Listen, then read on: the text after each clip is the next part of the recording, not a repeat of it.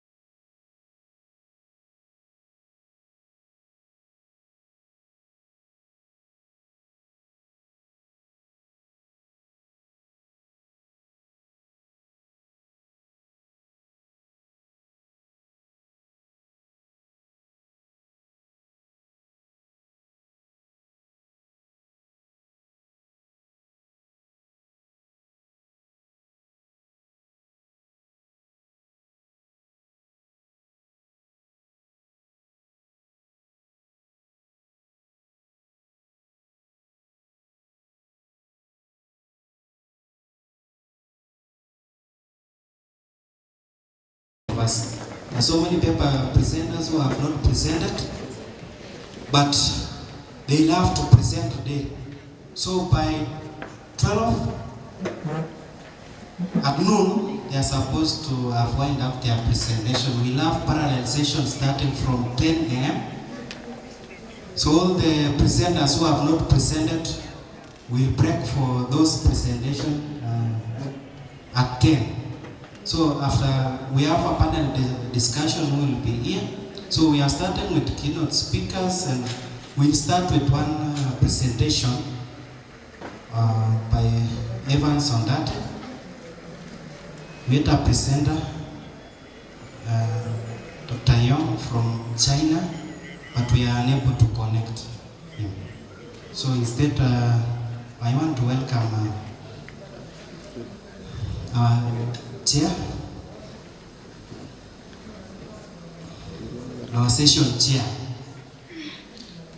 to give us the update. I think after that we have Dr. Kesine, who is online next to our keynote speaker from Germany.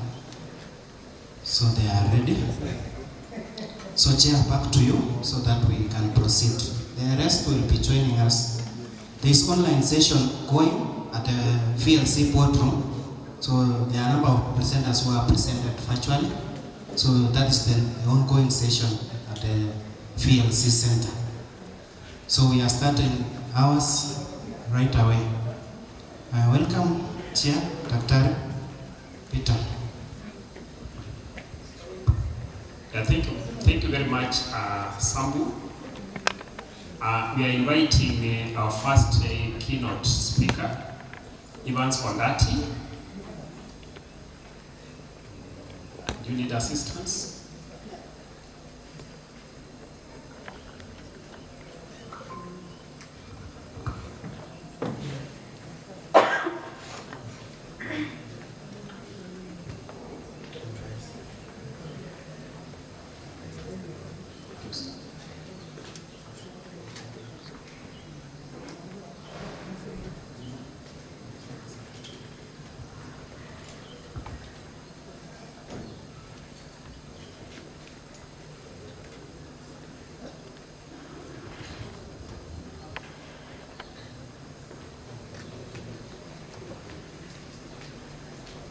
Evans is one of us here at Rvtti. He was our moderator yesterday, so I believe all of us know him. I will now allow him to present once he's ready.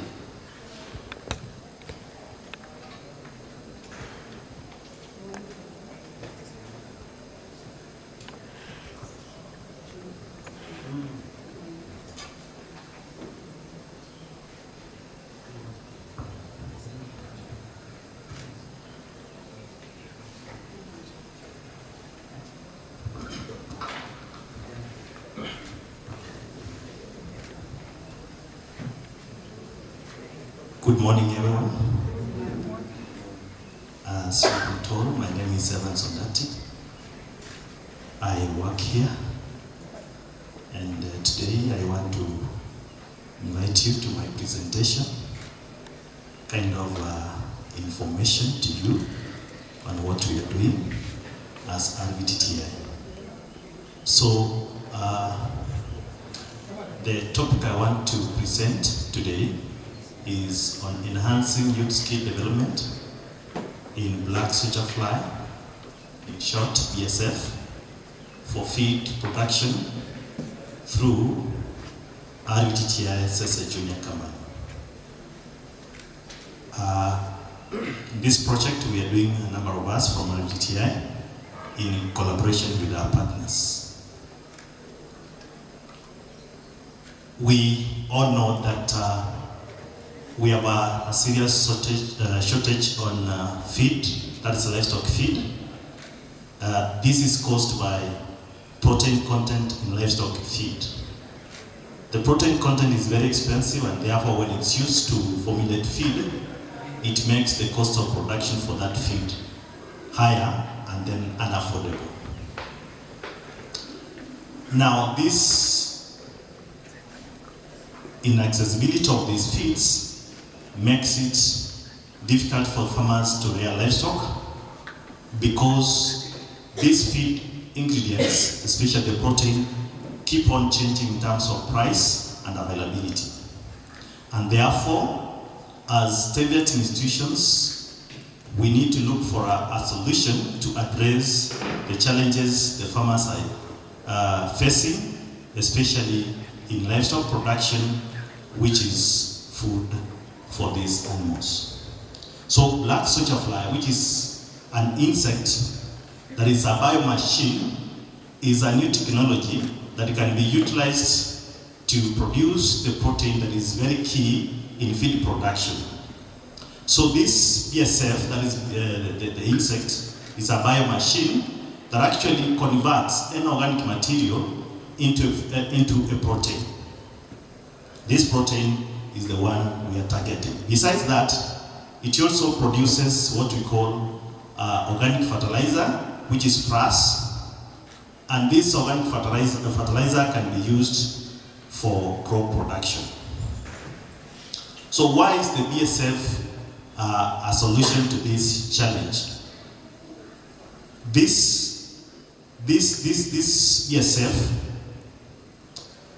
angers well with the TVET policy that empowers TVET institutions to equip students or learners with practical, industry-relevant skills.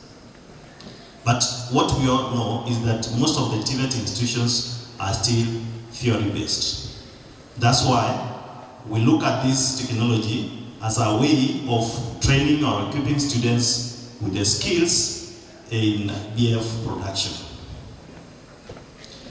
The BSF provides, therefore, an opportunity for both the TVET institutions and for the farmers. Training to give them skills to mass produce the protein supplement, and also they get entrepreneurial skills to help them engage themselves in self-employment. What is this benefits we get from black soldier fly larvae? One, as I said, they convert waste, organic wastes into protein substances. In this case, they just feed on the waste, and then themselves they become now the protein that we need. This protein substance is high quality because it has 40 to 65% protein. Therefore, it provides an ingredient in feed production that can sustain production of livestock feed. Other than that, we get this nutrient-rich organic fertilizer that can also be utilized in crop production. Now, the objective of our research is targeted to promote sustainable and affordable animal feed production by converting organic wastes into high protein supplement. 2, to equip trainees who are youths with employable skills through this black soldier fly technology. To enhance entrepreneurship and business management skills among trainees, and to contribute to environmental conservation to reduce organic waste through bioconversion and promoting circular economy. How do we intend, or how do we do this project? One, this project, we have adopted practice-based and the descriptive case studies design, focusing on implementing of the Rvtti SESE junior company, which is a model we are adopting to implement this technology. In this case, we target again to generate products which are market-oriented, and in this case, we have 2 products, that is the protein substance from these insects, and then the frass, which is organic fertilizer. I said earlier that the junior company model is a new approach to training because this one is unique in a way as it integrates training. We get the trainers or trainees into this system, they produce and then commercialize what they produce. Therefore, allowing students to acquire real-world experience in terms of skills that are required in the market. If you look at down there, we have students in our farm who work in this junior company, the one I've sort of said. They collected the waste materials, sort them out, they incubate this insect BSF, and then this BSF now become the biomass machine, which now converts these waste materials into 2 products that I've mentioned. Now, basically, I mentioned about the company that we are working that we call the junior company. As Rvtti, we have given it a name that is SESE, called SESE as an enterprise that is called Skilling for Employment and the Sustainable Environment Enterprise. This is now the name we have given to our junior company. The junior company, as I've told you, is like a factory where students learn, they train, acquire skills, at the same time they practice as if they are doing it in the real market or industry. So this junior company, for Rvtti, we have given it a name called SESE. So this takes a type of a micro enterprise within Rvtti, and it does its activities while engaging the learners. The approach we use here is that the trainers also work in this junior company together with the trainees as they take them through to learn what happens in the industry as they also practice. So this enterprise is owned by Rvtti. So as I say, the model, that is the junior company, enterprise. There is money involved, there are products involved, there are employees involved, and all that makes it to look like a real industry. So in this case, we integrate the technical skills during training, the agribusiness aspect. We also look at the sustainability, experiential learning. As they learn, they also practice in production. Now, how does it work in Rvtti here? So we have a section that does with BSL production, that is black soldier fly larvae production. we multiply these insects so as to act as the biomachines. After working on the organic materials, they produce now the protein supplement, which now we use to formulate livestock feed. In Rvtti, we produce this animal livestock feed, especially for poultry, because this this protein material can be consumed before formulation, or it can be used as one of the ingredients in livestock feed. Then now we're focusing on packaging this product and then take it for marketing. So in a nutshell, we do waste collection that is done by the students. We produce or multiply this BSF, and then we do processing, packaging, and then to marketing. So the value chain for BSF, we start from organic waste collection. We do it within Rvtti and the surrounding markets. We layer this larvae up to maturity. We do harvesting. Then we start the process of processing the products and then package as indicated in this one here. So in another way, it starts from rearing, harvesting. That's the plan, overall plan on how we do it here. Rearing, students are involved in a greenhouse to rear this BSF, and then when they mature, they harvest. They harvest as larvae, they dry, grind, and then they package, or they take it for cold testing before formulating livestock feed. But as I said, at some point after harvesting, they can be used by livestock, especially the poultry. So our approach in this training, we do technical skill, that is structured training on BSF, life cycle, and then optimal rearing conditions, which we do test to ensure that we do maximum production.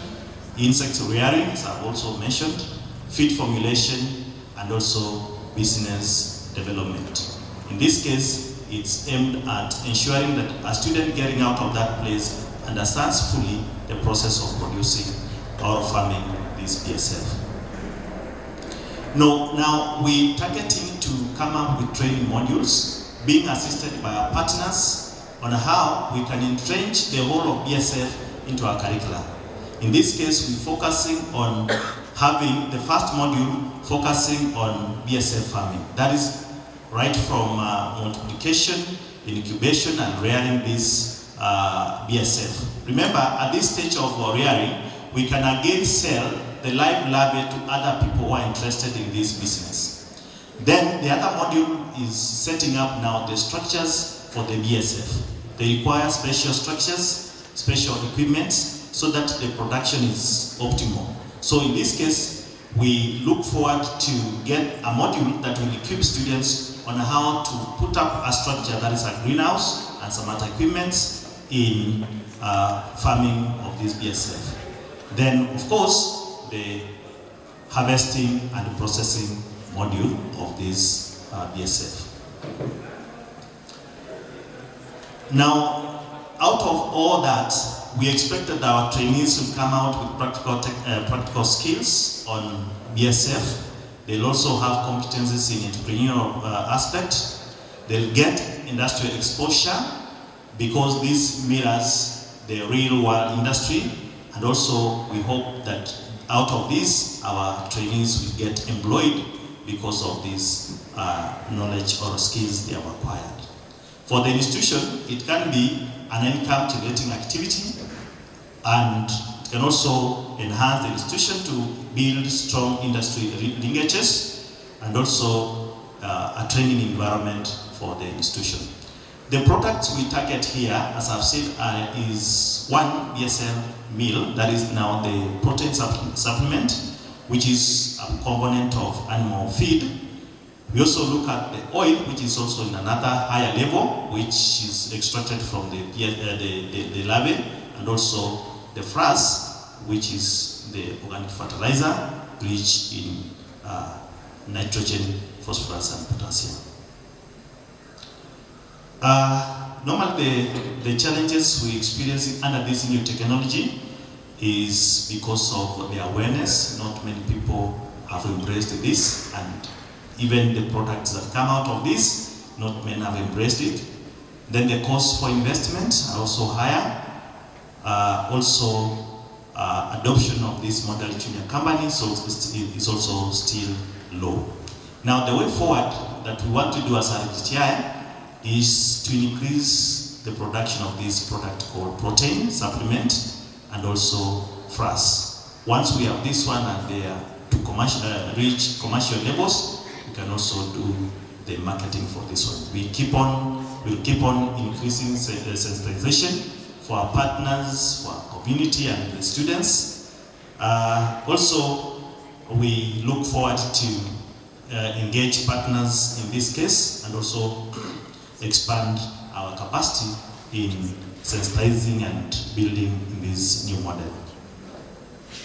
In conclusion, the Rvtti as a junior company demonstrates how black soldier fly technology can transform TVET by combining practical skill development, entrepreneurship, and sustainable agriculture. Through experiential learning and collaboration with partners, the initiative equips both trainees and trainers with industry-relevant competencies while contributing to affordable livestock feed production, environmental sustainability, and youth empowerment.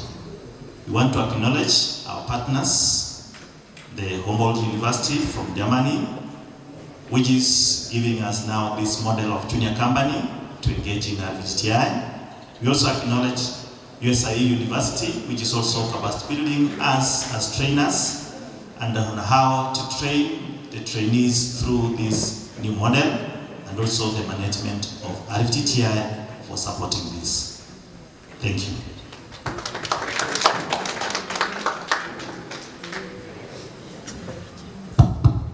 Thank you very much. He's been very precise and clear, and I want to believe that we've been able to follow through the discussion.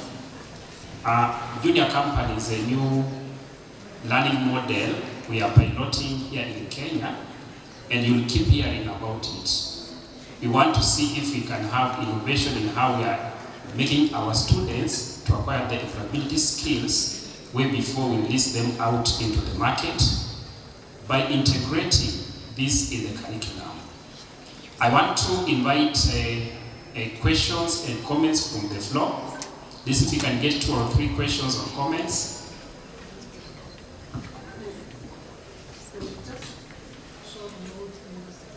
The German University from Ethiopia, they are all as well as involved in this project. The German University.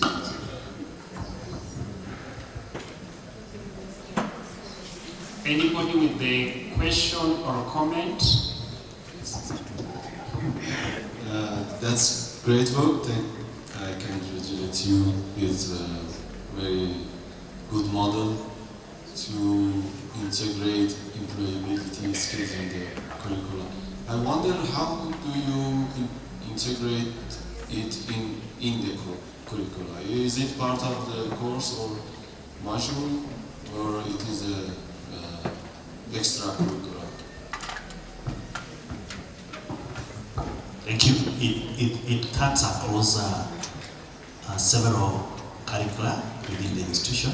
We have entomology, that is insect rearing, and also the section of agriculture where they do farming on this and feed production. So it's part of the curriculum, but sections of it. So we want it to come like a module on its own, to stand on its own, where we just combine the applied biology, that is entomology, and then feed production from agriculture, so that it stands on its own as a unit. Because now it's spread across those 2 departments.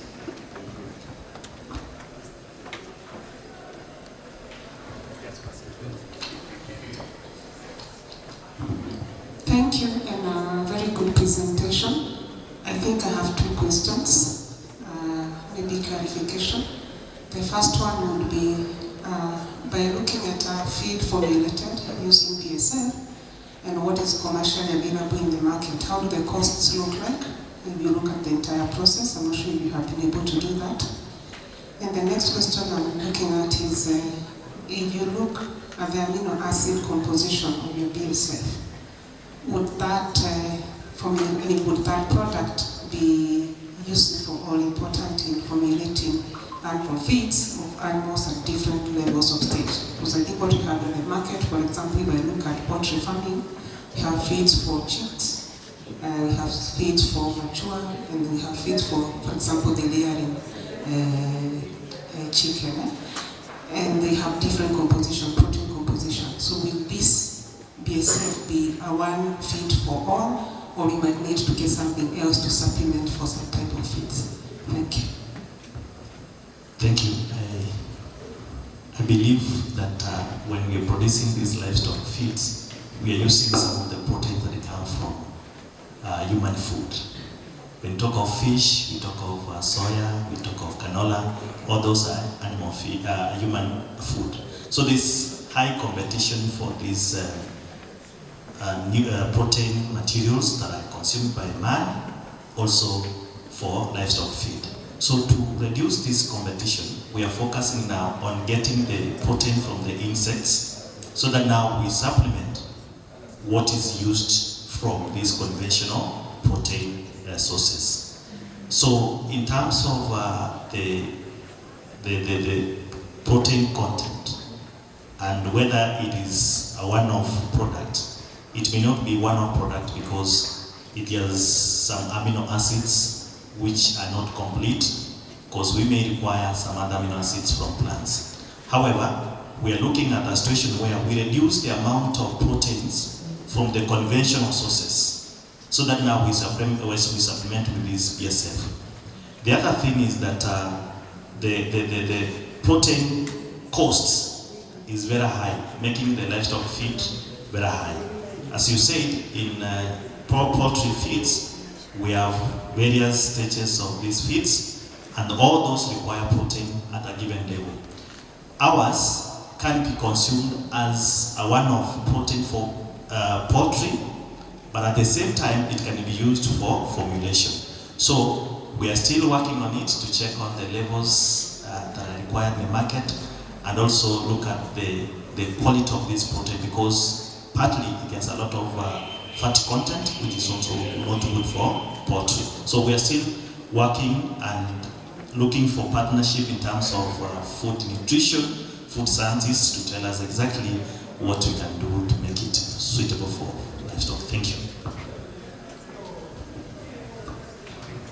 Thank you so much. We can clap for him again. Now, our next keynote presenter, who is going to make a very brief presentation, because at 10 we are moving into a live discussion, is none other than Professor Gesine Heslow from Germany. She's done a lot of capacity building in Tibet in sub-Saharan Africa. I think I met her first in 2016. And I want to invite her. She teaches at Rvtti University. Didactics, she's also a business education teacher. I want to invite her to make a presentation. Welcome. Good morning, everybody. Welcome to my presentation. Dear guests, dear partners from the Rvtti and from the country Kenya. Yes, I'm happy to present here. I'm from the Humboldt University, whose main building you can see here. It's an old university from 1810. And I want to introduce you to my agenda. That would be very short, because I have only 10 minutes now left. At first, I want to speak about the global changes a bit, then I will introduce our junior companies that we founded here in our junior company project. After all, I will present and show from these examples our sustainability strategy, and finally I will reflect on our role of international cooperation and summarize the main outcomes from our project. Yeah. What is guiding my presentation and our research? That are two research questions. First, how can vocational education and training actively contribute to shaping sustainable development? And second, what role does international cooperation play in this process? That is guiding our research, and that is guiding our project. Global transformation. Anyone entering vocational education today enters a rapidly changing labor market. Artificial intelligence, digital transformation, and sustainability are reshaping almost every occupational field. Learners therefore need more than technical expertise. UNESCO describes education as enabling learners to make responsible decisions regarding global challenges such as climate change and resource scarcity. That means that sustainability should not simply be taught as an additional topic, it must become part of everyday learning and working processes. So vocational education therefore does not simply accompany transformation, it becomes one of the preconditions for transformation itself. Against this background, the Junior Company project was initiated. The original intention was to strengthen the practical orientation of teaching and learning in the colleges and in the universities who are involved. This is particularly important because many higher education systems increasingly recognize the need of connect theoretical knowledge more closely with practical competencies. In 2025, with the support of Erasmus Plus from Europe, we were given the opportunity to begin a joint project together with the Rift Valley Technical Training Institute, the United States International University in Nairobi from Africa, and the Jimma University from Ethiopia. We decided to establish junior companies because they create learning environments in which students can work and learn under quasi-real working conditions.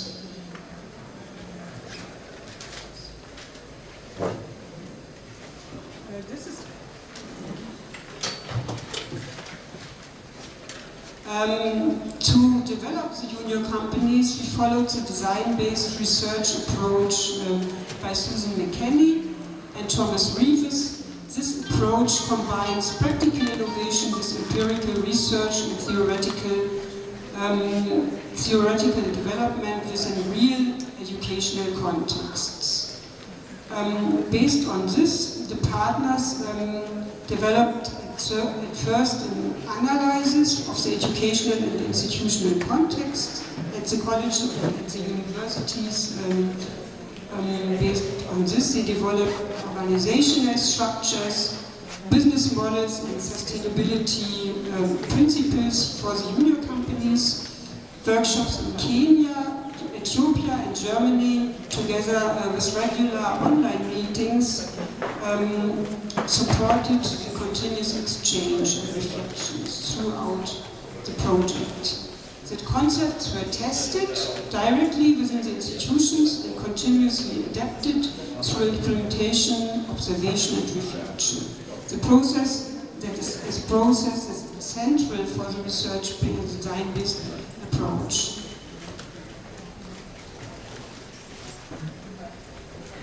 Three junior companies were established. You have seen the junior company that we established here at the Rvtti. It was just presented by Evans. And the second junior company was established in Nairobi. We have seen the junior company yesterday, presented by the team from the United States International University. And the third junior company was established in Ethiopia, the Rvtti Arts Junior Company. They produce wood and leather products, and they integrate the students as employees and managers.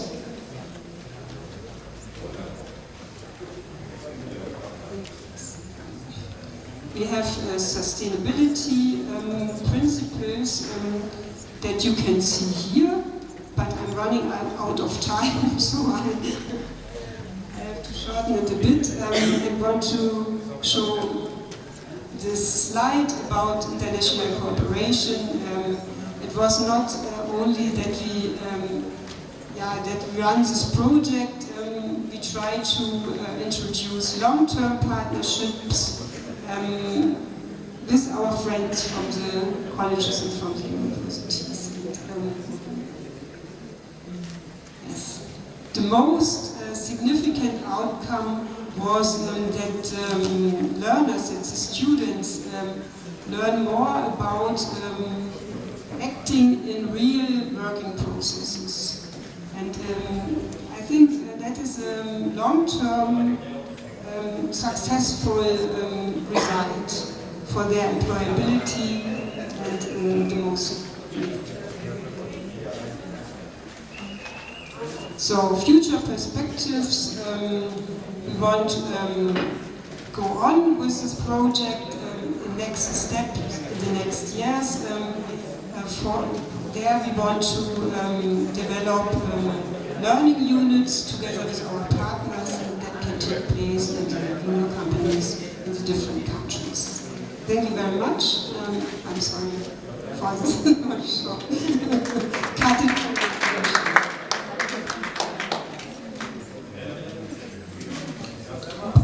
Yeah, thank you very much. I know we denied you time, but still you've been able to execute it, and we picked quite a number of lessons out of it. Without much ado, I want to invite one or two comments in the interest of time, so that we can move to the next session.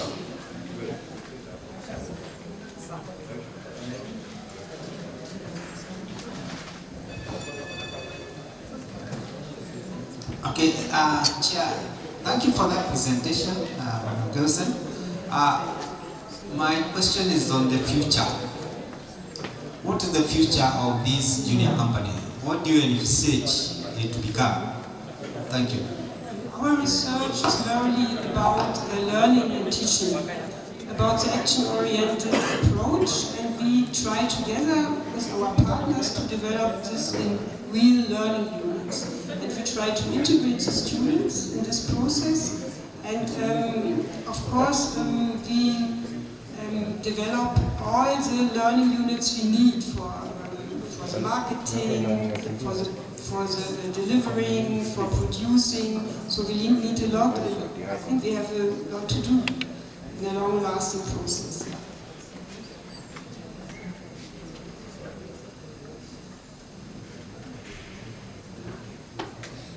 Any other person?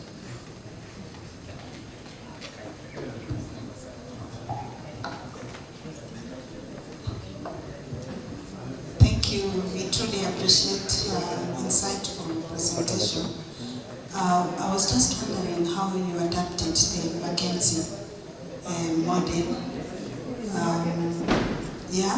Was it in a form of design thinking, or how did it run? Thank you.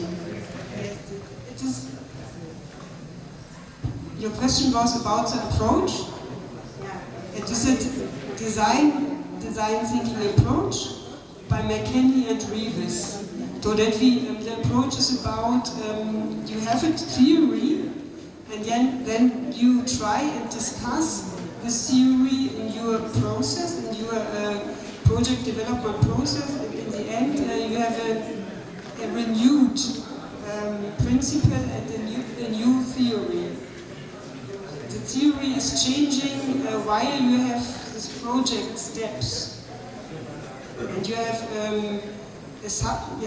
summative evaluation in the whole project development process. And your theory is changing in this process. In the end, you will have a new theory, a changed theory. That is the meaning of design thinking. You design it together with your colleagues while you are working in the process. Sorry, just a follow-up.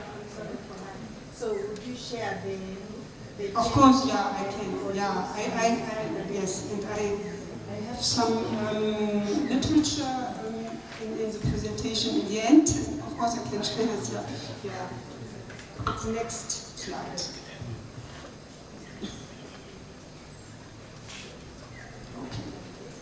Okay, thank you very much. Okay, thank you very much, Dr. Gesine, for that wonderful presentation about the junior company concept. It's now time we want to move to a different session.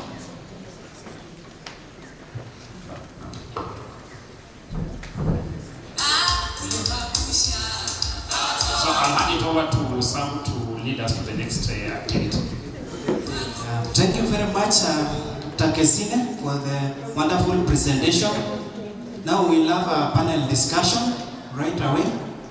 So, as the team are setting up here in front, I want to welcome the CPF former chair, or CPF, just what as we set up this venue. So this is our golden sponsor for this conference. Welcome. Good morning. Good morning once again. I've heard about BSF, how we create money, how we become entrepreneurs. I've also heard about junior companies, which means we are looking for how to get the money. But I'm here to take care of the bit that after you get the money, what do you do with it? And that is where CPF Group comes in.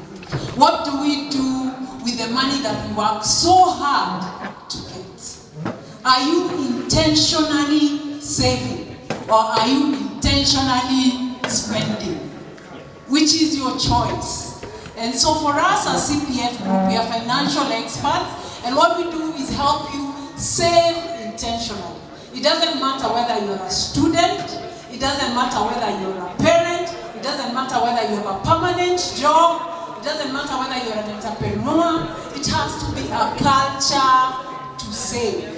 And that's why we come in today. We are asking you, as you create your money, are you using expertise to know where to invest? So that then, when that rainy day comes, you have something to follow. CPF will give you that chance. If as an individual you want, we have what we call CPF asset management. You can invest with us. If you want to save for the future, you have IPP, individual pension fund. But even as TVETs who are here, you can invest and prepare your employees for retirement by setting up a pension scheme for them. I'm sure the young generation is wondering, pension? Maybe it's no. You have the lack of time. So the earlier you start, the more advantage you have of compounding. And in that way, then you have a longer time of creating a bigger empire. So I'm going to urge the young people here, as you do your hustle, remember to intentionally save. You can use asset management, you can use individual pension plan, you can use money markets, all of that is available in the industry. But don't do it blindly. Get experts to help you to do that. So when you intentionally save, then you have money to invest and you can move to the next place. And in that way, then you have a place where you call a good investment to ensure when the rainy day comes, you are ready to deal with the rainy day. Sawa? We have a tent outside here in case you need to confirm for you personally or for an employer we have our Scheme Taifa Pension Fund, and all the other products from CPF. We are glad to partner with you to ensure that your future is safe. So karibuni sana, God bless you.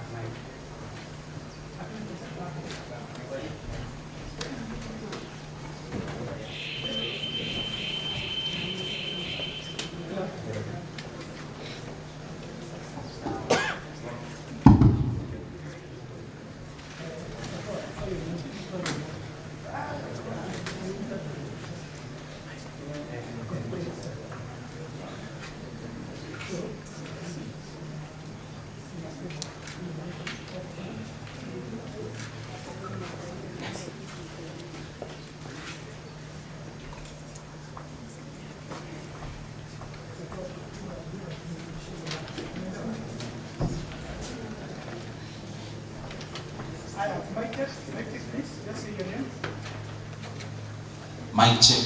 Lucy? Hello, good morning.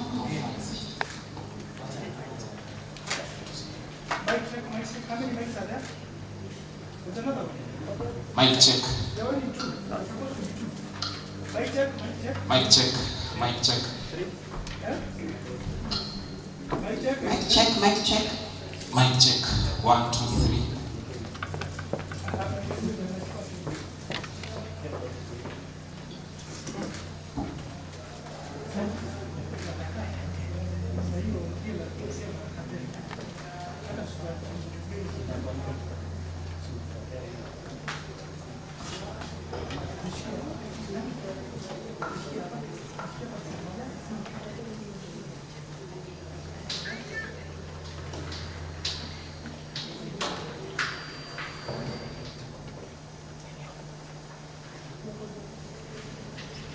Sawa.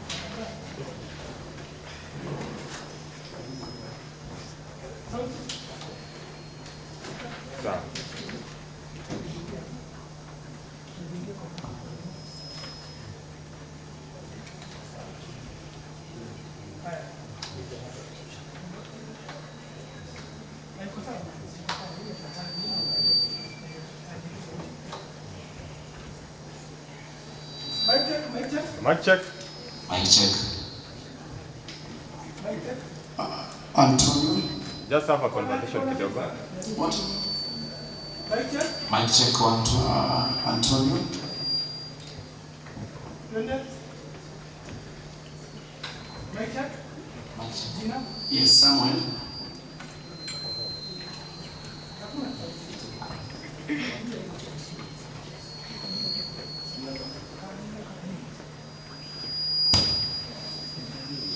Ongea, mic check. Twende. Mic check. Jina. Samuel.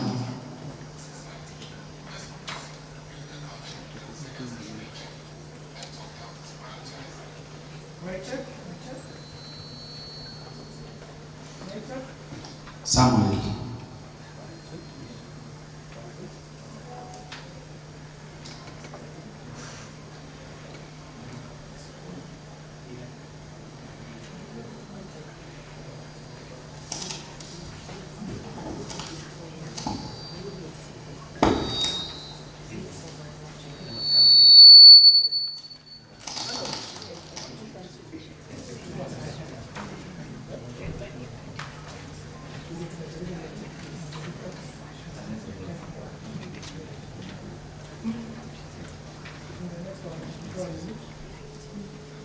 Nataka mtu mmoja nifanyie mic test non-stop. Mtu mmoja tu nifanyie mic test non-stop. Oya, mtu mmoja.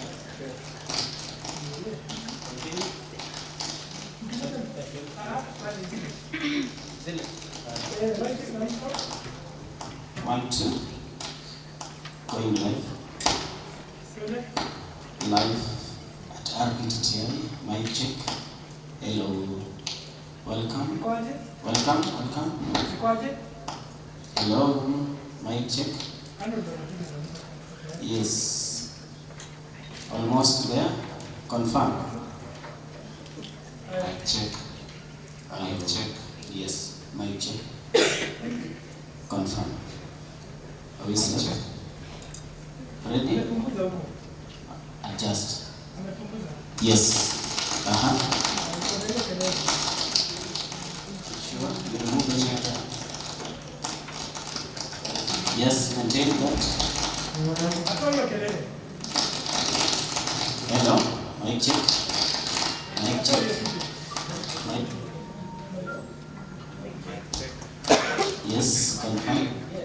Mic check. Mic check. 1 2. Uh-huh. Hello. Mic check 1 2. Mic check. Yes. Yes. Thank you. Hold there. Kwaje? We are good. Kwaje?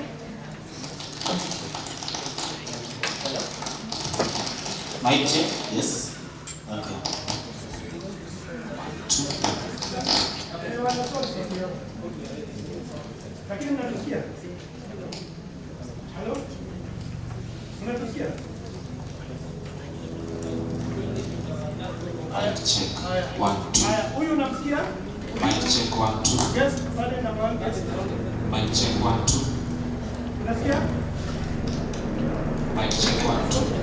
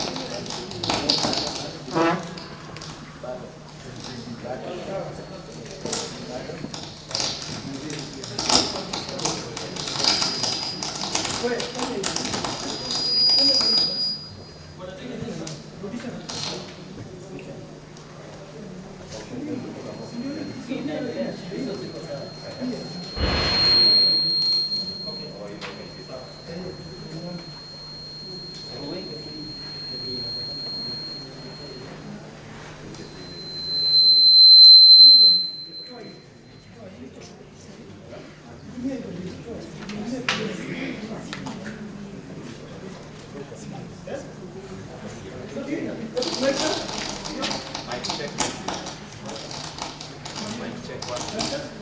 Mic check.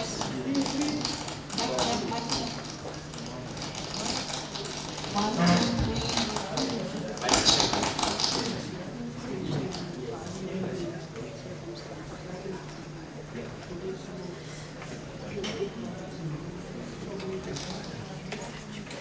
Mic check.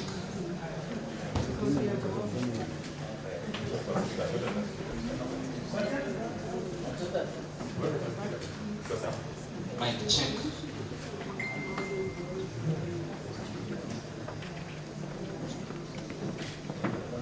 Mic check 1, 2. Hey. Mic check. Twende. Tuende na hiyo. Haya. Sauti iko sawa? Haya, check, tuendelee. Twende. 1, 2, 1, 2. Finalist. Haya, Mic check. twende. Mic check 1, 2. Tuende na hiyo. Tuende Haya. na hiyo. Unatusikia? Unaisikia aje? Hiyo itabidi tutukie. Hapo iko juu kweli. Twende. Hello, 1, 2, 1, 2. Mic Iko check. sawa? Iko sawa? Hapo ikoje?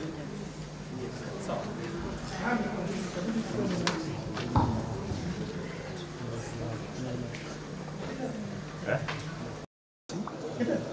Zote ni kwa nini? Kwa yako. Dunga kwa yako. In case beti ziishi. Unaweza kukimbia. Unadunga? Sawa. Kai, hiki tuweke.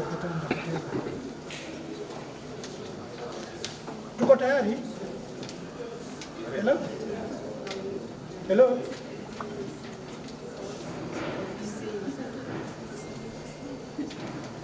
Hey.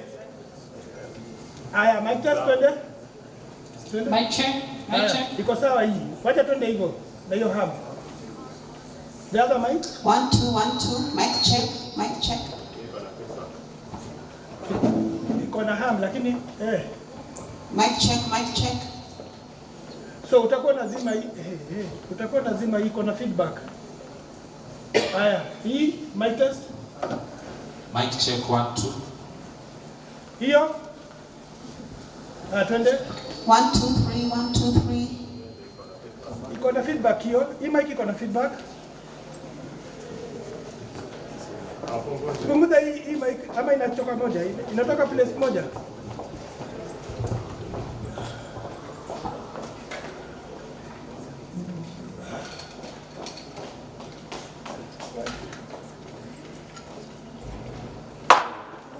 Are we on standby? Yeah. You on standby? Yes.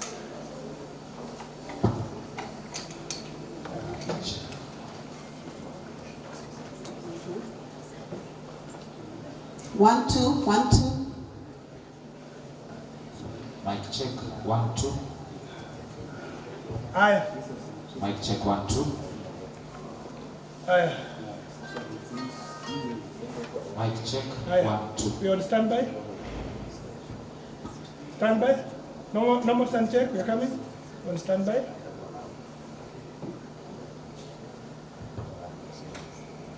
Mic check. Standby.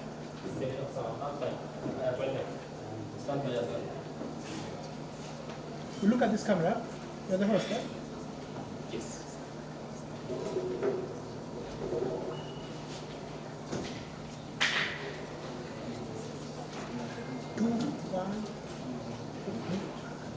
Ladies and gentlemen, good morning. My name is Dr. Marco Dero on behalf of the Rvtti Journal and Rvtti. Welcome you to this session. We are going to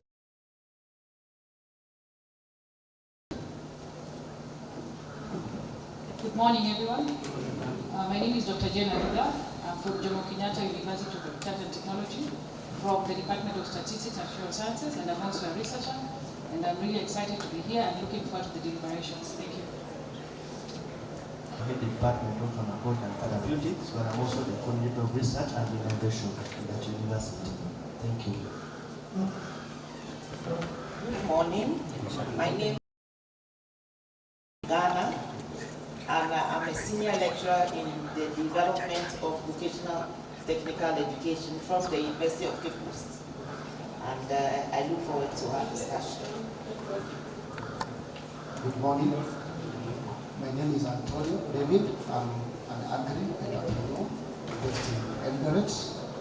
I look forward to the positive discussion. Thank you. Our dear guests, ladies and gentlemen, conference participants, students, and all our viewers who are watching from the different platforms, we welcome you to this panel discussion. My name is Professor Lucy Kathuri-Ogola. I'm a member of the Rvtti Journal, and I'm co-hosting this panel discussion with my colleague Mark Odero. Today we are going to speak on a very critical issue today, and especially when budget is being read.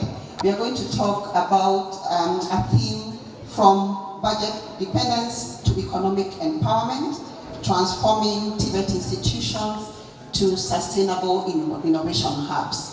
As we are aware, globally, there's a lot of transition and conversation. The narrative is changing for TVET institutions, making them more economically empowered so that they do not rely much on government capitation and institutional budgets.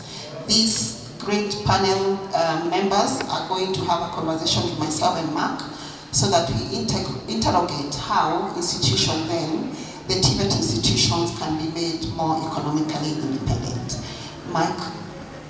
So our first question will be directed to Dr. Christina Rvtti. In Kenya, we have something that the president calls Singapore. That is, we have a vision to be like Singapore. So we know that Singapore transformed the economy through deliberate investment in skills, innovation, and TVET. That's how they grew. And I think Kenya is using the same model. So my question is, what role do you think Kenya must adopt so that TVET institutions can achieve this a similar transformation of the economy? Thank you. Thank you for your question. The Singaporean experience is based on three key things. One is that the institutions should produce highly skilled labor. The second one is that they foster innovation. And then finally, they have close. Kenya can do the same thing. What we need to do is to expand our curriculum beyond just teaching skills. We need to provide the opportunity for our students to learn practical hand skills so that at the end of the day, beyond having the skills, they can produce real goods and services which can be marketed or sold, generate income, and then that will, in the long run, add to developing the economy. And so we are looking at a model where, say, a fashion student at the end of a class can produce garments for sale, or construction students can build or lay blocks, build houses or laboratories and get money, or engineering students can manufacture furniture, classroom, utilities, and things like that. So that at the end of the day, the skills they are learning is directly transformed into contributing to the economic development of the country. Thank you.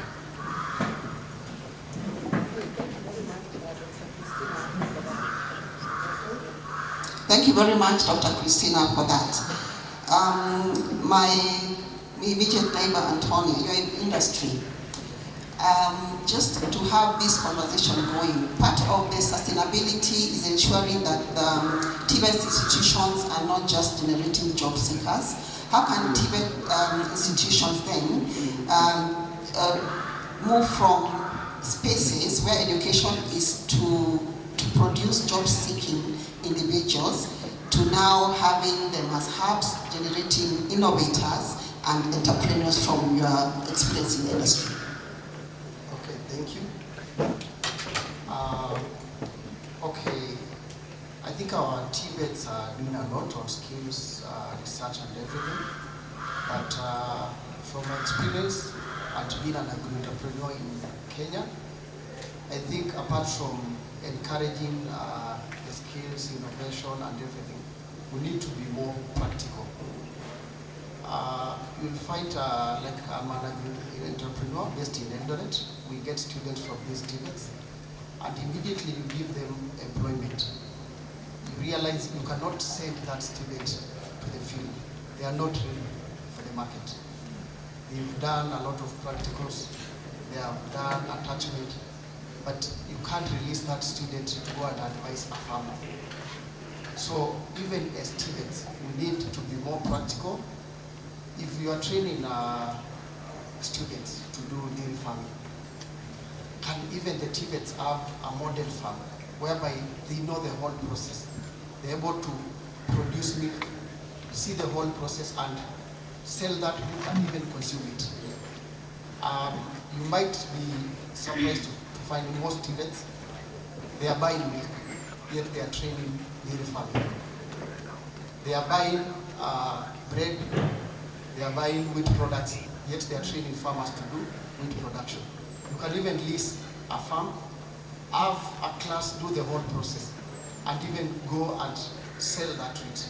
Most of them, they don't know even a single product that can be sprayed on wheat, yet they are graduates. So we need to be more intentional and try to be more realistic, not just training students, doing very good papers which end up on shelves. Thank you. A class, do the whole. As you talk about intentionality, it is said that Singapore, let me use Singapore as the last example. It is said that Singapore treated skills development as an economic strategy. It was not just an education agenda. So, Dr. Duda, do you think Kenya has done a similar shift? Or do you think there are things that Kenya can actually do to try a foot in the map as a country? Thank you. Yeah, straight answer. Yes, Kenya has done a shift. We have a shift in policy. The shift has begun. I think what we do not have yet are the results. And maybe if I can just highlight some of the examples that show us that this shift has been done.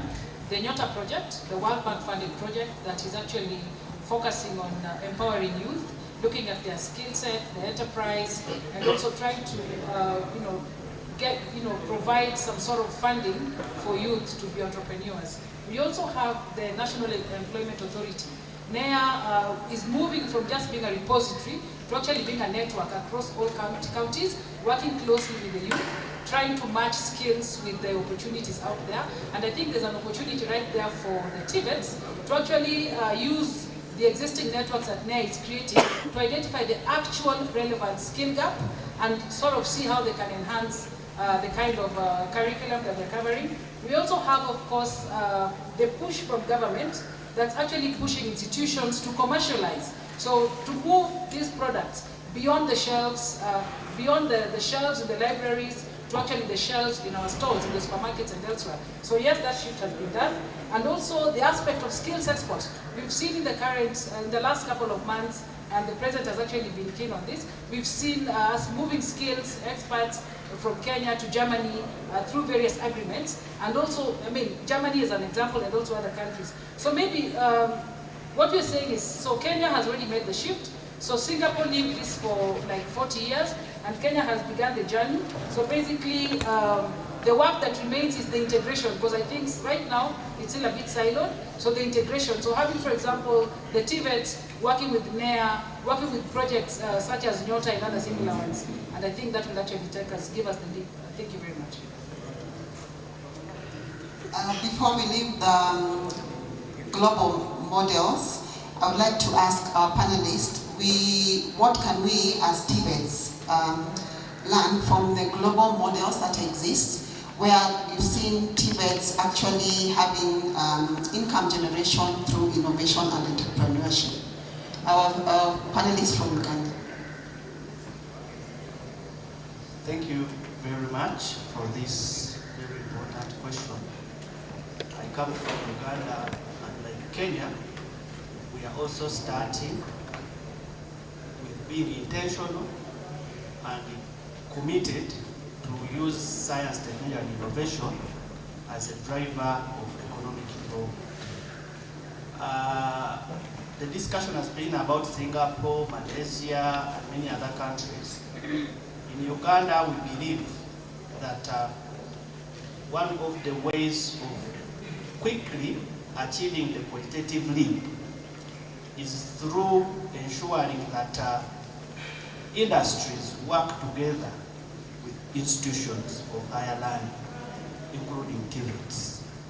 The model that has been around is that we go for the industries, but we are thinking that if industries would be incorporated within the training programs, it would yield a better result.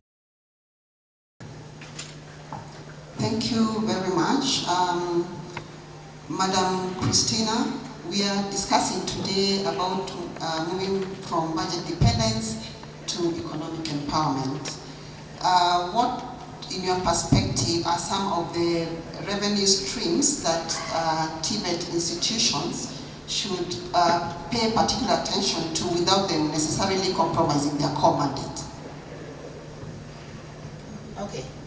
Income generation as a separate mandate. We consider income generation as a continuum of the skills we teach. And so if we are asking that our curriculum is become practical based, at the end of the day, we have to reap the result or the benefits of those artifacts that we create. And that is why we are saying we move from the classroom to the real world, where students will solve provide practical solutions. And this will turn into real needs of the community. And so what we think we can do without feeling guilty that we are abandoning our core mandate of providing skills is to go into, say, institutional production units. These are commercial units attached to, or they will be commercial units attached to the various departments, so that the technical skills or the theoretical skills that we are learning, it's practiced in our production units, and they are better or bettered, and then we can earn from there. This morning we heard of the junior companies. It's the same thing.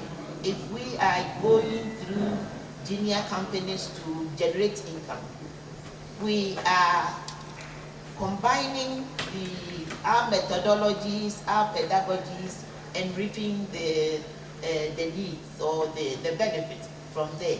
We can also talk about school enterprises, where the learner learns all the things that they need to learn in the classroom, but then at the end of the day, it comes out as actual products that can be utilized or that can be sold off for income generating. And then we can use the monies realized from here to equip our labs, to buy the consumables we need in teaching, to replace some of the worn out equipment in our institutions, and to beef up the image of TVET to attract especially the young ones, because as they are coming, the Gen Zs are not attracted to the kind of outmoded equipment and facilities that we have. Yes. Thank you very much. You'd like to add, Dr. Antunda? I think I was just in agreement. I think really that nexus that she brings is very, very important for us to make the connection, to move from budget dependence to economic sustainability. Yes. I think it's about resilience, and an institution cannot teach resilience if it is not resilient. So they need to find opportunities for getting their own resilience before they can actually pass on this to their graduates. Yes. And just to ask us, TVETs have been accused that they have this dependency on budgets, on capitation. Do we see that changing in the next maybe 10 years? Is it possible that TVETs can actually be self-sustaining innovation hubs? Yeah, I think there's an opportunity. I think that's a very good question. How can we get this sustainability from some of the prototypes or the products that we've developed? And I think even as we discuss that, we also need to think about the core mandate of the TVETs, which is training. So ideally, as we fashion these instruments, we must make sure that we are targeting those that also do not remove the education components, that we are not competing with the teaching mandates. And so therefore, embedding this, our activities, I think earlier presentations were made of how the learning can actually be made real, where we have, for example, placed learners in sort of production setups, so that the learning is going on, but also the innovation is actually taking place and can be pushed out there. So basically, teaching and earning at the same time without compromising the teaching component, and also leveraging your expertise. If, for example, Rvtti knows where the strengths are, they can actually look for opportunities even for consultancies or for working directly with production companies. And of course, they can earn from this, but then at the end of the day, they must also ensure that they ring-fence the earning, and that's why the junior companies are important, because that earning needs to be ring-fenced so that it actually becomes useful for the institute or for the TVET or for the hub that we are discussing. Thank you. Thank you very much. I really agree with my colleague, what he's saying. However, I want to say that as TVETs and other institutions that are innovating, the process of innovation is a journey. And I believe at first, and I want to be very clear, we need support from government for a given period of time as we try to innovate our prototypes, incubate them, to a stage that we can start commercializing them. Before we get to that stage of starting to commercialize our innovations, it is really very risky for private sectors to come into and support us. So I want to think that for the initial stages, we shall need government, get viable products, then we need to develop business cases that can allow us to commercialize our innovations, both locally and internationally. And one of the issues I want to look at here is the issue of intellectual property. When you're innovating, the biggest gift you can get is intellectual property, and having policies and platforms that can allow commercialization of intellectual property becomes a bonus and a driver for commercialization of innovation. So I think we need to look at this very critically. Thank you. Okay, before I move the mic to my co-moderator, one question to our industry practitioner. You talked about the TVET graduates that they come out from institutions like ours, the Rvtti Technical Training Institute, but then you need to do something extra before you think they're ready for the job market. How can you then, as industry partners to TVETs, move from being consumers of the TVET graduates to be co-investors in the TVET innovation ecosystem? Yeah, thank you. That's a very good question. I think there are many ways that we can partner with the TVETs, not waiting for just the attachment time. We need to work as partners, and we can easily incorporate into the TVET sector so that as the students train in all their practicals and everything, we work together.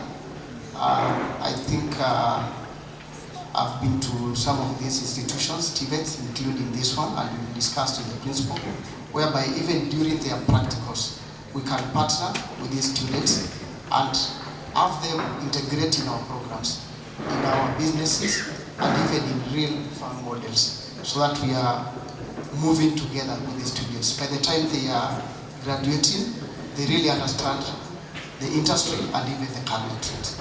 Thank you. So we have talked about funding and everything. I would like to ask a question maybe to everybody.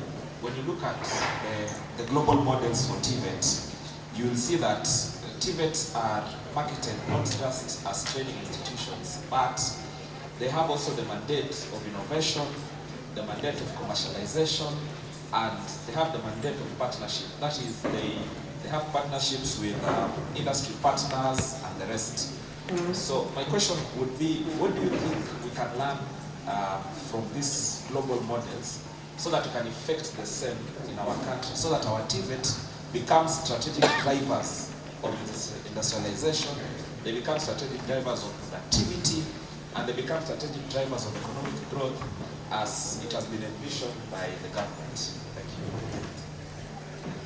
Okay, so maybe I can start, and maybe I think as we're having these discussions, the one element that probably we haven't picked is the issue of governance. I think governance is,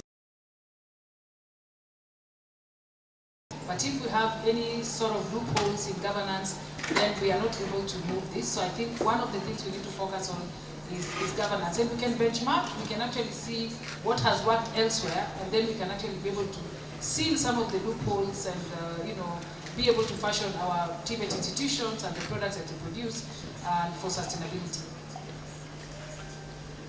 I also want to think that one way is to strengthen our TVET institutions in terms of infrastructure and specialized human capital.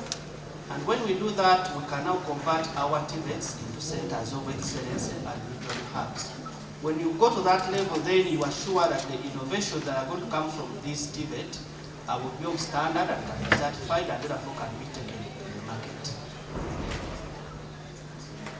And I want to add that we are talking about the institutions partnering with the industry. And that partnership has to be strong and stronger.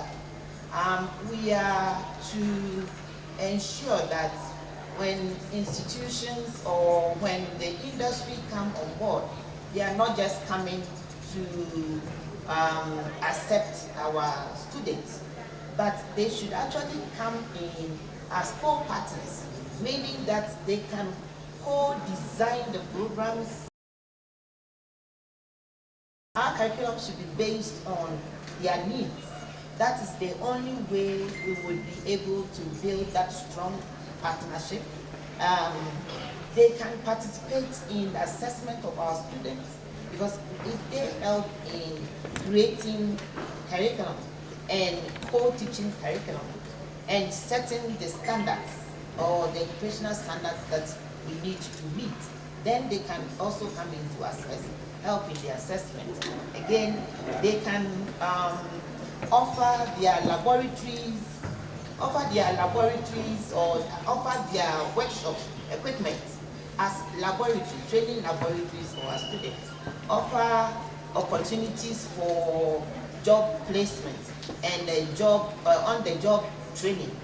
That is the only way that stronger collaboration can result in economic development. Because at the end of the day, whatever, because we are co-creating, co-assessing, and co-supervising, the product that comes out of these institutions will be exactly what industry needs. And that will shorten and also reduce the waste that we are seeing. So that whatever comes out of our institutions will be exactly what industry needs. Thank you. Just to add on that, I think practice makes perfect. I'll try to put an example to somebody learning a new language. If you just keep on studying, reading a new language for even 2 years, and you compare with somebody who is practicing the language, within 2 months, the person who is doing the real practice will be able to talk. But you can keep reading for 2-3 years, you will never even know how to construct a sentence. So the same, I think we need to be really intentional between the industry and the TVETs. In the developed world, you'll find the students, they are constantly working, while they are still studying, and mostly in the field that they are studying. But in our scenario, the students only wait to come for attachment and then to look for jobs. We can have even like an institution like this one, can lease a farm and even co-partner with us, do production there. They can partner even with a farm and students go to do real production. And by the time those students leave, they are going to be absorbed. So that it's like a continuous thing, and we are practicing what we are teaching. Thank you.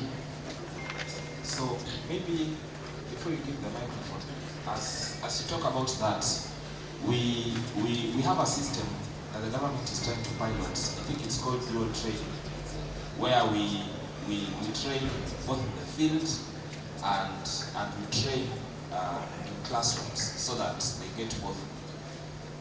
My question to you, which might sound funny, do you think that with the insistence of trainers being purely teachers, do you think we are having the right direction, assuming that we would have industry experts also recruited as trainers? Would it be better than having somebody who is a trained teacher, for example in agriculture, and somebody who is an agriculturalist, or a trained engineering teacher or engineer, a trained engineer? Would you think the latter would offer a better, given that we are moving into a hybrid system? That's a very good question, and I would recommend not even the industry players. They can come once in a while, train the students, but it should not be like a guest speaker scenario. We need to integrate the system completely into the TVET system and have even memorandum of understanding between the TVETs and industry players, whereby they work as partners towards programs, and it's not like a one-day thing. Can I ask? Yes, I think that we have to look at the scenario where TVET instructors and teachers will also be occupationally competent, so that the TVET instructor should be both. You should be a professional teacher, but at the same time, you should also be occupationally trained. So let's say if I am into agriculture, I should have all the technical knowledge in agricultural production, on top of the fact that I should be professionally trained as a teacher. That means that if that is the model we are going to go, then we must, intentional as we have already said, ensure that our teachers in the classroom are given the opportunity to train in industry. They should have the funding to have maybe once a year visit industry and upgrade themselves to know exactly what is happening in the industry and get that technical knowledge which they can impart. And at the same time, our trainers in industry, whom we want to use, should also be given the opportunity to have the pedagogical training. So that means that, again, as my colleague said, we need government and we need the support of government to be able to do that. So when we identify an industrial trainer who does not have the pedagogical training, that person should be supported to have that knowledge, so that both from the classroom and from industry, we are using teachers and instructors who are both professionally trained and occupationally competent. Thank you. Thank you. So, I wanted just a brief one.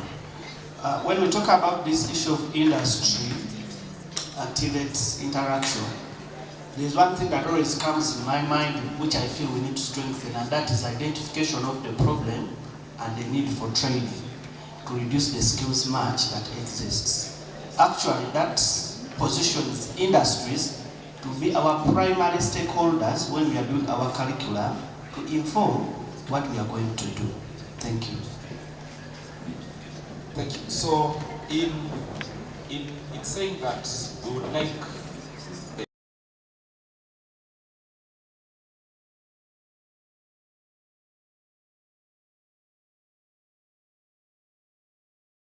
national government through CDAC and the rest, they have integrated. The Kenyan government has tried to integrate the same factor. But my question would be now, if you are to employ somebody, do you think our students are industry ready for the market? Like, if you get somebody in agriculture, do you believe that they are ready for the market as compared to maybe somebody else who has just started hands-on and learned the process? Of course, there is also recognition of prior learning as a tool now. Do you think the two can compete competitively?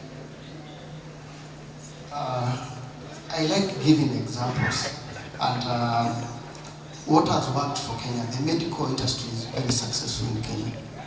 You need to look at it and ask yourself, what are they doing right, which the other industries are not doing? If you look at Moi Teach and Referral Hospital, there is an hospital there. The students are constantly being trained in real life scenario, and even the lecturers are real doctors in a real world, treating in the hospitals. You will clearly see the disconnect in the other industries on what is happening. My undergraduate I did in Egerton University, and we had a factory there, which is still there, Jorokani. We had the Calro, the research institution, just a few kilometers away. And from first year, we used to visit the factory. We'd go and see the farmers doing the tomatoes and everything, and follow the chain up to the factory and to the last product. And I remember when we went to Naivasha in my first interview, we went 40 students, 17 were from Egerton. And all of us, they took the 17 from Egerton. None of the other students got the opportunities. That tells you a lot about industry. Thank you. Thank you. I think you have given a very good example of the hospital. I've never actually thought of it like that. Before you learned as a doctor, you train with a doctor, you are trained. That's a very good example. Yes, absolutely right, Mark. But my observation, and maybe it's maybe just a laywoman observation, I feel like the industry partners kind of shy away from the education like TVET. They do not proactively try to fit into the TVET education institutions, yet they expect the graduates from the TVET to go to work with them. So I think I would like to seek ways how we think that the industry can become more proactive instead of just waiting for the TVET to come to you. What strategies can the industry actually be? We are saying about being intentional. It has to be a two-way lane. We have stakeholders in this. So how can that be tapped into, especially with this commercialization of innovations? Thank you. I think that's a very critical question, and I think that has been the missing link in many scenarios. The deliberate connection between, if I can say, industry and academia. And I think there's many aspects to it. One is sometimes the production is not 100% Kenyan owned. Maybe we're importing the technology. Maybe the company is not a local company. And so therefore you find that most of the technical work is actually informed from elsewhere and they're only implementing. However, I think it has to be, I know most institutions normally have the liaison office, the office that, or a placement office that connects the institution with industry. And I think that has to be very deliberate, and to the extent that, you can actually place students directly. Maybe the other approach we can consider is also inviting problems from industry, so that the problems that we're solving in our labs or in our workshops are actually problems that are industry facing. So we can also, as TVETs or training institutions, just deliberately go out there to identify the problems that are in the industry and we start developing solutions that are actually relevant for industry. Then they will see value. So if we invite them to bring their problems for us to solve, ideally that's an opportunity for them to pick, as we also strengthen the other existing partnerships. Two, which we think we have to start with. And the first one is create awareness. Actually, when we did a regulatory impact assessment, it came out clear that all what we are talking about is largely because there is lack of awareness, especially on the industry side. So there must be a deliberate effort by all stakeholders to create this awareness and sensitization. The next point that came out very clear as a strategy is coordination. We are talking all about this, but without proper coordination, still we may not get there. And this goes back to governance and visionary leadership. We are very key in ensuring that what we are talking about can really materialize. Thank you. And I would want to add another one. I think that as we are coordinating and making intentional steps, we should also let industry know the benefit of partnering with institutions. After all, industry is just as innovation, then what? So that's very, very critical. The first is we need to be able to scout and select. Not every idea, of course, can move to the next level. So as institutions, we probably need to also help the students and the innovators to identify what can actually move.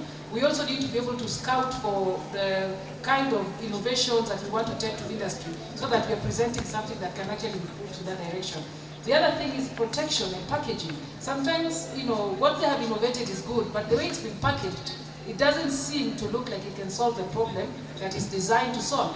And that packaging is not a very simple thing. So preparing these things to go out there actually requires deliberate effort. It requires the right skill set. So packaging, protection, we've talked about intellectual property. Again, that's very important. Sometimes innovators are shy to share their innovations because they are afraid. They are not sure that they'll actually reap from the innovations, and they need to be given that confidence. So the IP policies should actually be very, very key. Then financing. So it's one thing to innovate, but the ability to take it out there actually needs to be funded. So the financing aspect also, we need to think about how that comes. Usually sometimes the innovators do not have the financial wherewithal to actually push this out, and so therefore financing becomes key. Commercialization. Again, this is not something that you can achieve maybe as an innovator or as a student who's just coming up with an idea. Again, they need support to be able to commercialize some of their innovations or what they're producing. And then, of course, placement and issues about scale. Again, sometimes the students do not know who needs the kind of skill that they have.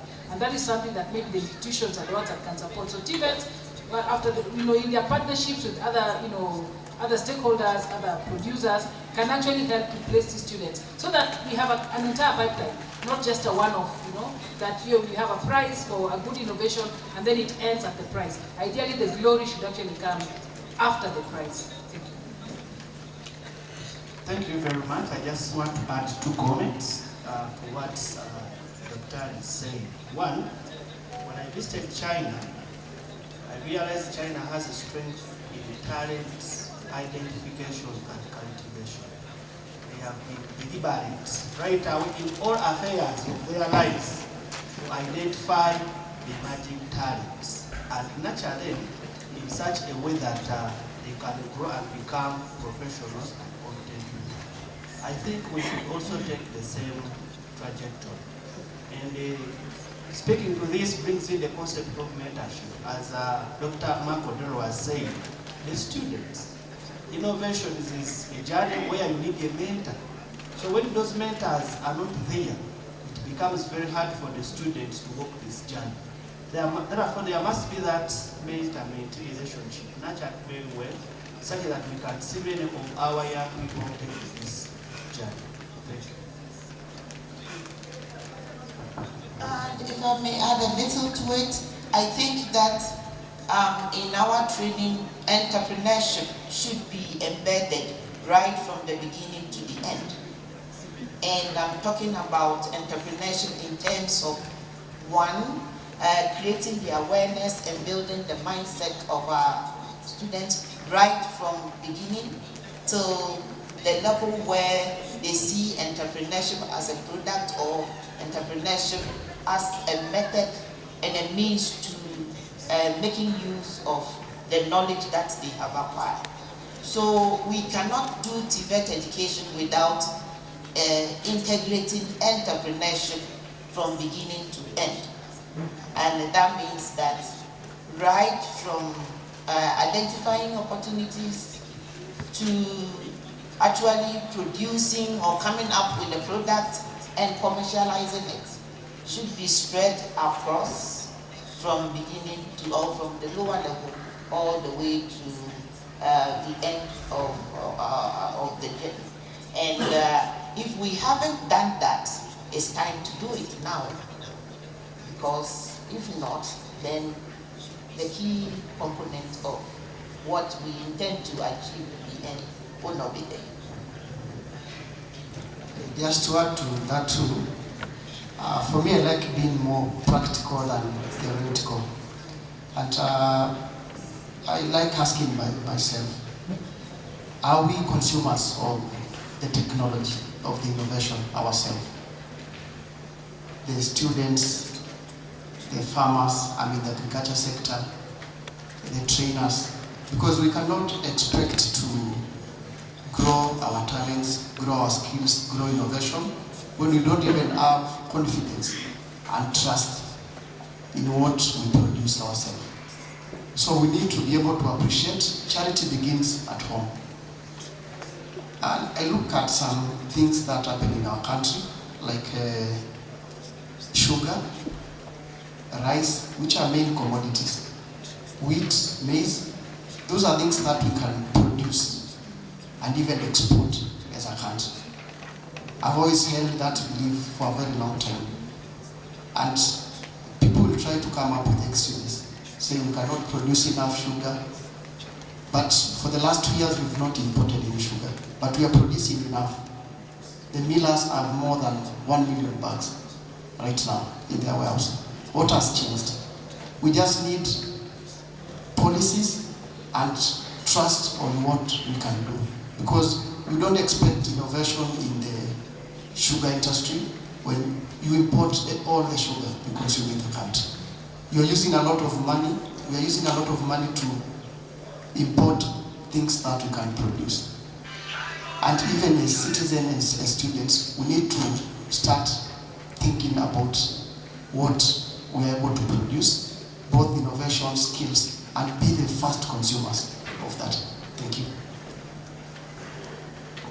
Thank you very much for that note, Antonio, because then we've talked about the TVETs, we've talked about government, the other key player we've talked about is industry, we've talked about the students who are very key, but Antonio, as you mentioned, as a very critical player, stakeholder is the consumer, the community, where we are going to have these innovations consumed.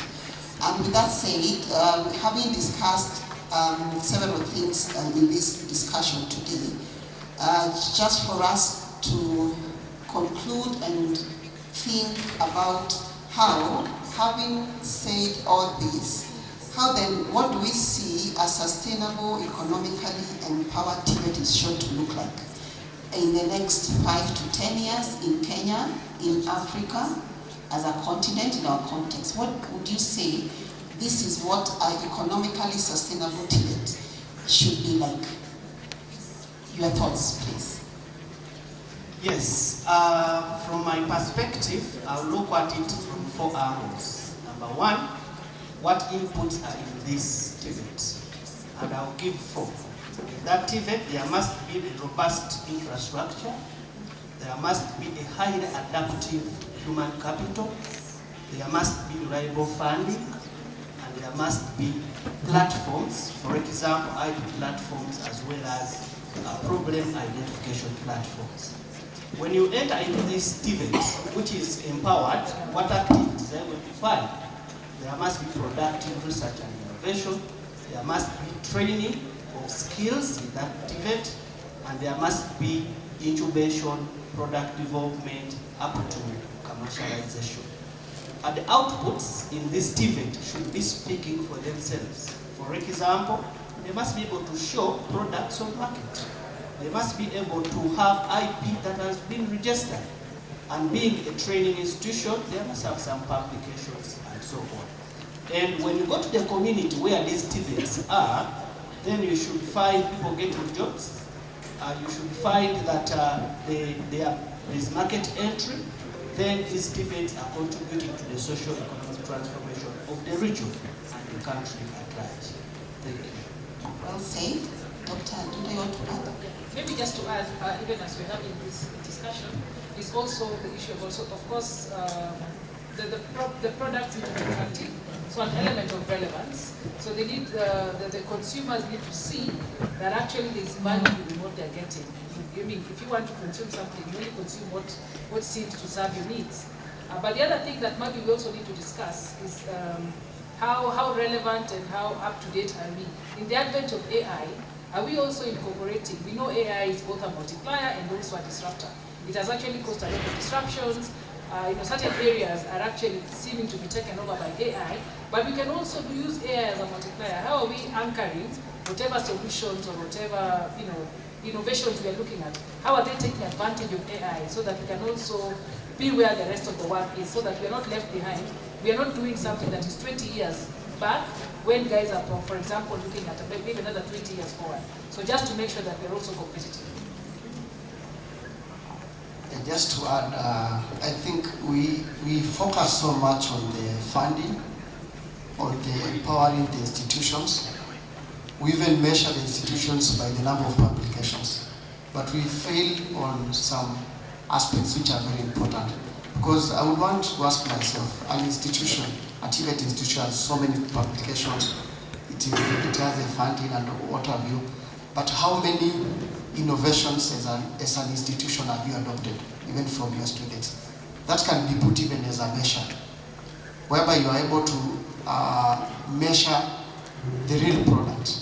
How many products have you commercialized, either with partnership with the industry, supporting your students? That can be counted in the market. Thank you. So I think, as they have said, even as we conclude, we are looking at the TVET of the future. In the TVET of the future, we expect that the TVET will not just be a training ground, but it will be a place of innovation, a place of acceptance, a place of growth, a place of entrepreneurs. Thank you. Thank you very much. We give up for our panelists. Please, let's clap for our panelists. Thank you very much. We are grateful that you're able to participate in this. We look forward to having the conversation as the conference continues, and this panel discussion has happened today at the Rift Valley Technical Training Institute, the best training institute in Kenya and East Africa. Thank you very much.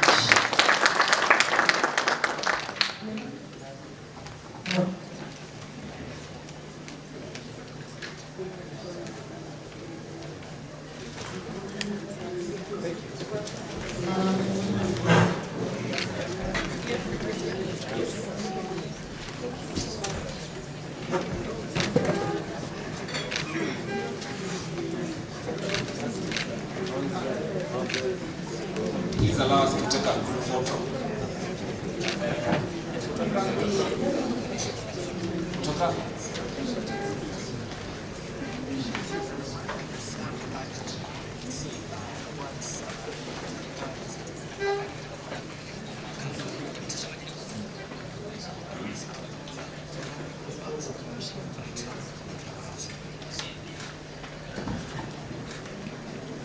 Before you leave the stage, we request Chief Principal and the guests to take a photo together. Chief Editor also.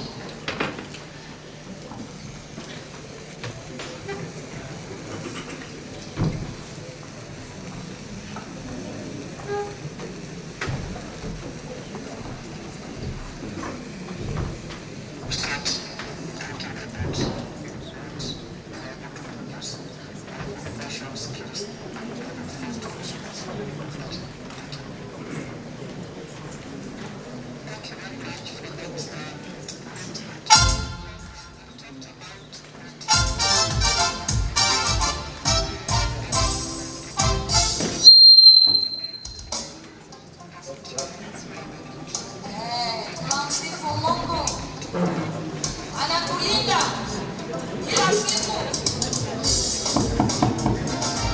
Okay, let's clap for our panelists as they come. Let's put our hands together. Thank you so much for work well done. We appreciate so much. Thank you, as kindly let us set the stage for the next presentation. Thank you so much for good job done. We are now moving to our next presenter. I'm waiting for the team to prepare.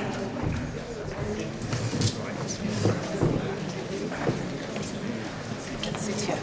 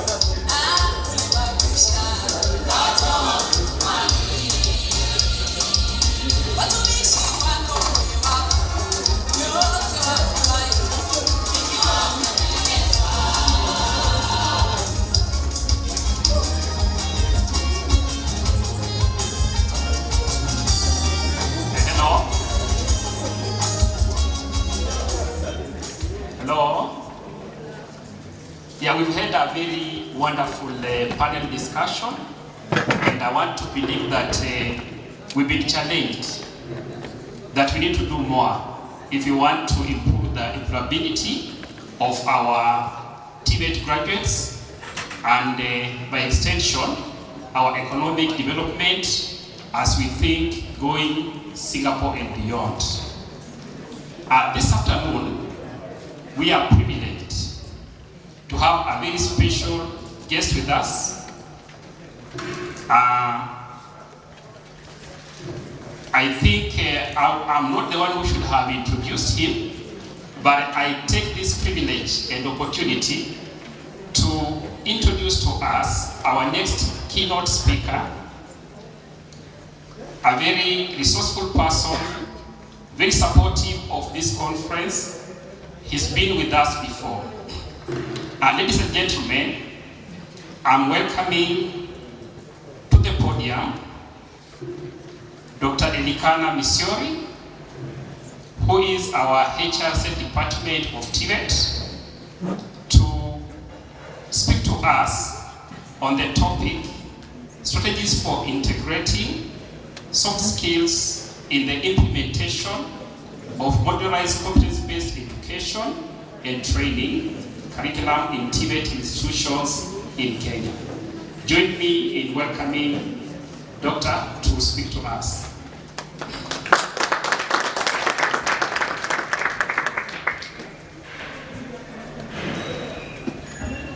Thank you. The session chair, the principal, distinguished, invited, facilitators, guests and participants, ladies and gentlemen, I hope it's still morning. Good morning. Here I am today presenting a paper on strategies for integrating soft skills in the implementation of modularized curriculum in Rvtti institutions in Kenya. And from the onset, I want to say that the definition for soft skills for today encompasses people skills and digital skills. The skills that we use in the various applications that support the various functions. We are going to look at it from that perspective, so that as we do technical training, the graduates, the product should be able to fit into the market, because both those skills are central to employability and economic development. So we are saying, why this study? We all know that, and particularly those of us who are existing today have actually witnessed a tremendous change during our lifetime. There are things, innovations that have come and have left as we watch, maybe far much faster than our parents or the period of our parents. So we are saying that today's employers require, of course, the technical competencies to be able to produce, to be able to innovate and come up with products that actually meet the people or the market needs. But we're also saying that the means of producing these products require more than the technical skills. We require the digital skills, the software management skills, people skills, adaptability. And I want to adapt the one from Dr. Christina. Entrepreneur, that is a skill, that's a soft skill, entrepreneur skills. I like the way he had put that it should be integrated right from throughout the training, because we expect these trainers or these trainees or these products to be able to be entrepreneurs. I know in the Kenyan system we have had a situation where our history, part of our history, education history, where the education was focused on employment, white-collar jobs after graduation.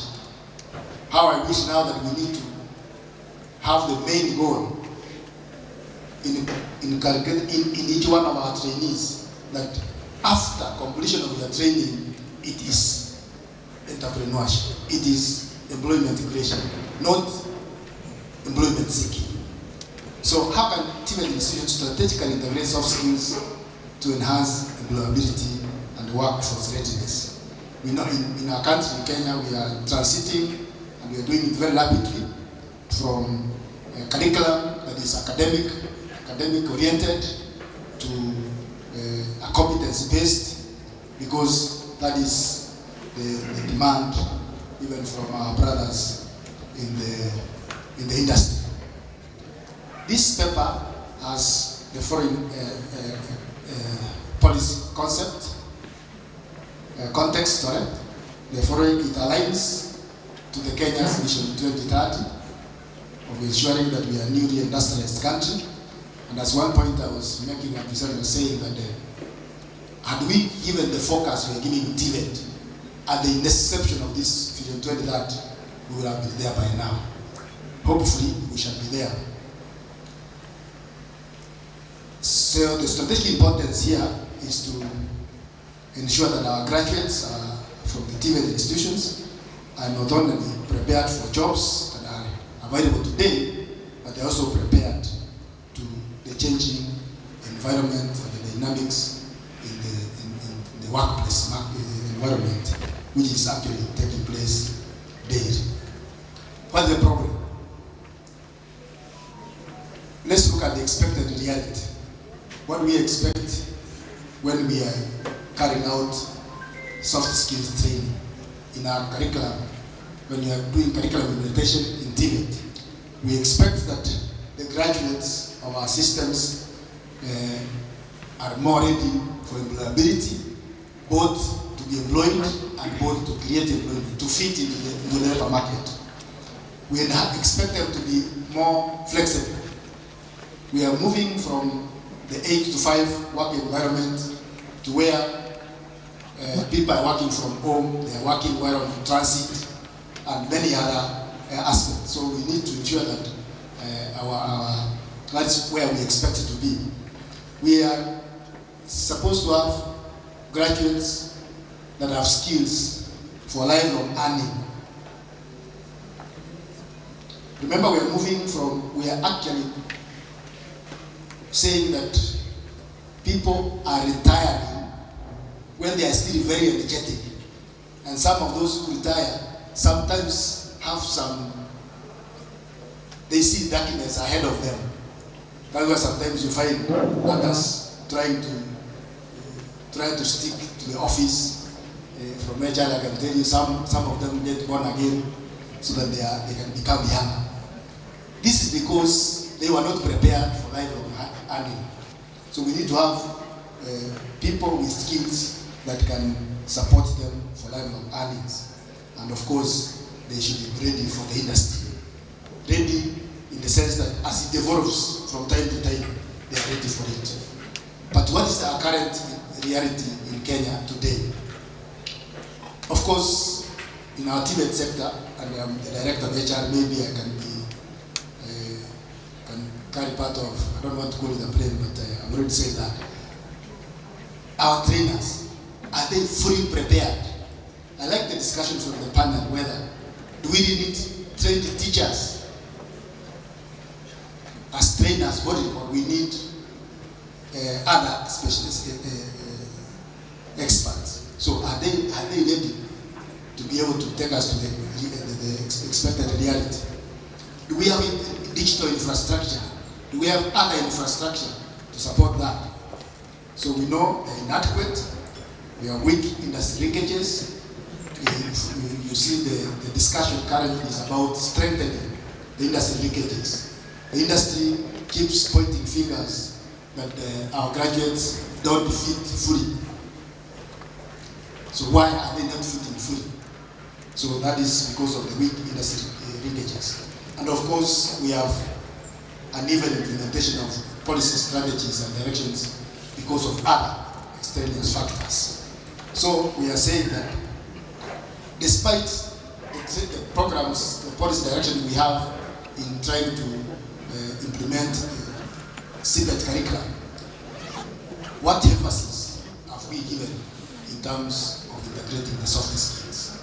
Once again, I want to say the soft skills here, we're talking about both people skills and the digital skills. The objective for this paper is to examine existing strategies used by TVET institutions to integrate soft skills, assess effectiveness of these strategies in improving learning outcomes, and identify implementation challenges and opportunities.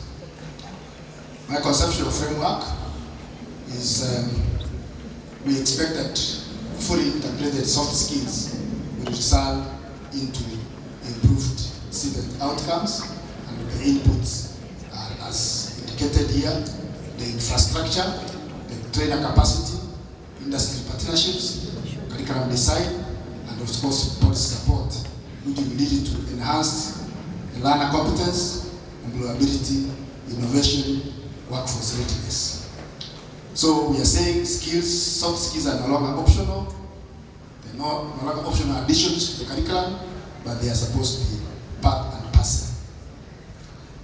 The methodology I used in this paper is desktop research, where the focus was from the government policy document, our TVET authority reports. We have an authority and a regulator for the TVET sector, and they produce annual reports. Kenya National Qualification Authority publications, UNESCO reports, ILO reports, and other peer-reviewed academic journals, as well as strategic plans of our TVET institutions. The reason why I went this election is because this is a cost-effective method. It exposes, or it allowed me to have a broad base of evidence and also benchmark both locally and internationally. Findings. Number one is that in Kenya, soft skills integration has been increasing. As you can see in these statistics, in 2019, it was, as per the TVET Authority reports, it was 28%, growing all the way to 67% in 2024. Finding number two, trainer readiness being the weakest link as we speak, because only that 8% of our trainers have formal training in digital pedagogy and soft skills integration. We have an aspect here to work on.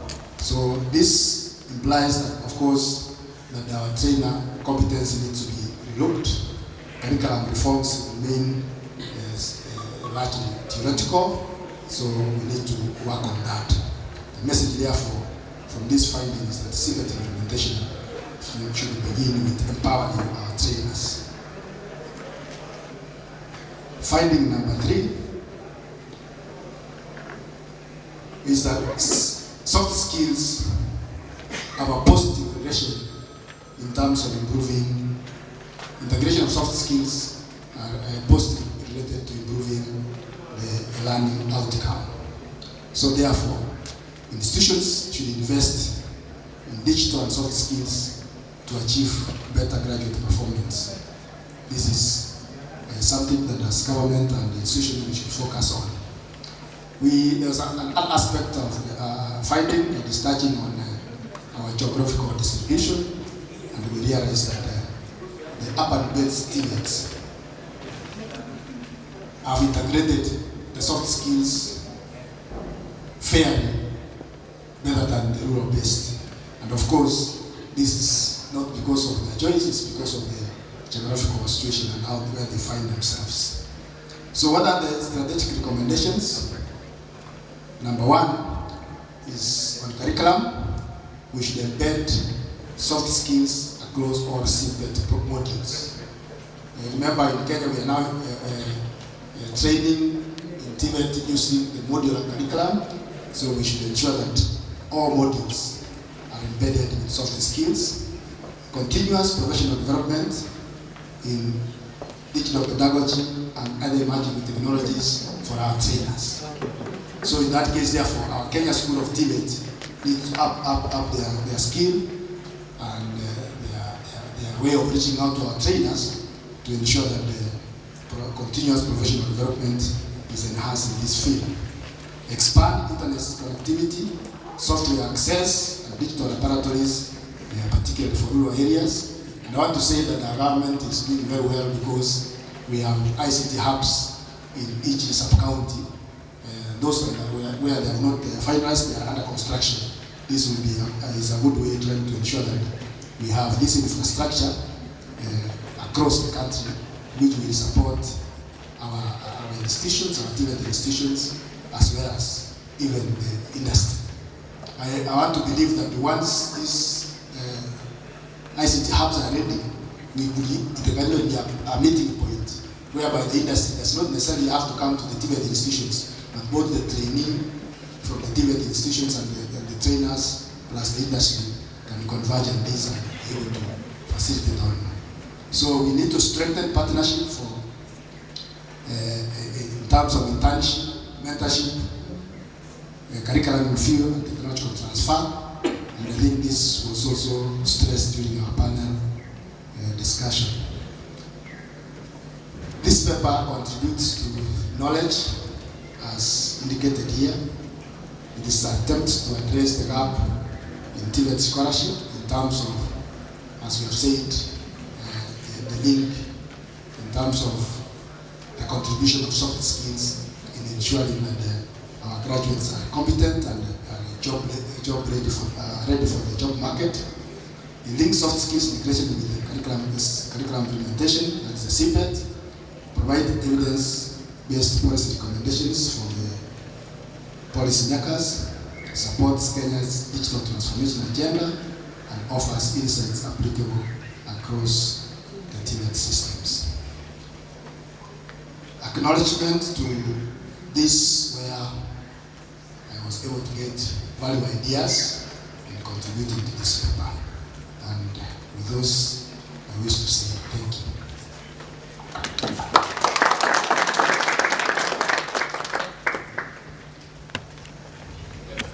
Yeah, thank you very much. Precise and to the point. I actually was expecting more, but you tried to really wrap it up very clear. I want to invite the audience, if you have a comment or a question, Dr. Musiori. Thank you, Doctor. It was a great work. Would you please explain more about how do you want to embed the soft skills in the curriculum? Are you embedding inside the separate modules or inside the existing module?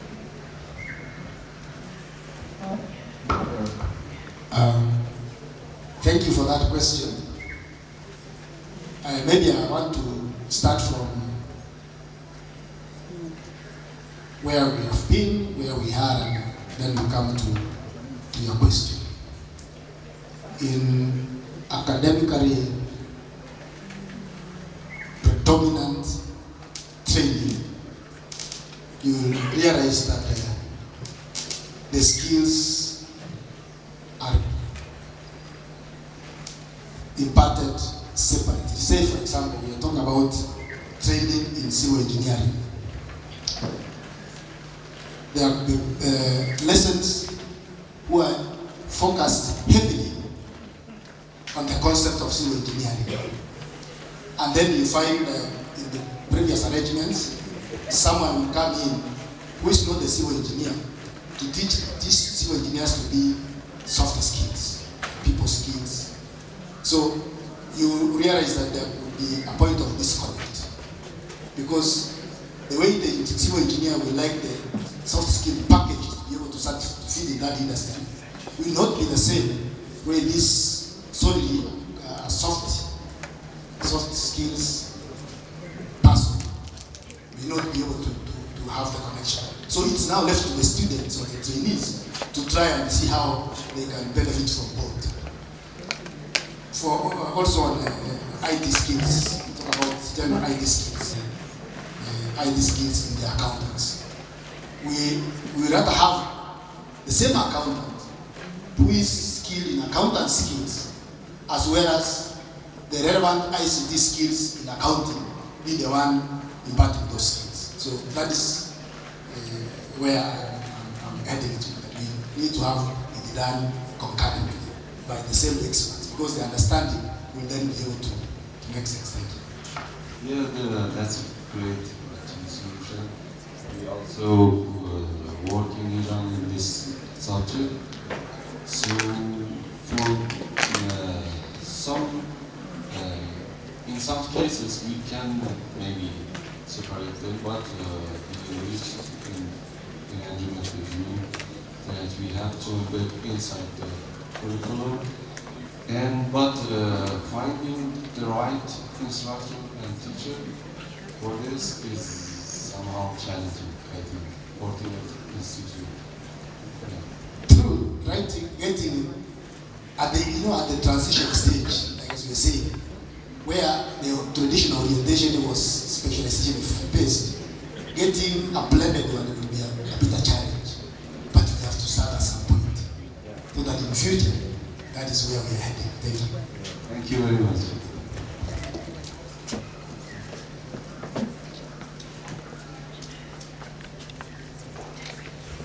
Thank you. Any other question, comment?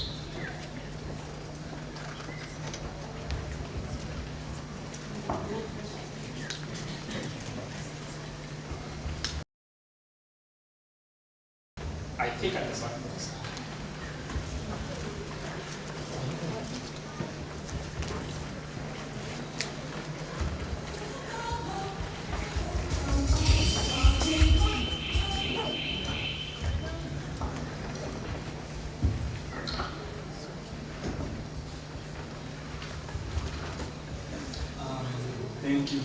whatever you've been telling us about the soft skills. And I think your words creating soft skills or focusing on soft skills will be a major turning point into this country. But now my question comes now in the job market or the business market. You find in Kenya alone, we have many trainees who have been trained on different skills. We find that we have very little job opportunities in Kenya alone, which forces most of our trainees to actually look for job opportunities abroad. Giving an example with a former schoolmate of mine who once taught in KCSE in 2019, though she did not train more on the soft skills, which is why I'm saying it's a good idea. She trained on aeronautical engineering, but you find in Kenya alone we do not have any infrastructure that support things dealing with the type of aeronautical engineering. So as per now, or let me say by last year, when we were conversing with her, she was telling me that yes, of course, she has completed her studies by now, but now her main challenge is business because there's no place she can find an employment opportunity. But then, coming to now whatever we were saying about business being created, we cannot also have a specific number of businesses created if we find most of the people around are somehow selfish with their businesses. And considering the fact that you will not be telling me that, for example, you alone going to hire somebody who has been trained on a particular skill, for example, a student, when you also know there's somebody outside there who has experience of at least 10 years. To me, you'd also be considering this person with experience, comparing with this person without experience, right? And then also considering the fact that most students, being that this is their time transitioning into the job opportunity or job market or job industry. Now, as I was saying, the selfish part of it, you find that most of the time, people tend to consider putting their families first than putting other unknown people into the business. So you'll find maybe, for example, if I say also family, not necessarily somebody from your family alone, but also focusing even maybe on tribe or region, you'll find somebody will be considerate, maybe for example in Kisumu, hiring somebody with the name Onyango than maybe somebody with the name Kiplagat, because for him, he might be trusting that low guy more than the Kiplagat himself, right? But now, again, talking about these things dealing with corruption, it also returns me to whatever the panel was saying and focusing on what one of the panelists was saying, that in his country they had actually started creating job awareness. No, they had started creating awareness for the youths and the students to come in. But I also would like to also comment about it, because this awareness that we are creating, are we creating awareness to enable these learners with these skills to get into business opportunities where they are employed, or are we training these people with skills that will enable them to start their own self-employment? Because considering the fact that most of the businesses employing people, they tend not to favor people. For example, what I do know is that you cannot accomplish your dream when you are employed. Is that right? You cannot reach your dream when you're working for somebody. Absolutely. That one, you're just helping that guy accomplish his own dreams. But now, we find that most of these people, they tend to create awareness for businesses so that, and for students so that they can work in other people's businesses, than focusing more on creating awareness on how these people are going to create their own self-employment. And that is why I would also like to focus maybe on a country like South Korea. One thing that stood out in South Korea is South Korea, especially with this training of students to become entrepreneurs, unlike in Kenya where they encourage people to start on small businesses or micro businesses, which for my case are very unnecessary or something that will not help a country to grow in terms of GDP as expected maybe by Vision 2030, for example.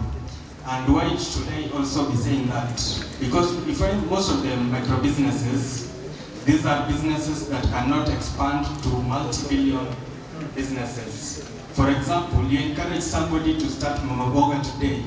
Can you tell me that you have met a millionaire earning more than 13 million Kenya shillings per month who started from being a Mama Boga some years back and now today earning more than 13 million per month Kenya shillings? Forget even about dollars, Kenya shillings alone per month.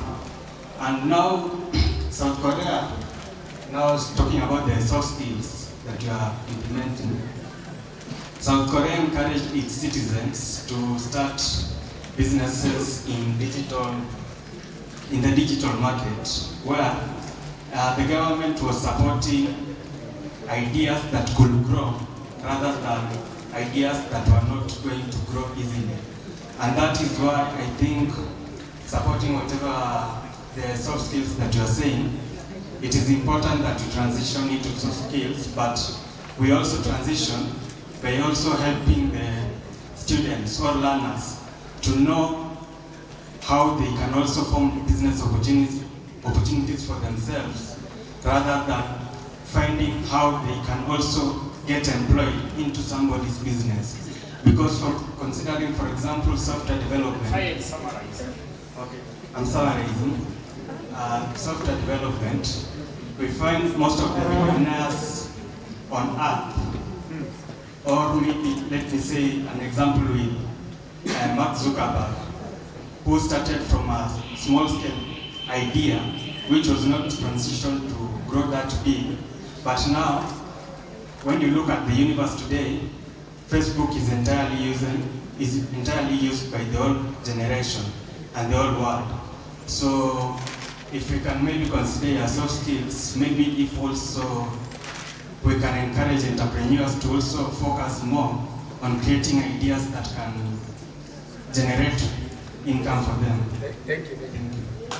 I think let's clap for this gentleman. Yes, actually enhanced my presentation, isn't it? Yes. And I want just to comment, because I'm not answering, I'm just commenting based on his additional presentation. He raised concerns about someone who has analytical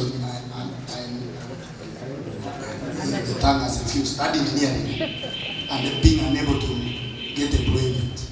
You see, that's why we are talking from them. We are coming from a situation where we get skills with the aim of getting employment. And we are saying now we should be focused on these skills we are getting, the technical skills we are getting. We give the support skills, like the soft skills, so that this person will be able not to look for the employment physically by going to where the employment is, but can even work online from Kenya and do assignments in other countries by the fact that he has those the soft skills that I say, digital skills. They can be able to prepare applications that are supporting in that area, technical area. In some cases, the people who make applications that support some systems mainly are coming from the IT background, but making applications to support other skill areas. How would it be better? Because the person in the skill areas will have the skills to be able to come up with those aspects, and they will be able to do well. The aspect of maybe Onyanko and the rest and the trust issues, this is still a soft skill issue. If there is proper embedment of soft skills training in our trainings, aspect of trust will be there. Because that belief that you will be better trust in your family is because of the limited understanding of the human beings and the aspect of the diversity that we have in human beings. Actually, diversity is supposed to bring opportunities other than limitations. So let's clap again for that gentleman. Thank you. Thank you very much. Maybe as you sit down and just comment on one thing, you don't need to respond to it.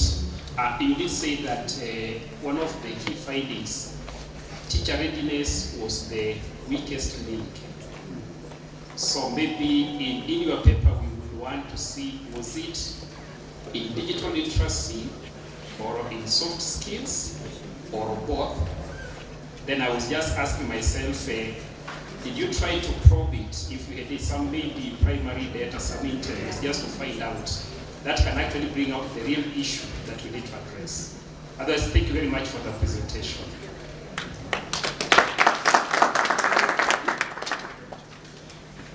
Now, the next presentation that will be made by Jessine and George is still around the junior company concept model. George from Austria teaches in Germany, and he told me that he can wake up in the morning and catch up his class in Germany. That's technology. So I wake up in Uganda and I go and teach in Tuk, or I go and teach in Mombasa, and then I go back home. That's beautiful. So I want to invite the two who are going to make their presentation on the teaching and learning concept of a junior company, case studies from Kenya and Ethiopia in the field of vocational education and training. Thank you very much for the possibility to be here and to give you this presentation. I would like to talk about the concept of junior companies, and I would like to focus on a special point. Actually, we are doing our presentations together. This is Gesine Haselhoff. She is working with me in Germany at the Humboldt University, and I start with the first part and she will go on with the second part. At the first part, I would like to talk about action-oriented education and the idea of junior companies. I would like to explain what does it mean to work in didactics and pedagogy with the concept of action orientation. And I would like to do this in a very easy way and a very concrete way. I would like to start with the idea that we have a junior company. And let's imagine this junior company is Hotel E. So this is not a real hotel. It is supposed to be a hotel. It is a concept. It's the idea that we have a hotel and that our students would like to become hotel manager or desk manager, whatever, and we have to support them for their competences. So the first thing we have to say here, and this is very important, when we are talking about a junior company, we are not talking about a startup. We are not talking about a university spin-out. We are just talking about a learning and teaching arrangement. So we are talking actually about the curriculum. How can we actually support learning competences with the concept of a junior company? So I'm talking about a learning and teaching arrangement, so to say a learning environment which is a part of curriculum. So now let's go further. Let's imagine we have this young lady here who would like to become a front desk agent. And now we are working with her in our study program. So the question is how to act as a front desk agent. So in order to answer this question, we have to first to focus on theoretically what is actually an action. And let's have a look at this. What is an action? It is an event that an agent, a person, a subject, performs. So something that someone is doing. And the important thing is, there is a reason why this person, this subject, is doing this. So the reason is a comprehensible argument, or let's put it in another way, it's a theoretical justification of the action. So I can give you a reason why I'm doing what I'm doing. It is not an unconscious performance of an action. So it's not something that I really don't know what I'm doing, that I'm just doing it. No, I have a reason to do it. So what are typical types of social actions? And now let's have a look on Max Weber, who is a German, or who was a German sociologist, and he did his ideas, let's say, 100 years ago, more or less. He's talking about 4 different kinds of actions. And this is also very important to the presentation that we had before my presentation. We have 4 different kinds of actions. The first one is an instrumental rational action. So this is an action based on instrumental rationality. This is actually the focus on economics, on business. We always focus on rationality. Or another word for rationality in the context of economics and business is efficiency. So to work efficiently means, in an economic and business context, to act instrumental rational. Then we have a completely different thing of rationality, of action, which is a value rationality. This is an action based on a specific value. For example, trust, or the idea of cooperation, and things like this. So beside efficiency, it's also important to think of values. Beside this, we have another 2 different kinds of action. One is effective action. So action that has to do with our emotions. We are doing things, different things, because we like to do it. Sometimes we do things because we hate someone or something. So hate and love, for example, are very strong emotions, and they can be the reason for doing something. And then we have, and that we shouldn't forget this, very important, traditional actions. We are doing things because we have always done this in that way. That can be a good way of action, but it can be also a bad way of action. We have to reflect this. So we see we have 4 different ways of actions. And now let's have a deeper look into action, which is called in German Handlung. So what is a Handlung? What is the action? It consists actually of 2 parts. The performance, that what we do, and the justification, the reason. So let's imagine, what is a performance? The easy thing is, it's something external, something that we can see. When I'm speaking here, you can see that I'm speaking to you. So this is external, you see what I'm doing. As you can imagine, what's the idea behind this, that I'm talking here, so that there is a justification for this. But there are some performances that are just internal. For example, default.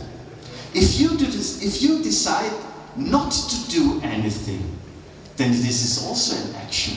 So for example, as a consumer, you decide not to buy something because the quality is not the quality you assume, or it's too expensive. Then the action not to buy it is also an action. So an action can be something that is materialized or not materialized. So this is one part of the action. The other part is the justification, is the reason. And what actually is the reason? The reason, so to say, is, I put it in the words of Habermas, a German philosopher, who said, it's the world of reasons. So this is something we do not see. It's something that is actually completely theoretical. So everything we do as an action has behind it a theory. Or let's put it in other words, whenever we do something as an action, we can explain why we do it. So there is a thinking behind it. So thinking and doing comes together. And this is so important. This is something I always try to explain to my students. Because many students, and also teachers, believe, just tell me everything about doing. I'm not so interested in the theory. But this is completely wrong. Because when we do something, we should always explain why we are doing it. Thinking and doing comes together. Let's put it in the way as Hans Gebel, a very famous pedagogist from Switzerland, put it in his book. His book is called, I tried to translate it in English, it's called Thinking is the Organization of Action. Thinking is the organization of action. So what I would like to say is, whenever we teach students, we have to think of two things, the performance and the theory behind the performance. And let's put it like Levine said, there is nothing more practical than a good theory. So what does this mean now for a young lady who would like to become a front desk agent? Which theories are promoting competences, for example, for checking? I just took one of the many actions she has to fulfill. One is the check-in. Let's have a look on that. So we will be surprised. We have 3 different theories that are important when we are talking about how can we learn competences. I just go into the 3 different theories and try to make it as easy as possible. I start with the so-called theory of action regulation. This is a very important theory in the German-speaking countries like Germany, Switzerland, and Austria. This is the theory for us for vocational education. What does it mean? This is the so-called model of complete action, the so-called action regulation theory. It stems from Hacker and Wolbert. They are actually psychologists, and they say, whatever you do in a process, if you produce something, or if you provide a service, you have to fill this circle. You always start with informing, then you plan, you decide, you execute, you check and you evaluate, and then you can restart again. This is a very simple circle, but this circle is something we try to teach in order that our students implement it as a theory so they can act with the help of this model. So let's put it here in our process. So inform means, is there a reservation? Someone comes to the desk, the first thing is there a reservation? The plan is search and finding the reservation, and then decide, is there a reservation, yes or no? Then execute, assign the room, and check, is the room really free? Is the room really okay? And then evaluate, was everything okay? So you see, whatever we do, this simple example that I give for check-in, you can see we go through the circle. But, here comes the but. It is very important that we know this and that we follow this circle. But we have to know that we just focus on the process as such, or on the product. In this case, it is a service. So this process just focuses on the process of checking in. It does not focus on the learner, which is something different. So we just focus here on the output, so to say. and not what is going on with the learner. So therefore we need another theory. The next theory is the theory of experience-based learning. This theory now focuses not on the process for the product, but on the process, what is going on in the mind of the learner. So that looks a little bit different. You might know Kolb, who actually refers to Dewey. He follows following cycle. We start with an active experimentation. In our case, it's to do the check-in. And as you see now, in the middle now, is not the computer, not the process. It's the lady as such. It's the person, it's the subject. So the first thing is, she's doing something. She's doing, maybe for the first time, a check-in in her junior company. And then she made a concrete experience. Something happens. And then we ask, how was it? Tell me, how was it? Describe your feelings and acting. Again, both. Your acting and feelings. Very important, both. And then we make a reflective observation. Think about your description. What was good? What was bad? Very open question. What would you do differently next time? Things like this. And then should lead to an abstract conceptualization, which means, what have I learned? How can I act next time? So here comes the abstract conceptualization. Here it comes to the theory. Now the lady keeps the theory. I know if there comes someone, I have to do this, this, and that. So hopefully she has learned something. But we still go further. First we were thinking about the process. Then we were thinking about the learner. And now we are looking at the whole thing, about the whole environment, so to say. So we are looking at a socio-economic theory. Let's put a theory that I have developed over the last, let's say, 10-15 years, which I sum up with the so-called wheel of socio-economic education. It starts with a pedagogical dimension, so that we would like to support young people. And then you see, we focus on scientific economics, so we're doing business, management, economics, and stuff like that. Beside this, we also look at the life world economy. So what is happening not just in theory, what is happening in reality. And then we add the social dimension, the political dimension, and the ethical dimension. So what does this mean for our lady? First of all, in our pedagogical dimension, it is important that we say it's not just important that you are able to do something in profession, it's much more than this. We are talking about the personality, about the identity of a student, so that they have autonomy, solidarity, which is very important, especially in our times where we focus too much on just individualization. We need more solidarity and more participation. So these are our pedagogical objectives that we try to fulfill. Then we look on the economics of efficiency. You learn everything how you can do your job good when we just consider the theory. But then we go further. We also look at the life world economy. So what is the reality of the front desk manager, which is not always the same as in theory. And then we go even further. We ask for the social dimension. So how do we cooperate? The young man was talking about, why do we just employ family members?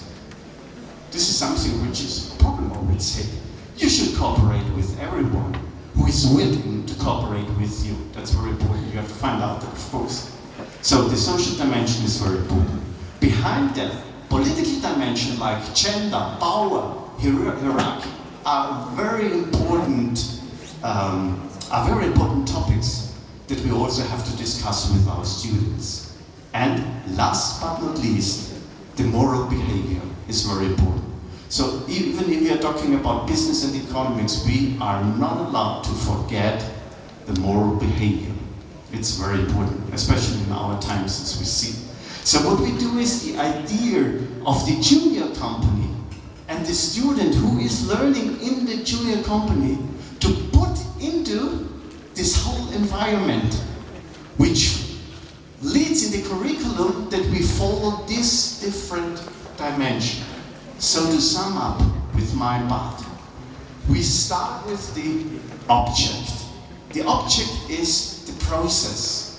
This is the check-in process in my example. So we focus on the process. We follow this circle of following the whole process. And then we go further and say the object, the process is not enough. We have to focus on the subject, agent.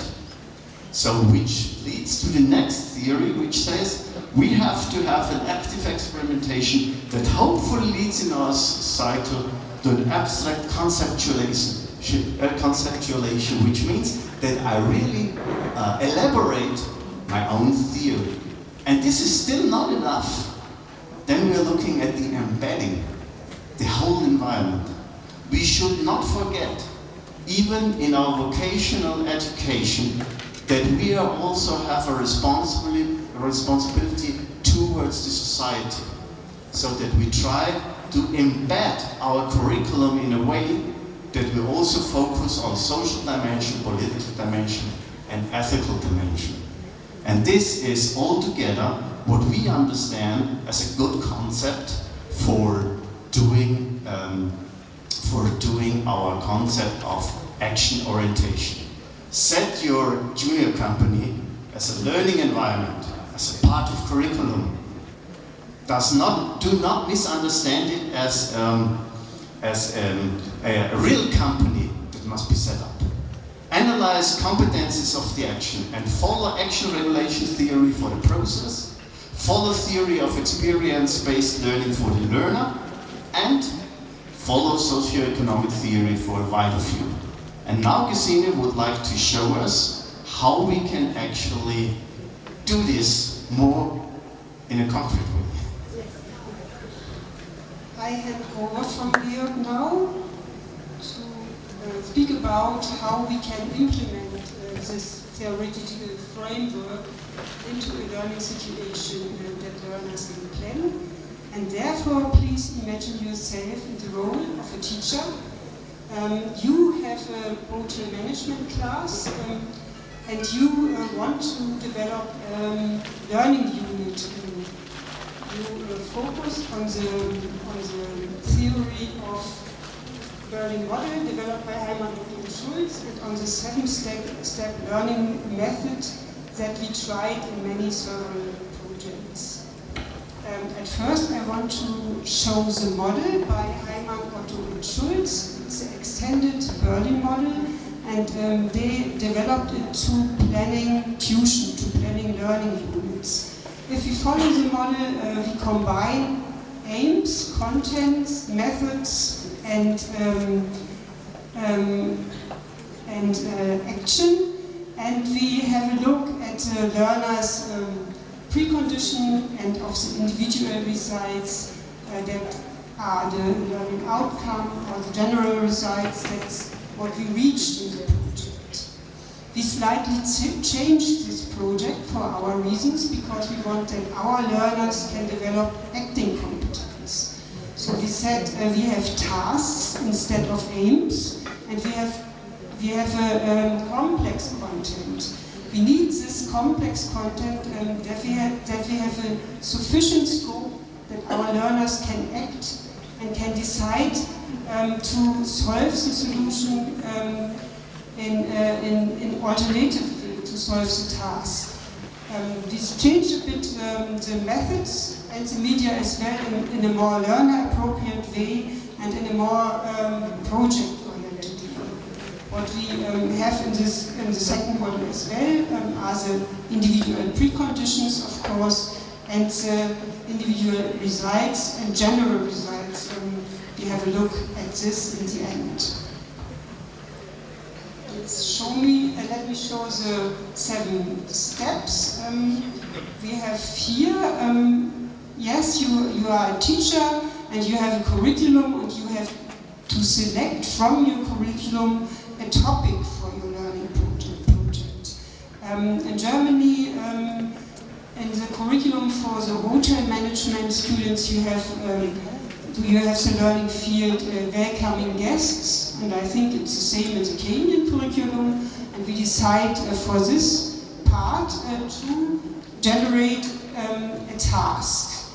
We think about our approach, we clarify it, and like Georg just presented, our approach is a learning, it's an action-oriented approach that we want to develop. Therefore, we need a task that we develop in the third step that has really a wide scope that our learners can act independently in this fulfilling and solve the task. Our learning situation could be that a couple arrives at a desk, and our task, or the task for the students, would be carry out the check-in situation. The learners did not know what the customers may have for problems or for questions. They should learn to act flexible and to find the solutions by themselves. But we have the possibility as a teacher to design this task in a way we have to, or we would like, or maybe you want to focus more on communication, or maybe you want to focus more on accounting, and then you can, of course, design your task in this way. In the fourth step, you would create a series of sequences, step by step, what would be an ideal check-in situation. This is not to instruct your learners. This is to ensure that your students can learn and do everything that they have to learn and do. You need these sequences to create learning materials in the next step. You offer them everything what is helpful to carrying out the situation. In our case, that would be registration forms, that would be booking lists or price lists that would help them to carrying out the situation. In the sixth step, you discuss evaluation. Here, this is written as step 6, but you would introduce your evaluation or your assessment in the beginning to the students, because they have to know how they will be assessed in the end. And I'm sure you will have regulations for this in your institution, but if you have more freedom, you can ask the customers by themselves to answer a short questionnaire, for instance, to give feedback. What is important is that you and your learners receive feedback, because you need this feedback to improve your planning ability and the learners to improve their competencies.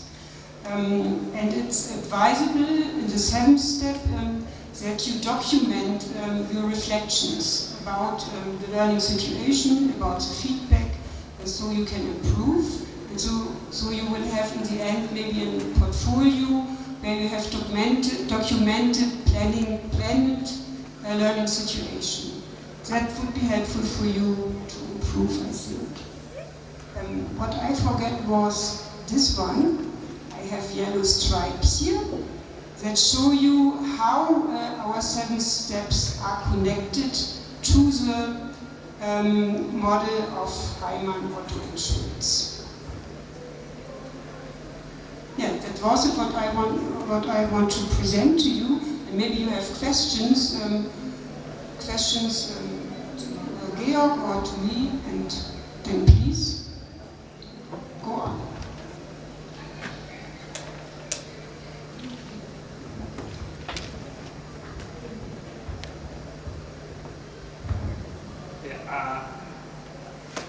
Any question? We've been taken through the journey of establishing a junior company. George started by giving us the theoretical foundations that underpin a junior company, so that it is scientifically something that we are doing. And then Justina has walked us through the steps of establishing a junior company, and we are inviting your comments and questions.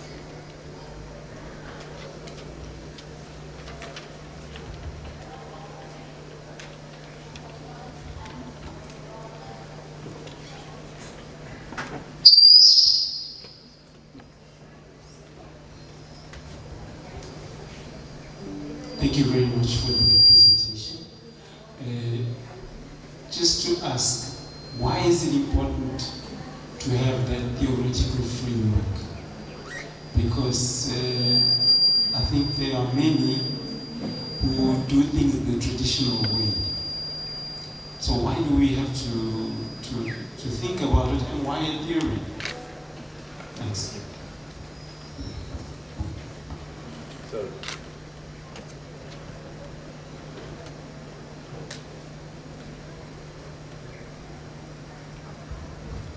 So the easy question is, we are from universities.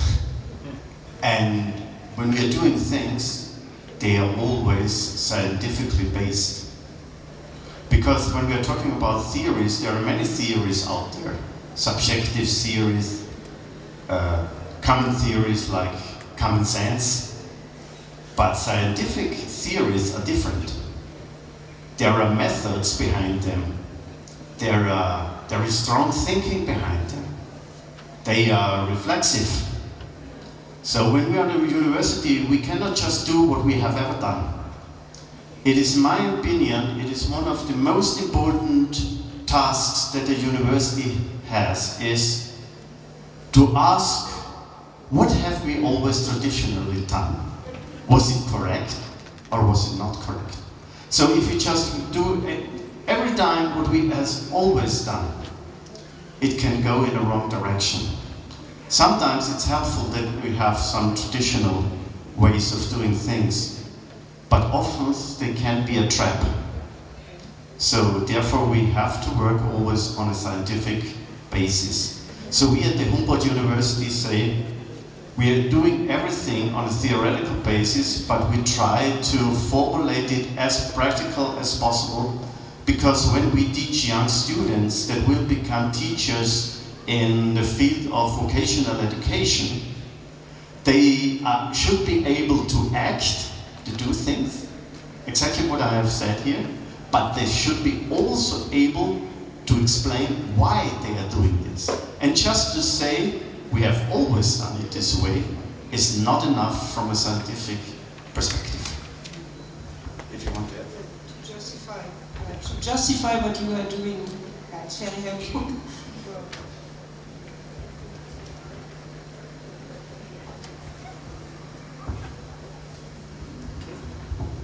Any other comment, reaction, question?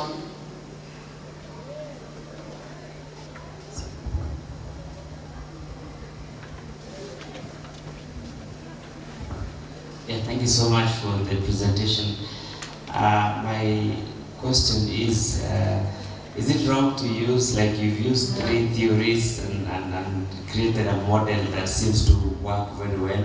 Is it wrong to use one theory, and then at what point do we focus on the customer? So this is the agent that we seem to be focusing on, the individual person doing the incubation and doing the development of the idea. At what point do we focus on, I'll call it the second subject. There was the first subject, but the second subject is the customer. At what point do we focus on that? Thank you. That's a very good question. So the subject is never alone. So you are always an embedded subject. The subject knows that he is a subject because he meets another subject. And this is very important for everything that comes up here in our model. Let's put it here. There are several steps where you recognize that you are not alone in the world, so to say. The first is when you start with, is there a reservation? And you're searching and finding reservation. You're doing this always with a customer. There is someone who shows up. So this is not something theoretical, there is something that really goes on. So at the beginning, and when you go through all these steps, you will also recognize that there is someone who wants to have my service. That's the first point. The second one is really more focused on the subject as such, on the learner. Of course, the learner should know, I have done everything correctly if the customer is satisfied, of course. But this, right, is more focused on the learner. And when we go to the last step, the embedding, then especially here when we go, three things actually, where we see there is another one. The first one in life-world economy. In life-world economy, we know the problems are not efficiency as such. The problems is to cooperate with other people, to do things for other people. Always when we come together with other people, there are often some problems, let's put it this way. And you have to learn to manage these problems, or to manage the other subject, so to say. You will find it, of course, in the social dimension, the political dimension, and the ethical dimension. Because ethic is nothing else as to cooperate with someone, so that no one hurts another one in a physically or in a mental way, whatever. So there are many steps or many points where we focus on the other subject.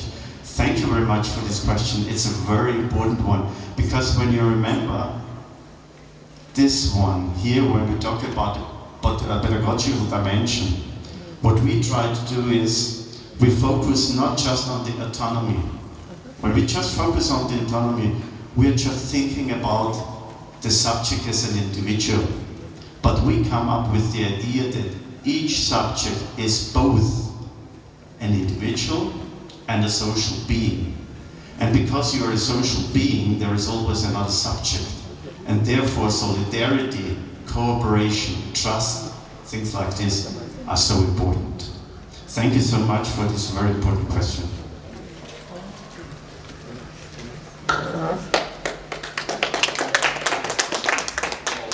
One more. Thank you very much. Wonderful presentation. I would like to elaborate more about how is the difference between, I don't know, startups and these junior companies in action. I can understand in the theory, but in action, how does it differ?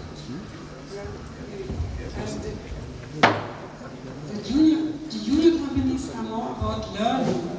The students have to learn to act, and they have the possibility in the junior company to act in quasi real working situations. And the startup, the aim of the startup is to produce results. They want to produce, of course, they have new and fresh ideas, but they are more business oriented. You can say if they want to have a real result in the end, that's not our aim in the junior company. Our aim is learning, to offer a workplace-oriented learning situation for them. I think that's exactly the point. So in a startup, the main point is to start with a startup. So the outcome is any kind of a company. And this is not the goal here. The goal here is to learn on the subject. So we would like to promote, we would like to help to learn. So that's the big difference. Of course, we would like that junior companies are successful in the way that they produce useful products.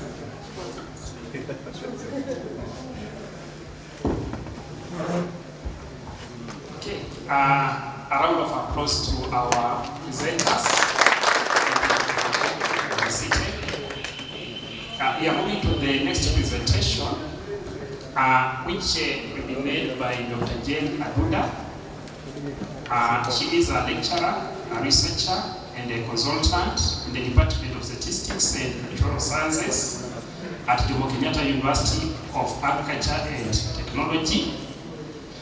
She's been involved, she's affiliated with the Digital Health Applied Research Center, where she contributes to multidisciplinary projects at the intersection of quantitative methods, digital health, and health systems analytics. Her research and consultancy work focuses on health workforce analysis, AI-enabled clinical decision support systems, among others. I'd like to invite Dr. Duda to now take us through her presentation.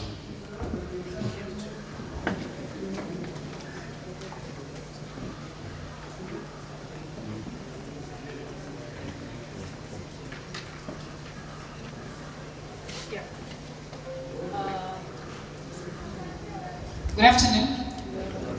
Yeah, I feel somehow with all that reading. I'm really excited to be here, and this is sort of going to be a general speech or keynote presentation that aligns with the theme of the conference, which is shaping a sustainable future in Tibet for enhanced employability and resilience. And so as we look at this, we are looking at resilience, and of course resilience from the institution would translate into resilience for the graduates. So ultimately we are seeing or looking for opportunity, enterprise and economic resilience, and that is how this is packaging the theme for this particular conference. So having those specific schools of thought that guided the whole process of the junior company, and I'm looking at what we have just seen as a junior company and what it has done, or what it ask ourselves for this conference is what happens if we have an entire institution learning to behave like a junior company. If we apply that wheel, it's because we want to see an opportunity where we are shifting TVETs from being a cost center to actually, which then of course depends entirely on budgets, and that's what I'm going to be talking about. But then we have to ask ourselves, where are we, what's the problem? You know, and this is anchored on how we normally look for, but I think a lecture hall and then the labs and everything. But if you look at the TVET, it runs on consumables. It needs equipment, workshops set up every year, and we have to move all of them. If we have to have a 100% transition, for example, then what do we need to do to be able to support or sustain that? Public budgets always lag behind, and you know that. And so therefore, if you have an instance of delayed capitation, you know what happens. It's totally disruptive. I mean, you can't move. So therefore, you want to get yourself from having to rely on the month-by-month capitation. So we've said delayed capitation, and even sometimes shifting priorities normally leave institutions exposed and unable to plan. You just have to be within that straitjacket, and everything you do is a function of the rate of disbursement, a function of the time when that disbursement comes. And so therefore, you can't really plan. You really are doing things always after the fact. Yeah? And that creates fragile institutions. And fragile institutions can only train fragile graduates. And so therefore, if you're living from hand to mouth as an institution, then of course you cannot actually model an enterprise that is resilient. And if you cannot be resilient, then we don't expect the graduates that you train to be resilient. Because part of the training will actually have been missed. A lot will fall through the cracks because of the inability to plan. The wheel we just saw cannot happen if we cannot plan. One of the key cogs of that wheel was planning. And we are saying, if planning is such a key, if you removed it, the circle, the loop falls. The loop will fail. And I think the two presenters can agree with me. If we were to remove the planning component, then nothing else would work. So therefore, it's very important for us to have the planning, and planning is driven by finance or economic, how economically robust we are, and so therefore that's why we're saying reliance on budgets removes or weakens our ability to plan, so we probably need to start thinking, how else can we do this differently? So we are looking to get to a self-sustaining innovation hub, but what does a self-sustaining hub look like? And this is trying to benchmark where, of course, we've seen successes, and also just look at what we aspire to be, to try to understand. One, of course, is diversification of income. Currently, I think even for Rvtti, the main source of income is from tuition. And of course, that's precisely what we're relying on. So you need to ask yourselves as institutions, as training institutions, where else can we get income? Can we have a bit of production? And we've seen the junior company. I like the junior company concept, and I'm going to keep referring to it. Can we then have ourselves moving this to having production? Can we provide services? Can we give consultancy services based on our strengths? Can we, look at licensing, for example. If you have innovated and you can control a particular sector, and you can even license practice in that sector, then you can also, get some little money from that. Embedding in industry. Can you have real projects for real clients, to real cost, and of course to, up to industry standard, including deadlines and everything, the requirements. Are we able to have an embed industry? And I think that is what the first, the presentation on junior companies was. So can we have that kind of approach? And that's why I said I want us to think about this institution falling into the framework of the junior company that we just saw. And then beyond that, can we commercialize? Are we able to train students and have also ideas from our trainers that can actually be taken beyond the papers that are being presented, beyond the prototypes that we're developing in the lab? Also get some revenue and create employment. So is it possible to commercialize some of our innovations? Even if not all, identifying and scouting for the really good ones that we can put out there. And then can we plug into the labor market? What are the opportunities? What is relevant? What is current now in the labor market? What is required? How do we make our curriculum relevant for the skill gap that exists today? Because mostly, and I think the young man when he was here earlier, he made a lot of very passionate expressions about, and one of the things I picked was the skill mismatch. That we have somebody who's trained in aeronautical engineering, but then we cannot perhaps get them to work with Kenya Airports Authority. Yeah? So there's a mismatch there. Why is there a mismatch? Is there something that could have been done extra for this person who's an aeronautical engineer to be able to be plugged into the aviation sector in the country? So that, how do we get ourselves ready for the ever-changing labor market? The labor market is actually one that has really changed. In the advent of AI, we have a lot of people working remotely, for example. So how do we fashion whatever we are producing today to fit into that context? So that yes, we are training, but we are also cognizant of what is moving and we are relevant all the time. So we are going to look at where certain models have worked, and I'm working on actions here, even as I give these examples, because I would imagine that in the room we have people who would better speak to this than I would. But if you look at, for example, I'm going to pick Germany, for example, where we have actually approaches that have worked. And I don't know how to pronounce that. Is it Fraunhofer? Yes. Oh, okay, great. Right. So yeah, like I said, I'm working on actions because bear with me, yeah. But this is a model that, of course, we can see, and I don't know. Again, I stand corrected. From my search, it showed that it has about 76 institutes, more than 30,000 staff, and with a budget of about 3.6 billion euros. And this budget, the 3.6 billion euros, from my search again, it's just 1/3 that is government funded. And that is sort of like a seed fund or a springboard for these institutions that are involved. 2/3 of this is actually earned competitively from industry contracts and public projects. So therefore, an institutions of the 76, they will definitely have different strengths, because each institution is just as strong as perhaps the industry linkage that they have, the amount of money that they're able to get from industry. And of course, we are saying that therefore, relying on public money, relying on a budget should actually be a springboard. It should not be the only source of income, the only source of revenue. It should actually give you the seed money to move you to the next level. We also have, and that is from the north. And if I look at the global south, I'm looking at an example from Brazil.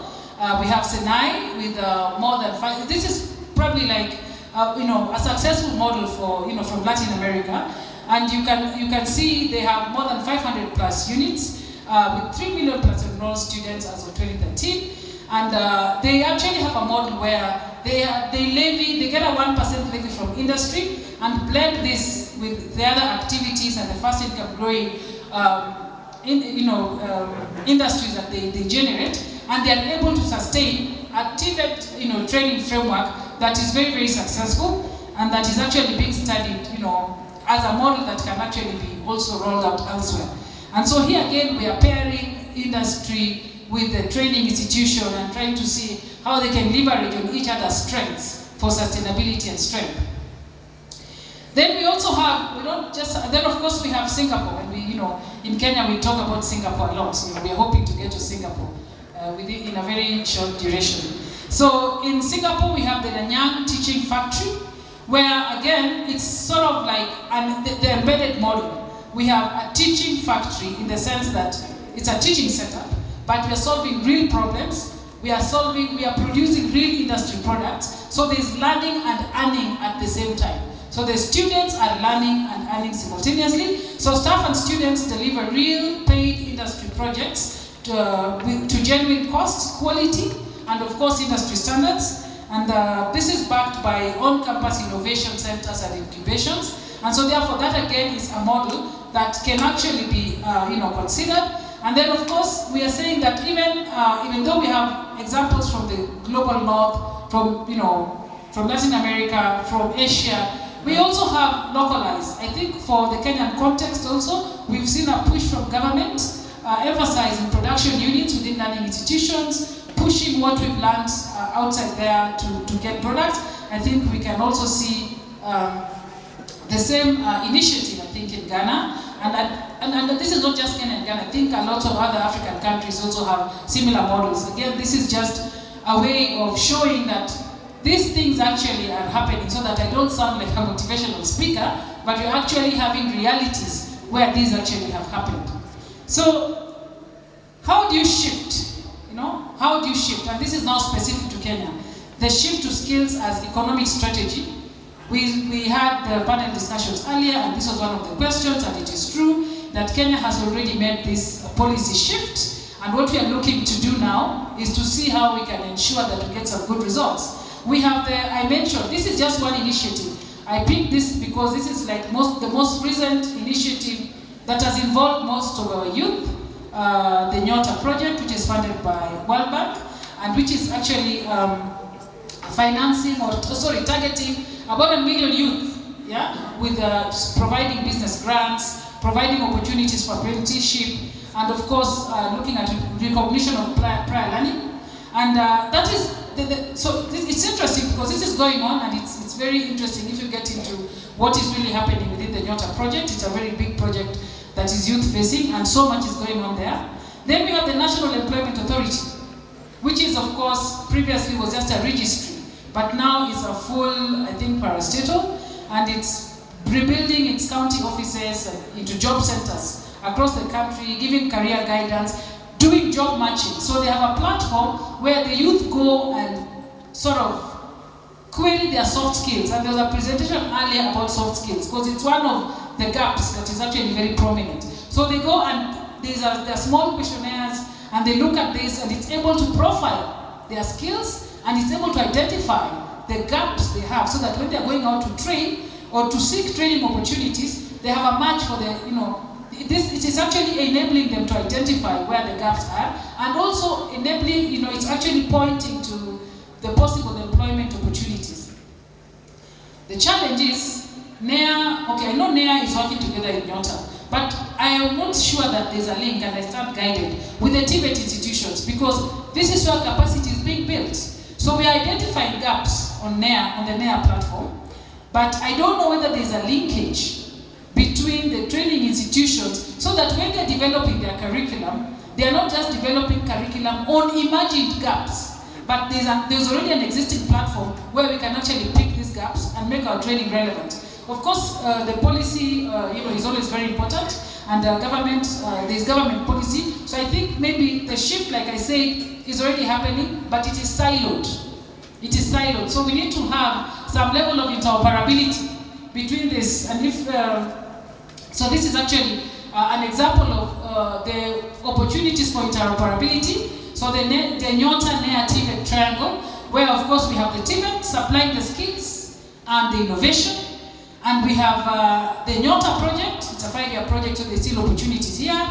They have a bit of financing, they have a framework for recognition for prior learning, they have apprenticeship, they have opportunities. And then we have the National Employment Authority, which is now looking at labor market data. They have a labor market observatory, and you can actually go in there and pick the actual gaps and tweak our curriculum to be reflective of the actual gaps. Look at the skill gaps that's there and actually make it more realistic. So this is one opportunity for breaking down the silos so that we actually have stronger solutions. So, and this is actually one opportunity which I think is really important. If it already exists, we can strengthen it. If it doesn't exist, it's an opportunity to explore. Like I said, I stand guided, maybe it already exists. I probably haven't found an actual connection, but if it does exist, we can strengthen it. If it doesn't exist, I think it presents an opportunity. But even as we do this, AI is always the elephant in the room. Nowadays, I think we can't go by. You cannot speak one sentence without mentioning AI by the time the sentence is ended. And we agree that it is an enabler, but it's also been a disruptor. It has actually shifted how things are done. And so therefore, we cannot also do our planning devoid of this knowledge. We need to actually incorporate this. We have to understand where it has reshaped. We need to accept and reshape.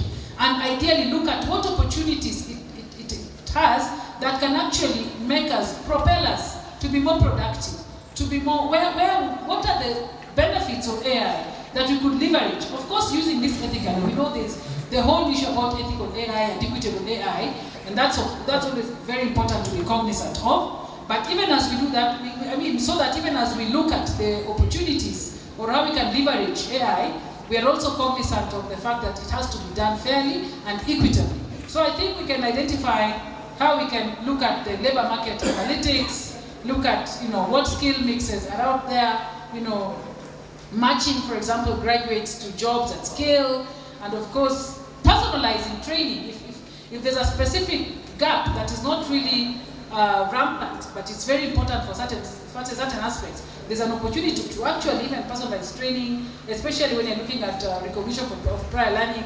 There's opportunities where we can actually use the power of AI to actually, give us, leapfrog us to the next level that we want to look at. So, in terms of the tripartite, again, the NEA, Nyota, and the TVETs, we are saying that TVET institutions can actually act as NEA accredited recognition of prior learning assessment centers, and that will bring revenue, and that will also bring some level of employment. Curricula can also be built on NEA labor market data, and of course, that means we stop training for yesterday's jobs, and we begin to actively train for tomorrow's jobs.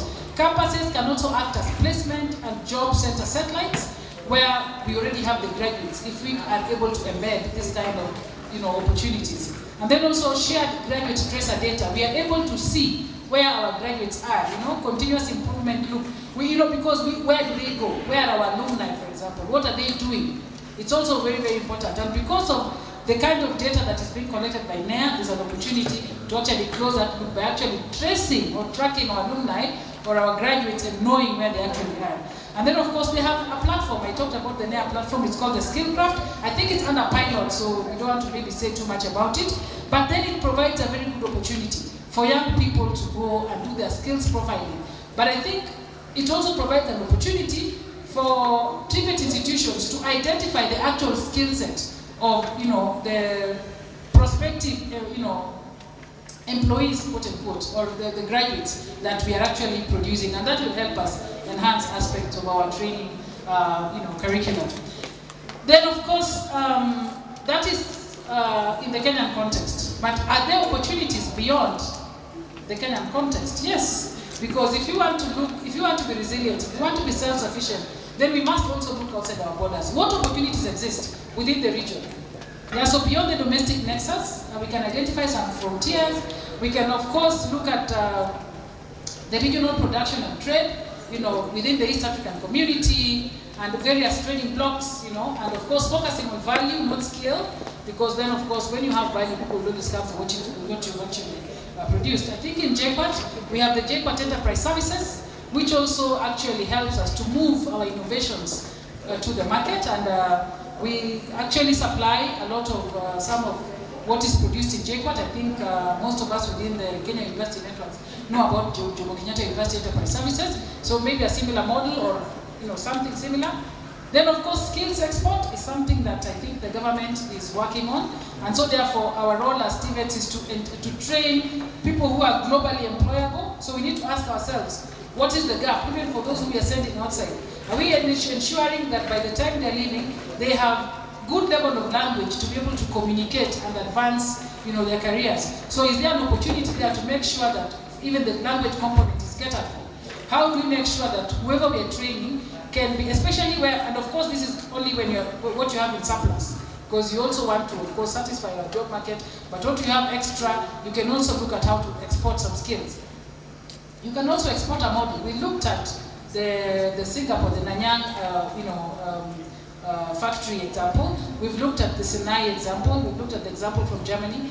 We can also have if you have a model, if you look at a model and it works well, you can actually export this model. You can actually use this model. You can actually lend this model out to other countries who probably also are looking to do something similar, and there could also be some form of revenue that will come from that.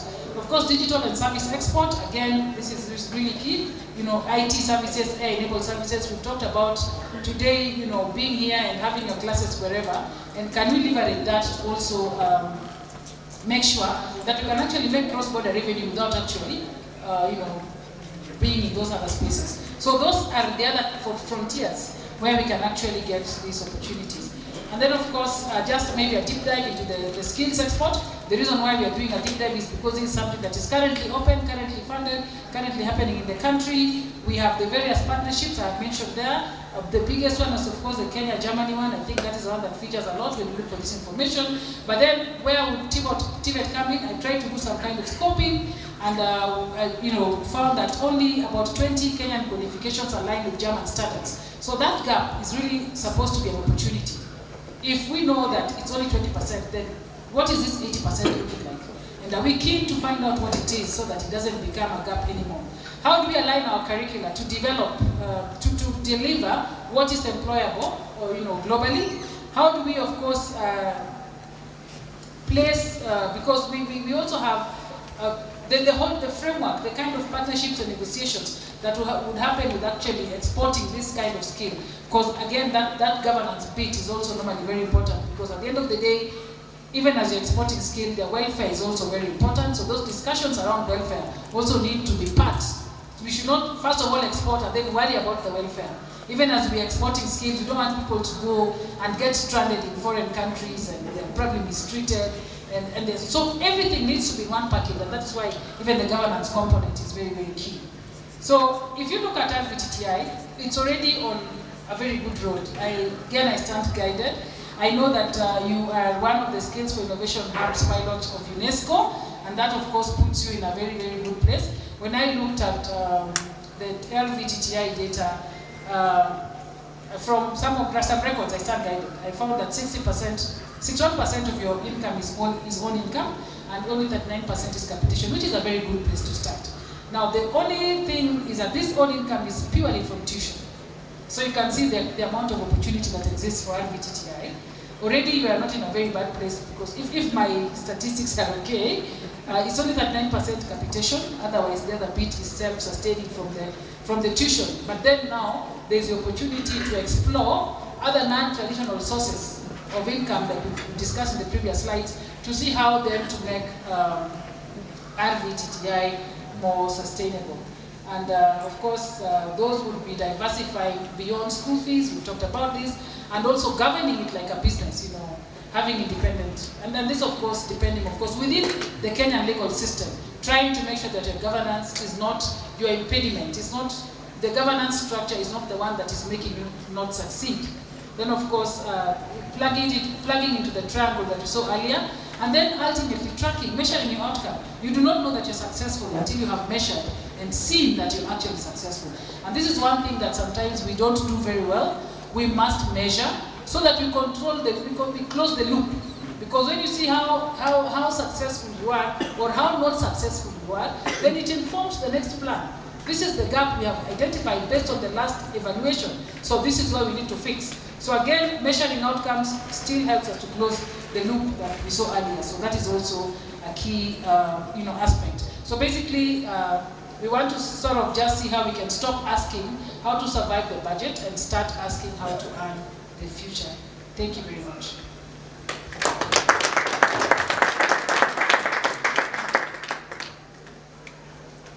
Yeah, thank you very much. We invite one or two questions or comments about the great presentation.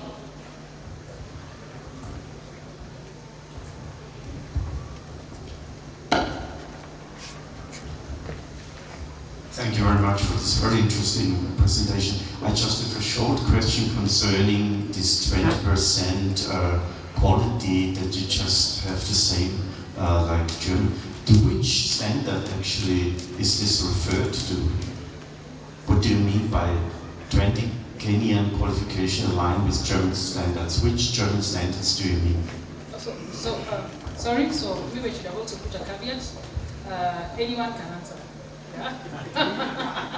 Because I chaired that presentation, so anybody who feels like they can also chime in, feel welcome. So this is very general. So this is just trying to sort of match what, and some of the mismatch could actually even just be the professional coding, but it's just matching. Like for example, if you say that this is a nurse who's been trained in Kenya, how well do they fit, for example, in the German healthcare system? So it's really just matching that level, not specific standards. I see. Yeah.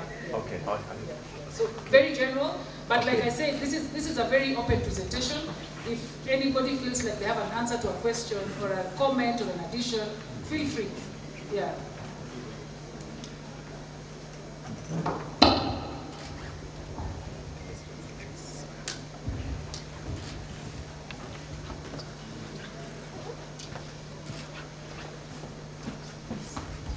Okay. Good afternoon. My name is Collins. I was asking, what about if you introduce a foreign language, for example, in Rvtti, so that it can be easier? For example, if you introduce German, Italian language. Thank you. Yeah, that was actually, aligning curricula, delivering B1 level language. That was one of the proposals. If we say, for example, that we've identified through the various collaborations or the, discussions between the two governments, that this is the kind of gap, and you actually identify that you want to train to fill that gap, then definitely there will be reason for actually having that language introduced. So really it's a function of, where is it needed there? Is that skill needed? If that skill is needed and you have to fill that particular gap, then of course, that would be the thing that you must do. Yeah, you don't wait only for Goethe Institute in Nairobi to train. You can actually also start training here.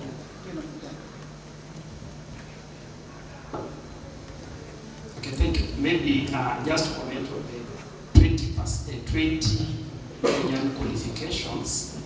I think this may have been a bit earlier, but currently through the Kenya National Qualifications framework, we have the framework that has been benchmarked globally, and we are aligned to other frameworks that are in use, including the UNESCO framework, which is a standard across all countries. So this may not be a very big issue.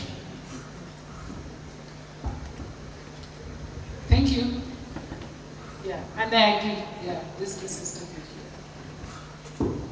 So, ladies and gentlemen, we can give a hearty clap to our able presenter.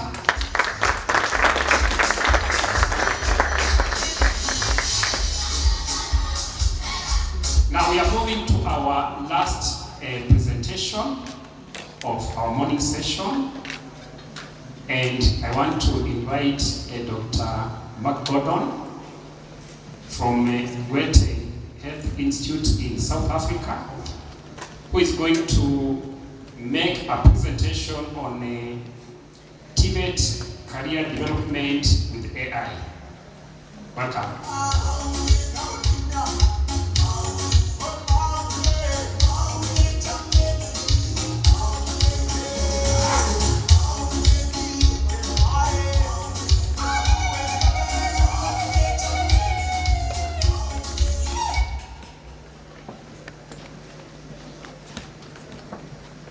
afternoon, colleagues.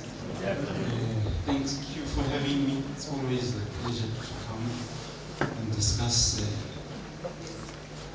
issues in Tibet.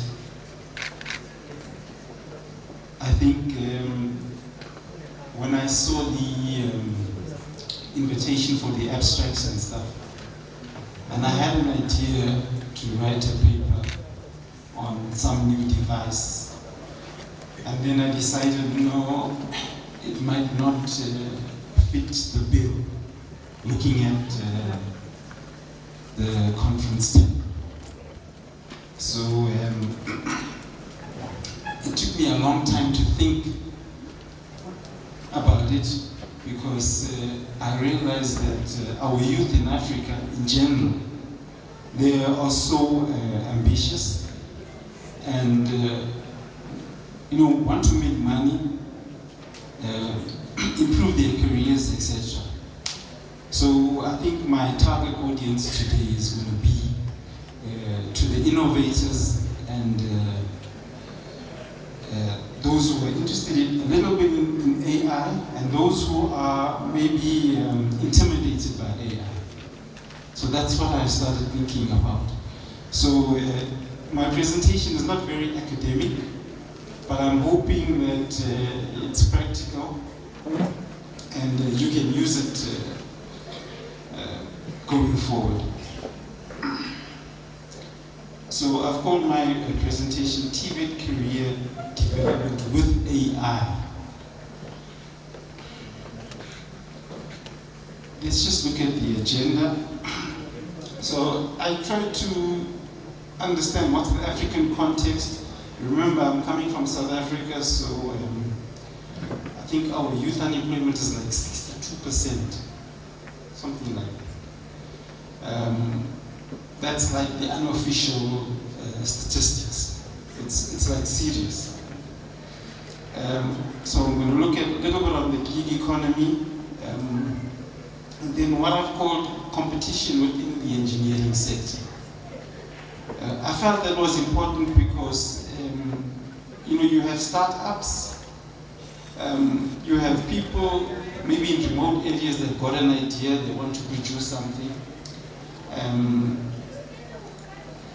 And there's like competition amongst groups.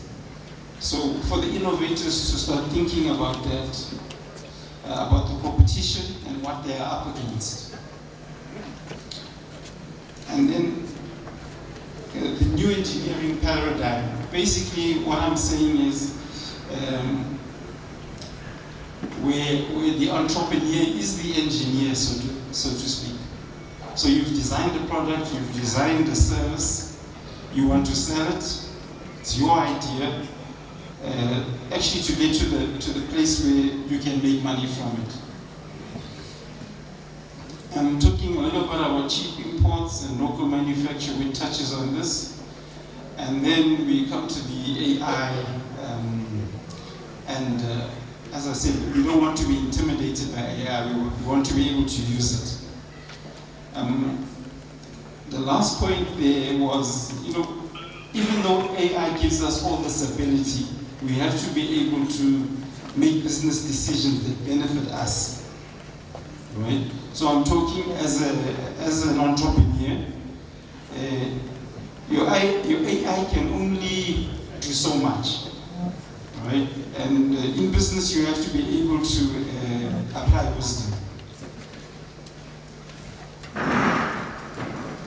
So the TVEC sector, subjectively, I know that people have written on this, and this is what I see. So we know we've got high youth unemployment. We know in the TVEC sector there are opportunities for training, and the alignment of mind, but it is what it is. We touched there on the gig challenges from yesterday, mentioned the informal sector, that the informal sector needs to be brought on into Tibet, which is happening, but the correct kind of model.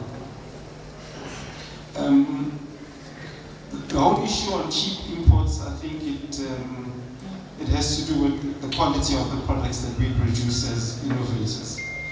And finally, we will talk a little bit about AI. Just bear with me as we go through the presentation. I think you will see where we're going.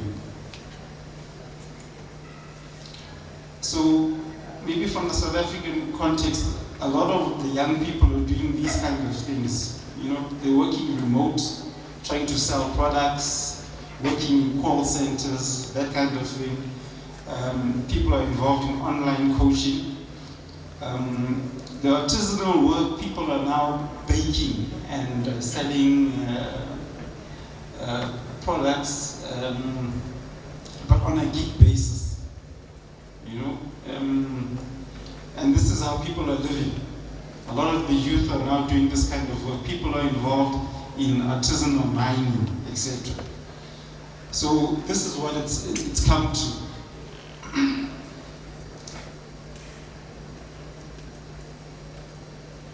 So some of the restrictions for the gig economy is like you don't have job security, you don't have a stable income, and also sometimes these platforms require that you get certain softwares, and you need money to buy the software to get onto the platform. People have written a lot about policy frameworks and the legal frameworks, trying to legalize some of these professions.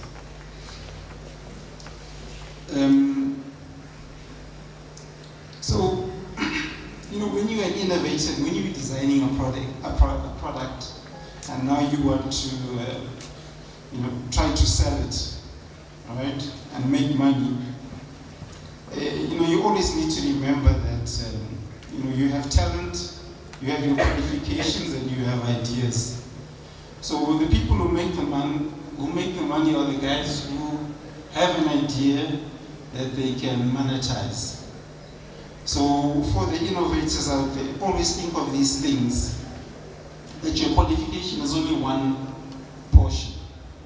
I listened attentively to somebody talking about soft skills.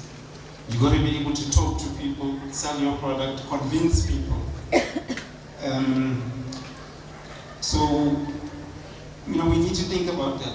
Many people have got the gifts, they've got the ideas, but to put the idea now on the table and to monetize it is not always easy. But we just need to think about that. When it comes to the engineering sector and competition, I always think about ideas, and I think of the innovators downstairs, and the fact that those students have designed things, different products that appear good, and us, the visitors, are looking at those products, and we know maybe some people that can maybe produce the same thing cheaper or more economically safe, etc. So you always have this kind of competition, right? And it's about ideas. So in companies, the traditional company, you get people that are your competition, right? You might get somebody who's good with software that can create for you a 3D model. You might get people who have money that would want to invest. So there's a lot of competition, and I think for the innovators, it's something to think about. Your relationships with your partners, and also the competition that exists. It's something to think about. I spoke to some of the students downstairs, and the one lady, she had the idea, and her colleague developed it, but they are a team. But at some stage, they are also in competition with each other. So we need, as innovators, we need to be able to think about that. Are these people my competition? Have we got the same philosophy? Can we work together? So it's just something to apply our minds to. And what I call the engineering paradigm, basically I'm saying that you're the entrepreneur, sometimes you're the designer, and you're the builder of whatever your product is, right? And then you have these people, or maybe you yourself, you need to sell it and you need to market it, which are very key functions. Something like sales, you might find that you're a designer, but you can't sell, right? Then you have to, maybe you don't like talking, but you like designing. So we have to grow into these functions, and we have to learn how to, work with people. That's why soft skills is such a critical thing. And it can be acquired. You can learn how to talk. You can learn how to convince. The finance part, I don't know. But yeah, you can learn these things. But we're gonna later start talking about AI, and I'm gonna touch a little bit on trust. So you must be able to trust your people. Why I thought a little bit about cheap imports and local manufacturing is that a lot of products are produced for want of a better, are produced maybe in Asia or in China, and they come very cheap, right? A lot of them don't have like a maintenance, they don't have like a maintenance plan. So you're able to buy this object on the internet, it gets shipped to you, it's cheap, but it's not really reliable. So as innovators, we need to start thinking about if we make the product here in Kenya, for example, will we be able to maintain it? Will we be able to talk to our people, our customers, and provide them a better solution or a better option, better business option than importing it? Cheap imports, you start thinking of quality and safety and think, are your products safe? You innovators, what are you making? When you think long term, is it going to be safe for your people to use?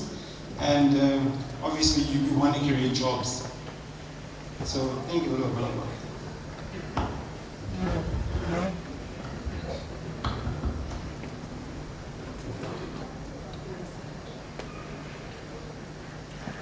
So now we want to talk a little bit about AI,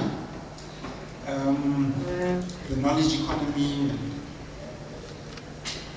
But I think the key point, this is one of the United Nations documents. We're starting to talk about TVET.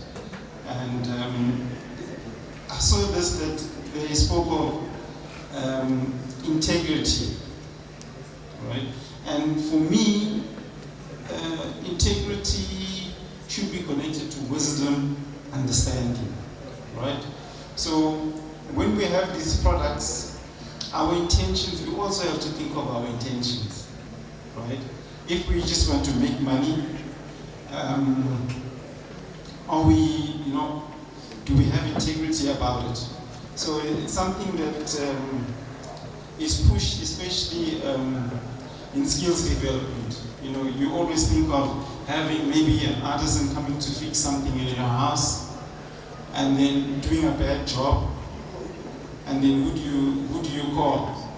You might find that the person is certified, but does he do good work for you?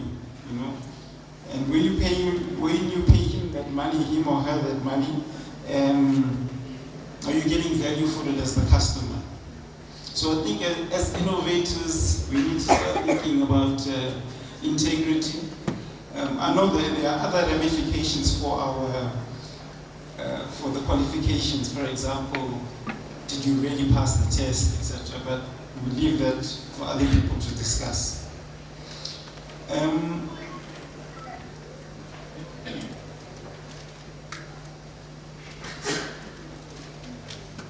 And then it brought me back to the whole idea of, how do these algorithms work, right? You put in some numbers, it spits out a result, right? We can create nice graphs and stuff with AI, but we also need to apply our minds. We need to apply our minds, and we need to make sure that our products, our services, we apply integrity, right? If you want to talk maybe to the mechanical designers, etc., you can start thinking of people who are in construction, etc. And we've heard of cases where the beam thickness, for example, is on the edge, right? And if the beam were any thinner, you'd get a failure from a load, etc. So this slide is just for us to apply our minds. When we use AI, we need to use wisdom and we need to have integrity. And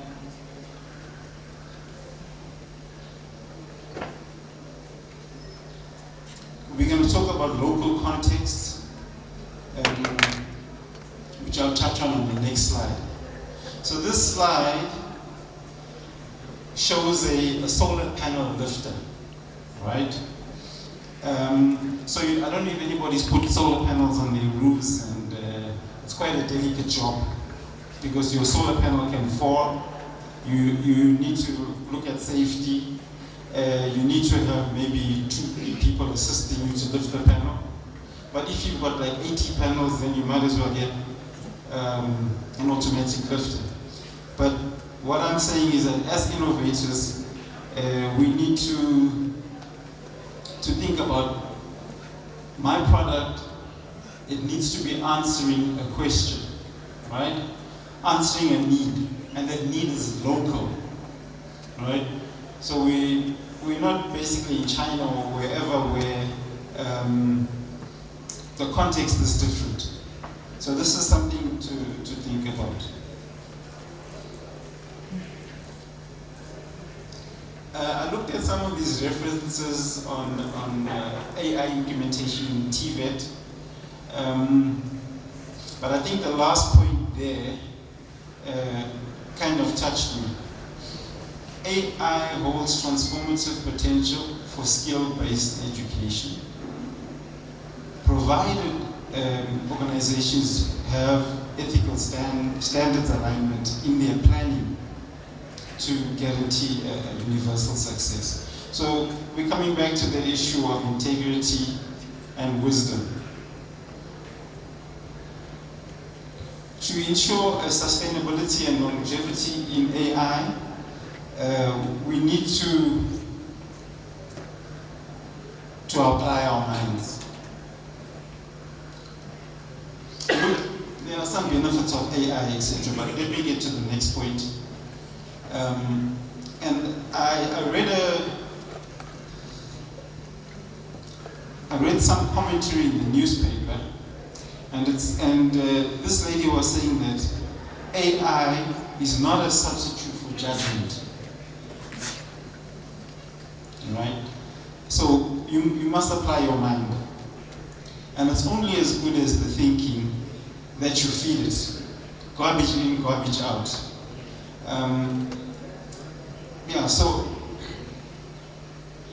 an AI can be used as a force multiplier. So it's supposed to help us produce quality products and safe products. The last point is on future-proofing of your career. And look what employers are looking for. They're looking for the soft skills, basically. Right? They're looking that you've got the technical skills and that you have the soft skills to complement that.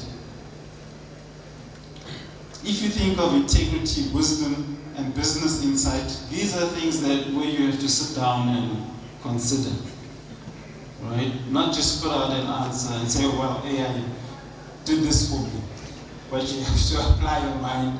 And especially if you're an entrepreneur, you want to make money, but you want to make it ethical. My last slide is a very important slide, I think, because this is basically the project life cycle model. This is what they use when they build a bridge or something like that. This is basically the thinking, that you have the planning phase and then you have the production phase. So I'm trying to speak to the innovators, that the innovators need to spend your time planning and thinking. Understand your customer, use AI if you will, understand your customer, but understand their needs and what you're actually offering to them. My next slide is my references. I thank you.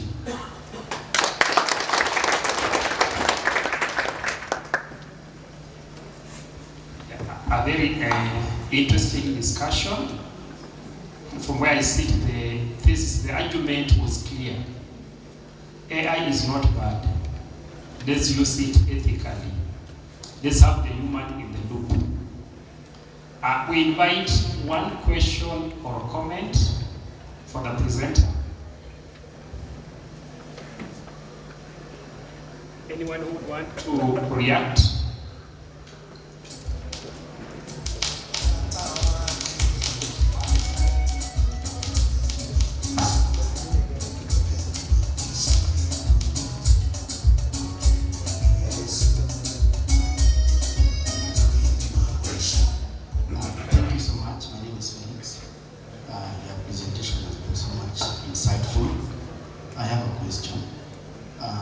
AI is good.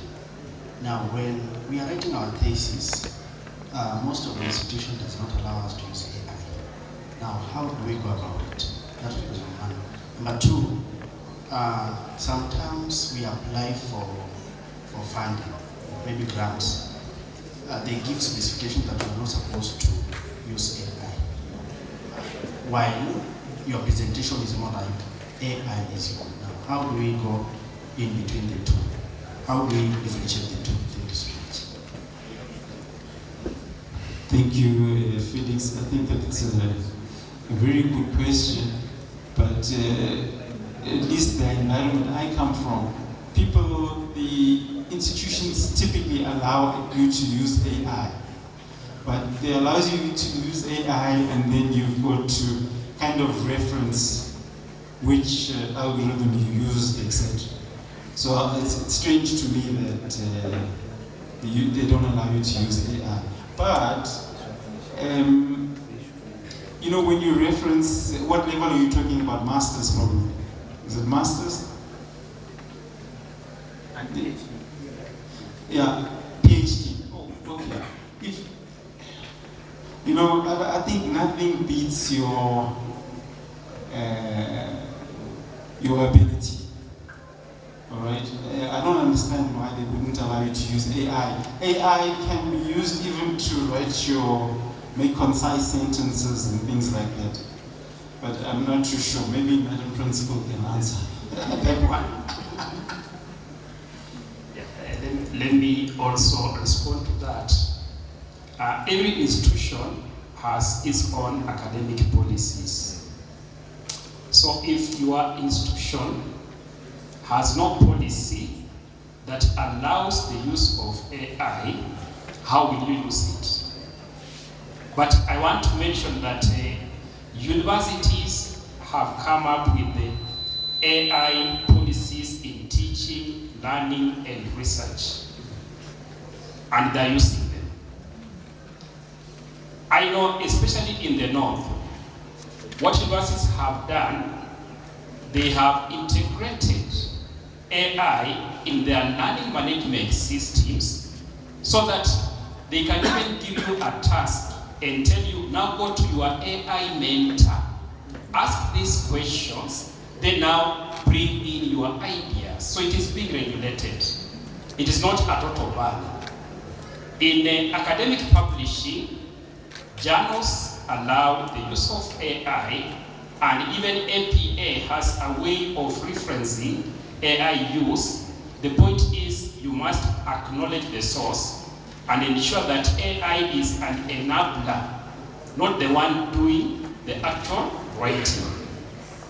So I think that's clear. You may need to check with your university, maybe they're in the process of coming up with an AI policy.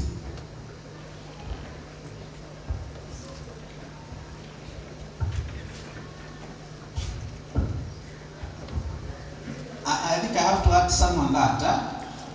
We have realized in my university that there are some lazy students who use AI to prepare their proposals. Master's proposal, you find everything is downloaded by AI. That's what we are trying to discourage. And we have come up with an AI, a tool for AI similarity index, which can be able to measure how much of the AI is there. Yeah, because there are those students who now rely on AI to do everything for them. I think that is why we discourage. Thank you. Thank you, sir.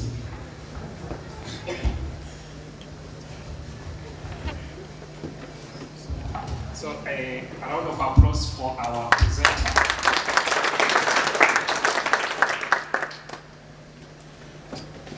Ladies and gentlemen, we have come to the end of our morning session. I was your moderator, Peter Changilwa. I teach at USIU Africa. It is now my humble opportunity to invite the Chief Principal, Madam Lois, to introduce to us the distinguished visitors who graced this occasion today. Thank you.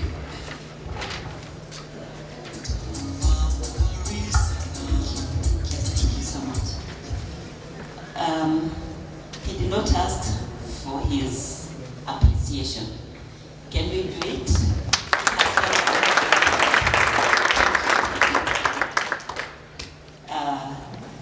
Our chief guest, Director, Human Resource, all other invited guests, good afternoon. This afternoon, this morning, I said yesterday, we'll say afternoon when we've eaten lunch. But we have been assured that the morning time is over. So I want to take this opportunity to just again say welcome to Rvtti, and we are really honored that you came. We did not have a session in the morning to introduce people. We were trying to catch up with yesterday. Activities took a lot of time. We were not able to do quite good work, but even then, we now have the opportunity. I want to request, starting from the back, I want to believe we have students in the house. Are you there? Okay, let's see. Okay, thank you so much. Let's appreciate them. And thank you for the questions that you raised. It then means you have understood that this conference is really yours. Thank you. Of course, in the house we have trainers. And if you're there, again, I'm sure many of them are somewhere. Let's see how many of us are there. Okay, let's appreciate them. Those who are perhaps trainers from Rvtti. Now let's see the institutions that are here with us. I was hoping I'll get the list, but I know we have a few institutions that are here. Many were here yesterday, so may I ask the principals in the house and representatives, please stand if you're here. Thank you. There are so few. Could you allow them to just say their names and just a word? Okay. Thank you. There was one behind there. Please don't sit. The chief guests,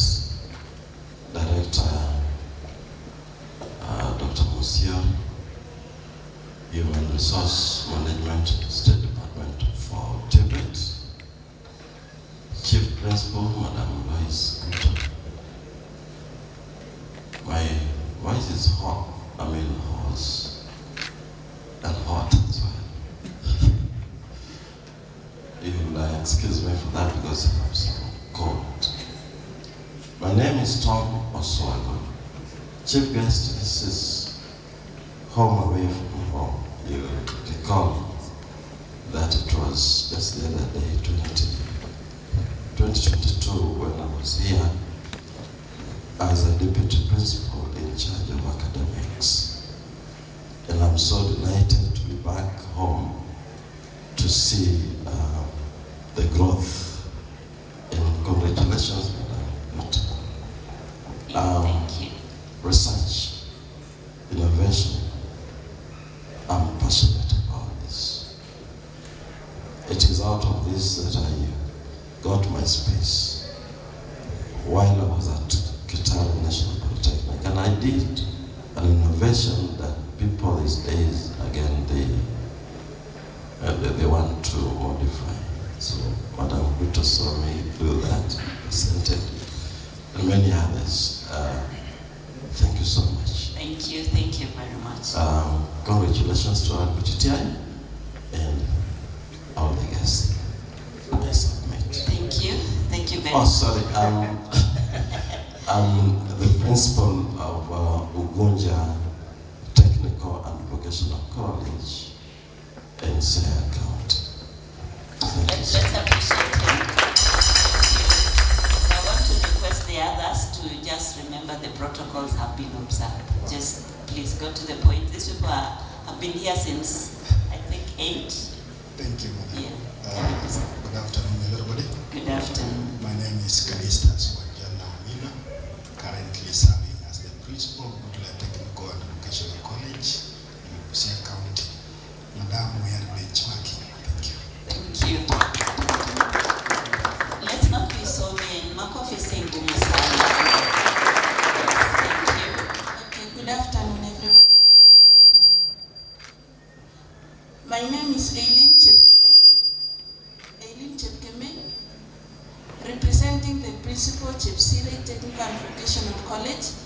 I am passionate about research and innovation, and that's why he chose me to represent him in this noble occasion. Congratulations, Rvtti. Thank you very much. Sana Chepsire is in Kerio Valley, Elgeyo Marakwet County. Thank you. Riding on the protocol observed. Good afternoon. Good afternoon. My name is Constantine Rapando. I'm a presenter and a representative of the Kisumu National Polytechnic. We are equally having the same event June 23rd and from 23rd to 25th. So I'm inviting all of you, but that aside, I want to say, Madam Chief Principal, congratulations. I've been here from yesterday. I've seen all the organization. I've learned 1 or 2. I'll take back to the team. Thank you, and God bless. Thank you.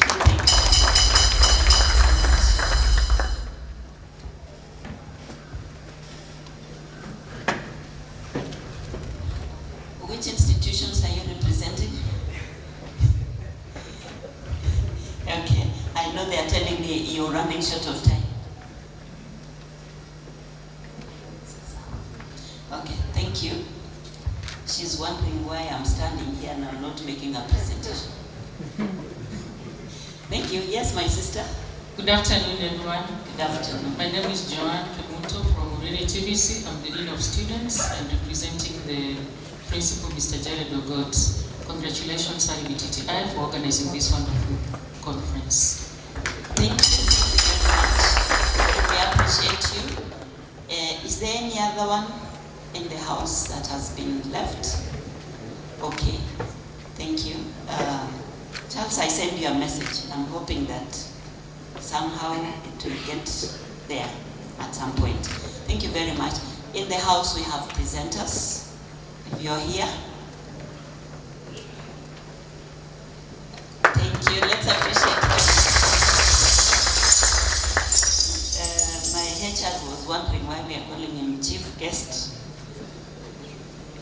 and he was a presenter, but he deserves that. Okay, thank you so much. Let's appreciate them again. We also have the chair of the sessions that have been here. Ni moja tu, hata wajana tumu-appreciate.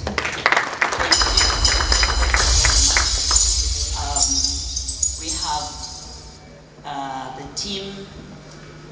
There are people who presented yesterday. They didn't lift up their hands, but let's appreciate them.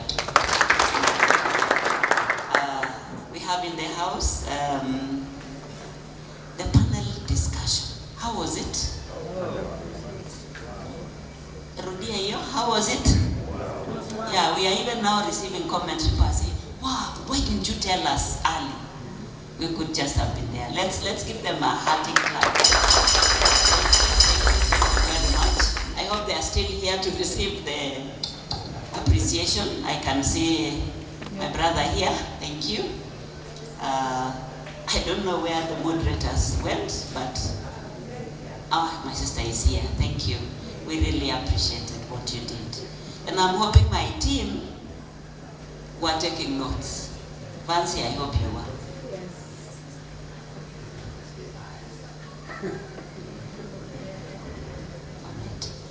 Thank you. Team Rvtti, did you take notes? Yes, madam.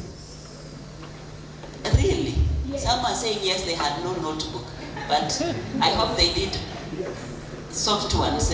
Thank you. We have learned so much. We are actually wondering, what have we been doing all this time? So thank you so much for bringing it out that way. My sister from JCOT, I salute you. You did it. My team, I think sometime they went to visit and it's like they didn't see what you are telling us. So if you see us again, and maybe now we may need to cross the border to the other side. Thank you so much. We have the editorial team. You're there. This event is yours. Let's see them.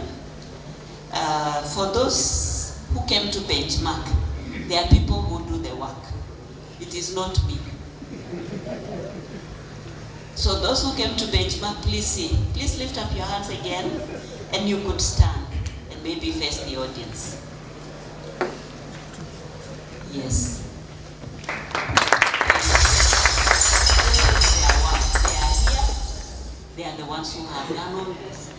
Our job was just to send the invitations to you. So thank you, we appreciate you. In the house we have, yesterday we had an officer representing the PS. We have just deliberately let her out, but she's here. She told me, their session is coming in the afternoon. My sister, just wave, let's appreciate. Yes. Yes, and I have seen one of the state agencies. Please stand if you're here. I have seen one. I don't know if there are others. State agency from our ministry. Yes. So tumpe asalimie.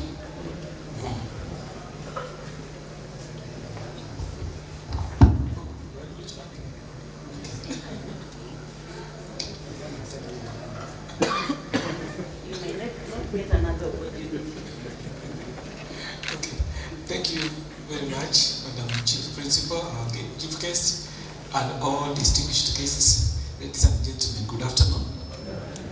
My name is Dr. Justus Wabwile. I'm a Director for Technical Services at TVET SIDAC, representing my CEO, Professor Kisilu Kitaike, who sent me to be here on his behalf. TVET SIDAC, for our guests, is TVET Curriculum Development, Assessment and Certification Council. We are the body that is mandated by law to develop curriculum for all TVETs in Kenya, offer assessment which are competency-based and certify candidates. Thank you very much and congratulations to Rvtti for the wonderful conference. This is commendable and keep Thank you. Thank you. I'm just looking for someone to do the prayer for lunch. So please come around.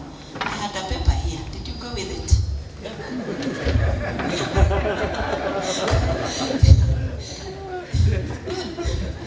You know, when you're a teacher, you think every paper is yours. Thank you. Thank you so much, Dr. We appreciate that you're here with us. Before we break for lunch, I just want to appreciate the team that has supported us to come this far. It has not just been us. Before I say the sponsors of this event, I just want to ask the team, the research and innovation coordinating team, please stand. If you are standing, it's okay. You continue standing. If you are sitting, just stand. Yes. Wengine simsonge huko. People came to benchmark. They need to know there is also another. They are called kitchen. In Kenya, they are called kitchen cabinet. Come this way. And if you are doing a photo, it would be nice to do. This is the team. Others may not be here, but they burned the midnight oil. Yesterday, when we went to rest, they went to meet and to see what needs to be done to ensure that the seats would still be comfortable, to ensure that this event would still be alive today. Situwapigie makofi. That's what we say. Thank you very much. We appreciate you. And finally, our sponsors. We have gold sponsor. Kiskia gold in Kenya. What does that mean? Means that one. That is CPF team. Today I can see their banners moved aside, but we have given them space. Their CEO is going to be here in the afternoon to give us a presentation, a keynote presentation before we close. That team has supported us enormously. We have seen quite a number of them there, and I want those who are benchmarking to know that you cannot do this thing alone. You need people, you need partners. Let's appreciate them. Thank you very much. We also have Absa Bank. We have 64 Auto Solution. We have Lion Hills Coffee. Some of us had a test of the coffee. It comes from the Lion's Hills. And I do not know if the excursion will take us there, but should you reach there, you can see the lions as they take coffee. We have the Baraton University. We have Oiben Connections. Thank you for coming. We have Table TVC. We have Epic Foods. We have True Foods. And we have Kenya Prisons, just to mention a few. The list is quite long, but those are the ones that are around here. There are others who may not just have come, but they have supported us. Naomba, can you help me to just appreciate them wholesale? And we do it there, Nyayo. Okay. So Nyayo, it means you do 3, 1, 2, 3, 1, 2, 3. That way. Okay, so let's go. 1, 2, 3. 1. 1. 2.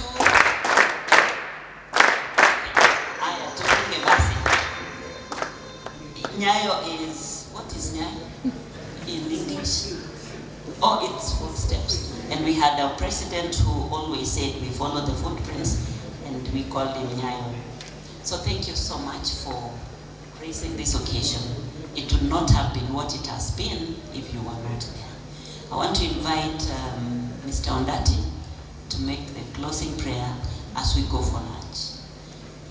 Closing for the morning session, so don't go away. We have a very serious afternoon. If you have had a taste of what it has been, then do not miss. This was just a tip. There is more to come. Oh, you're the one doing the prayer. Okay, thank you. Karibu sana. All guests observed protocol. Shall we pray? Let's pray. Stand as we pray.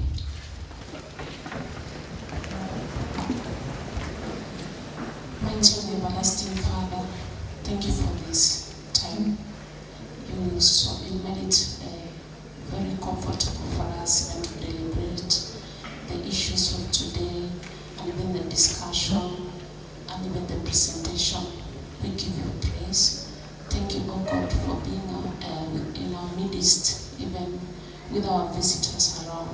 We appreciate you. And Father, even as we close this session, we pray that God, you may be with us, O God, even to the next session, the closing ceremony of this occasional conference. Father, we will adore your name and praise your name. For we pray this even as we break for lunch, that Father, you're even blessing the plate before us, and Father, even providing for those who are unable to get it. In Jesus' name we do pray and believe. Thank you. Please give us direction. Where is this lunch? Thank you so much.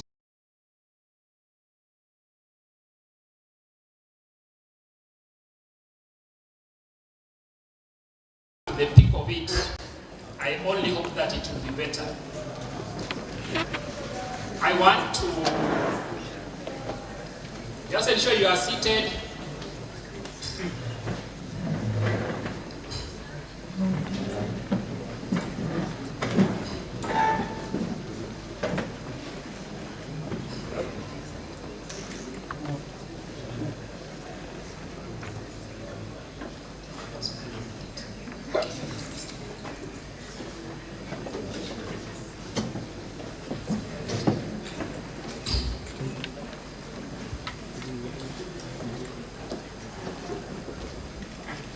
Ladies and gentlemen, we want to begin our afternoon session.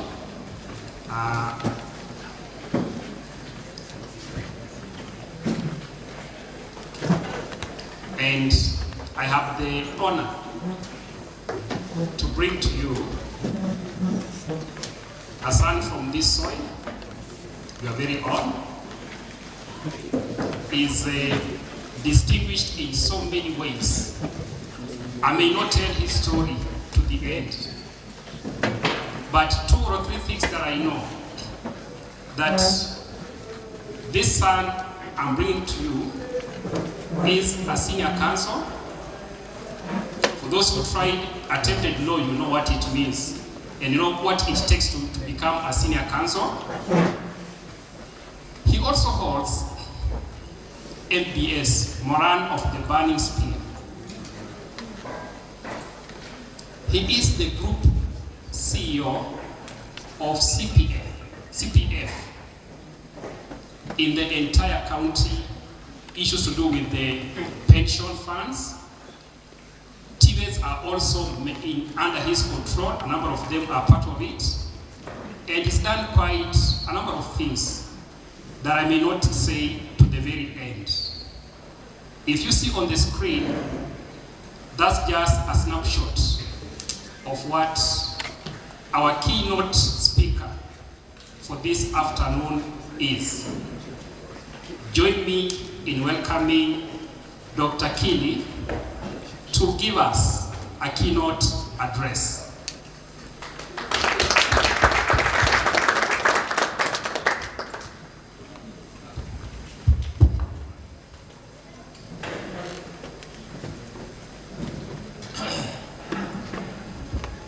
Distinguished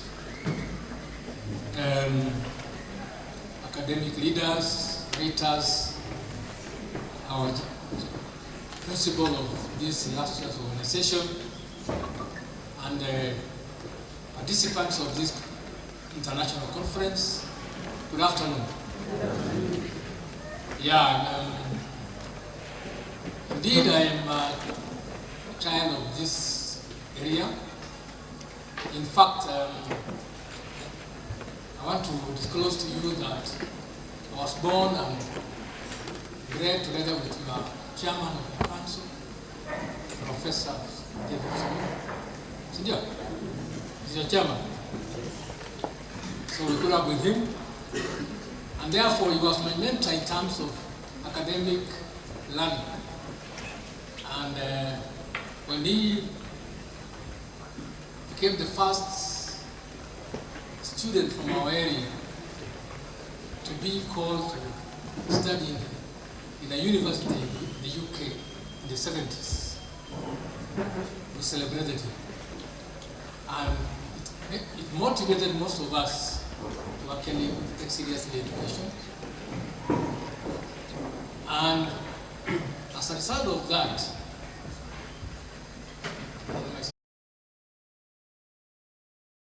you're supposed to innovate and grow your business.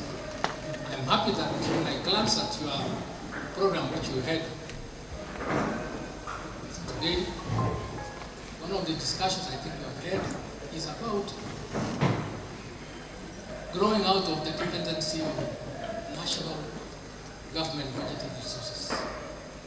I want to tell you, you're looking at an institution which does not depend on government funding, other than as contributions to our members whom they sponsor in our schemes.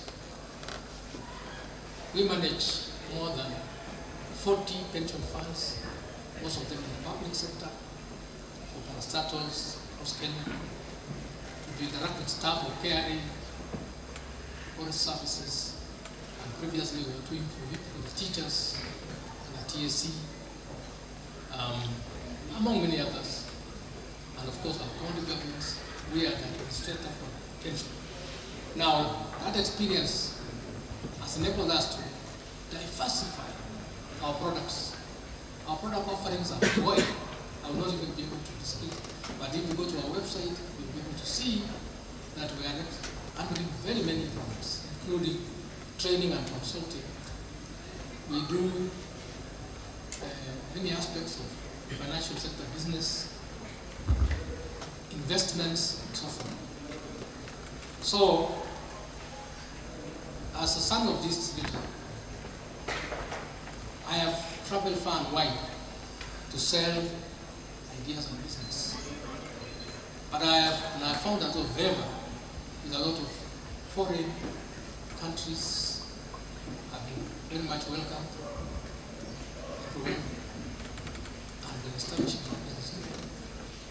But I have asked myself, what can I do for the area I come from?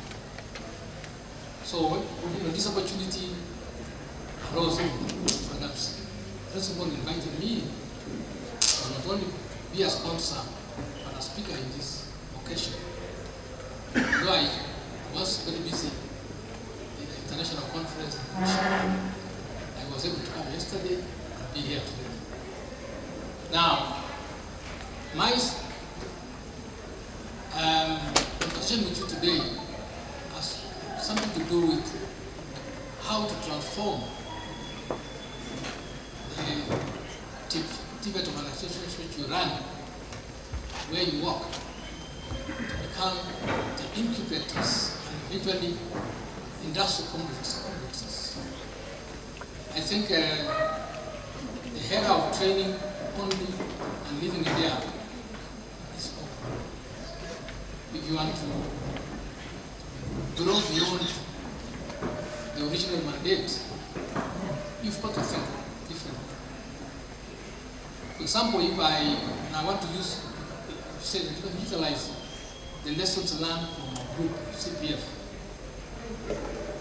and indeed some of the other organizations.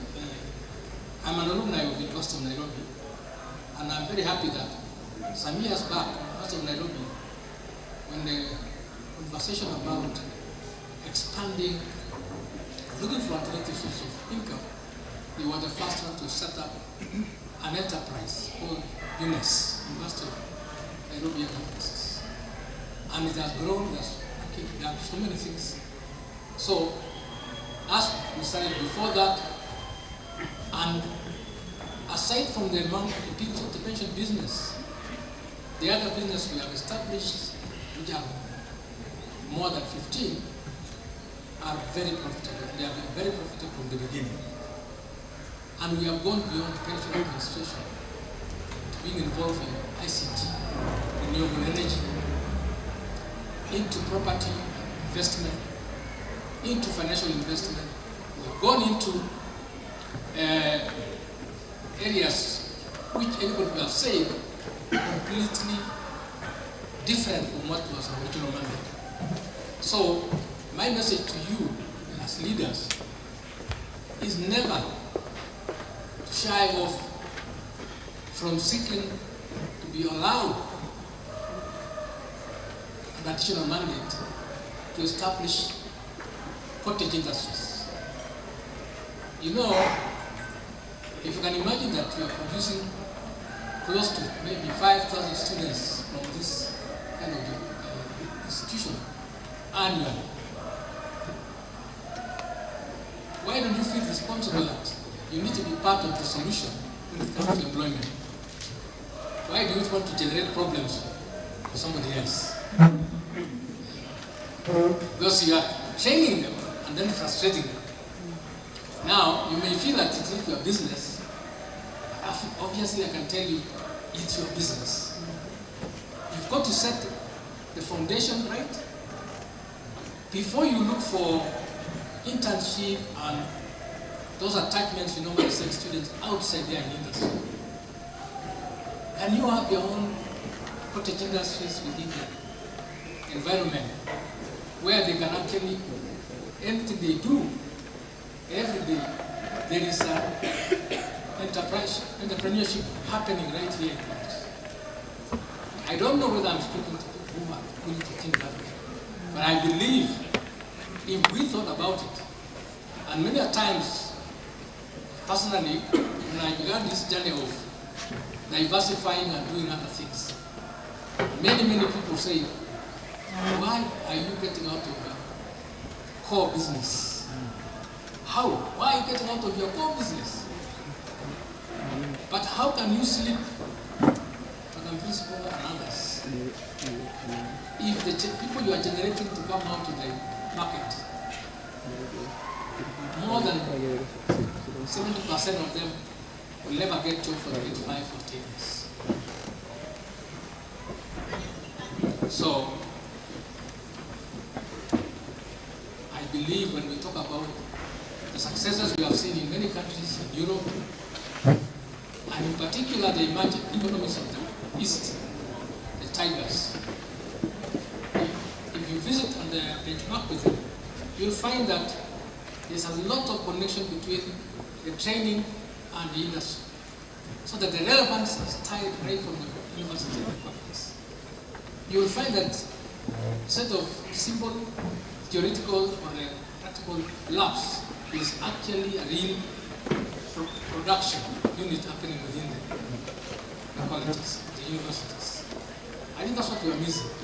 You may complain and say, we are struggling with funds to even meet our recurring expenses. But I want to tell you something. Nothing has beaten an idea whose time has come, or a willing leader to get resources.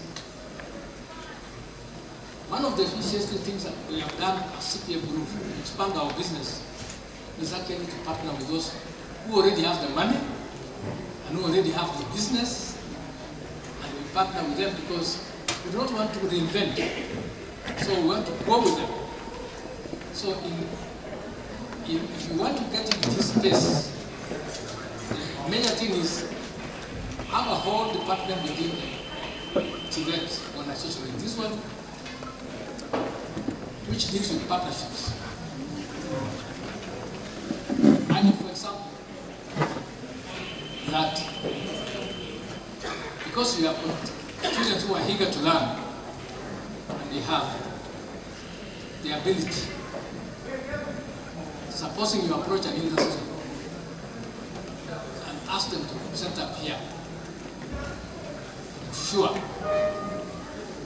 so long as it's not one of those difficult industries to set up, like very polluting industries, obviously there will be a lot of business.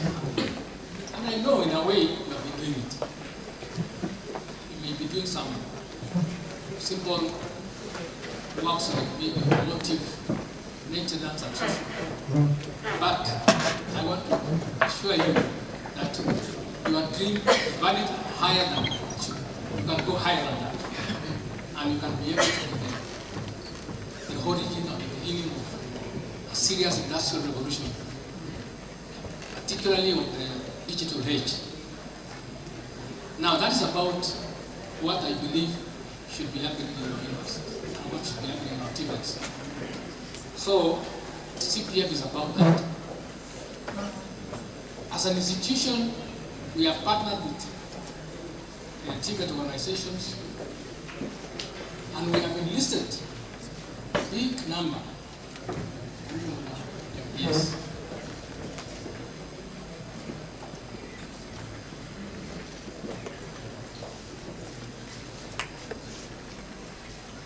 Yes, so we have partnered with many TVET organizations because we believe that growing with TVET in terms of staff welfare, which is one of our biggest lines of business, is very crucial.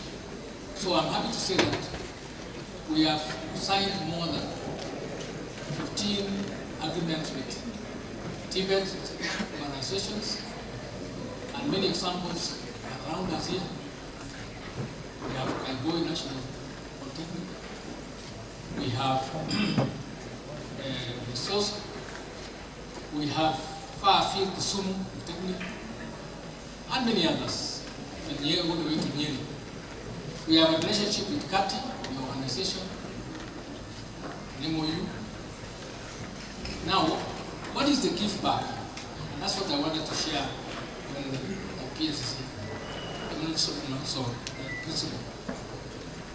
Now, in this journey of the growing and developing our institution, you will definitely run out short of funding. The budget is not limitless. Just been seeing the education budget for this country, it is so limited. We are scratching the surface. And we cannot be the only ones asking for funds. The rest of the country needs something else. In that case, therefore, one of the models I have implemented, and it is good for you to know, whenever we work with our employers who have given us the employees to provide pension to, under our Taifa Pension Fund, which is actually the one approved by our regulator in Kenya to offer second tier of the NSSF contributions. So you don't really have to start, it's not a new money. It's there. If you're already a member of NSSF, NSSF takes tier 1 and will take tier 2. So in the counties, our partnership has already started with several counties asking us to do an investment within their counties. We have developed huge facilities for our counties, which they are able to pay over a longer period of time. They are real examples. Homa Bay is one of our first ones. We are currently working on building not only a county headquarters, worth around $1 billion for Narok County government, but also building an international airport for the Masai Mara. And we are engaging with other counties, also national. We are in conversation with both private and public universities to see how we can assist them to structure an investment for student hostels and other such facilities.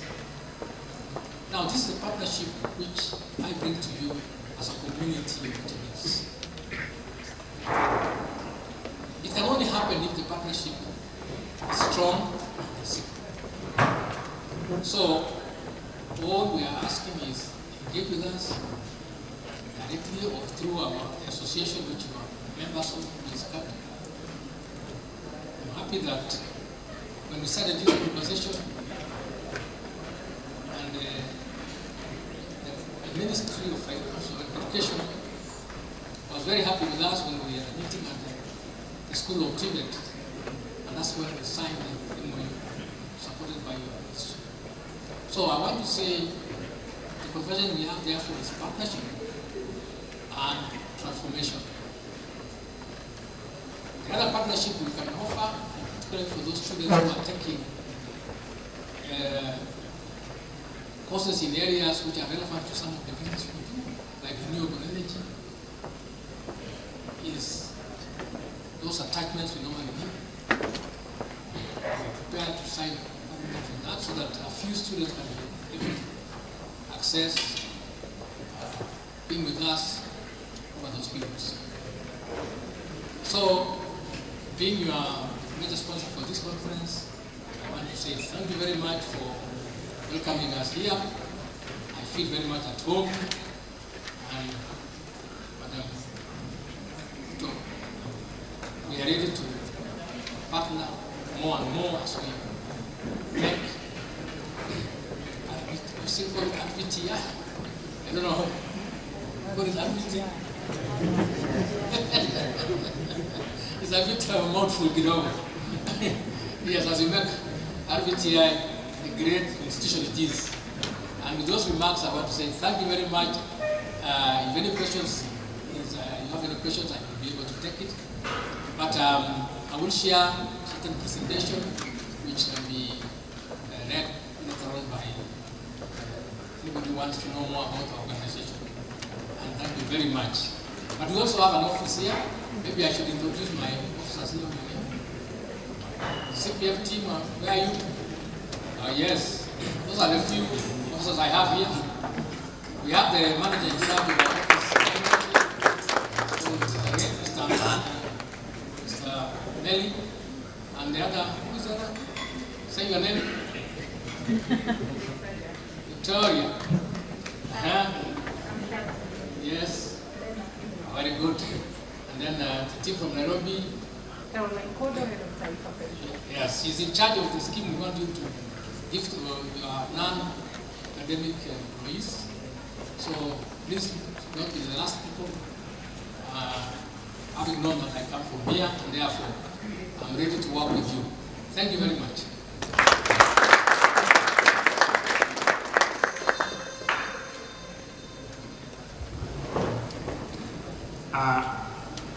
Before he sits down, anybody who may have a question or a comment? Yes, there is one there.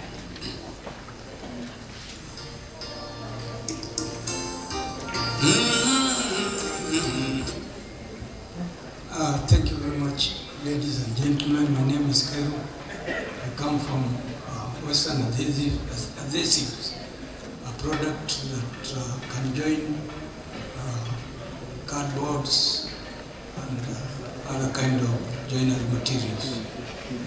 My question is, if we come from Juakali, how is our route to join the organization? Thank you very much.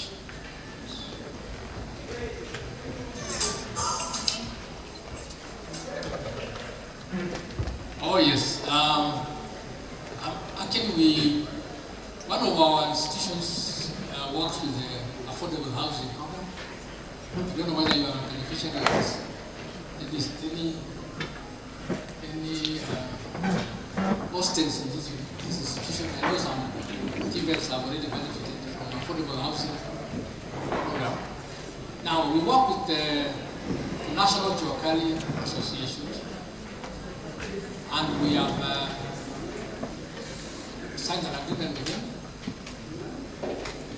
One of the products which shall be rolling out for the Juakali is something called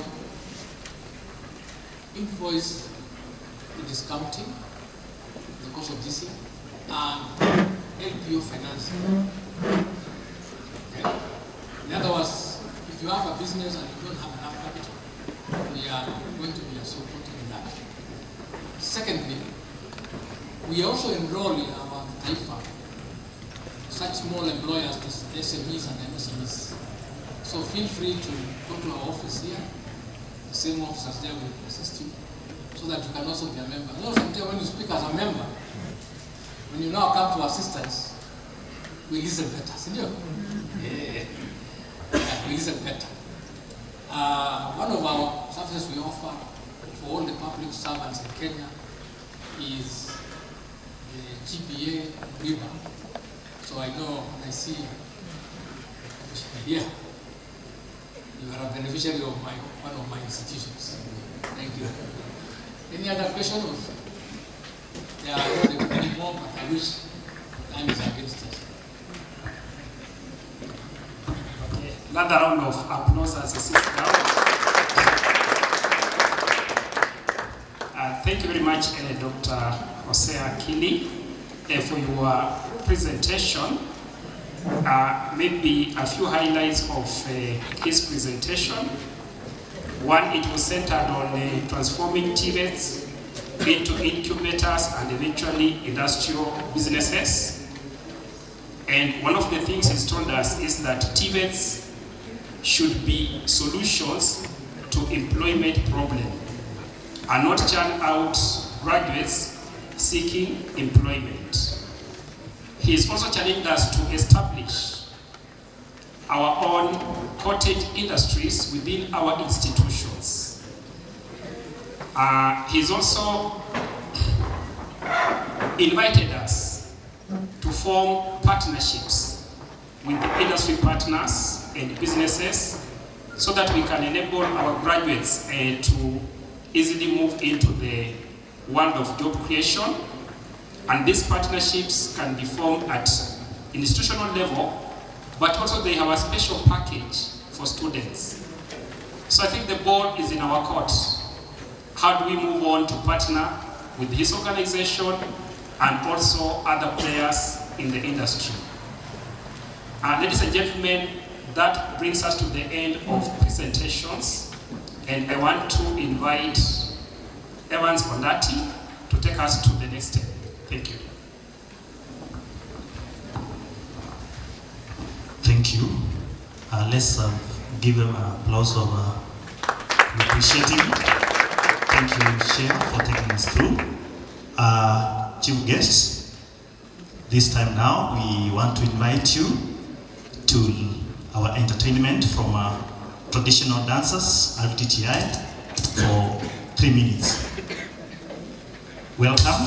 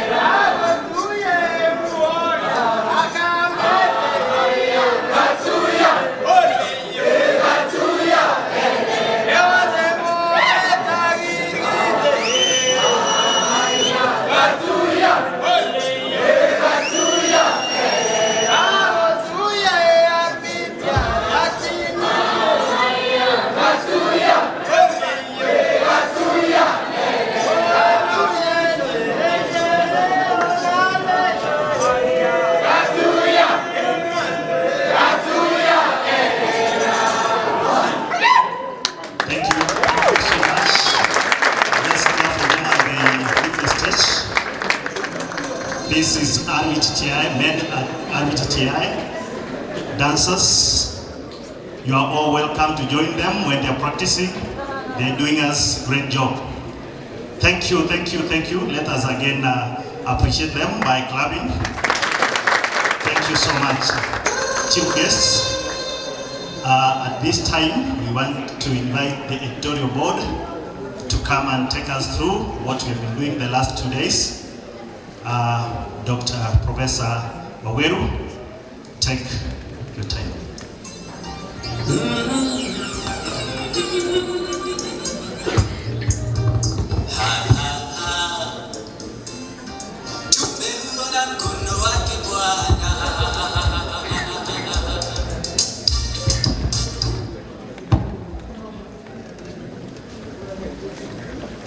Our chief guest, Madam PS, Chief Principal, board members, distinguished guests from the county and national government, participants, ladies and gentlemen, good afternoon.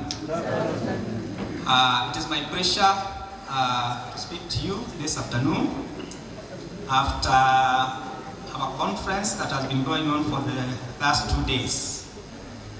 Those who have been with us from yesterday, can you agree with me this is one of the most exciting conferences that we have had? Sindio? Yes. Can you cheer up by a clap?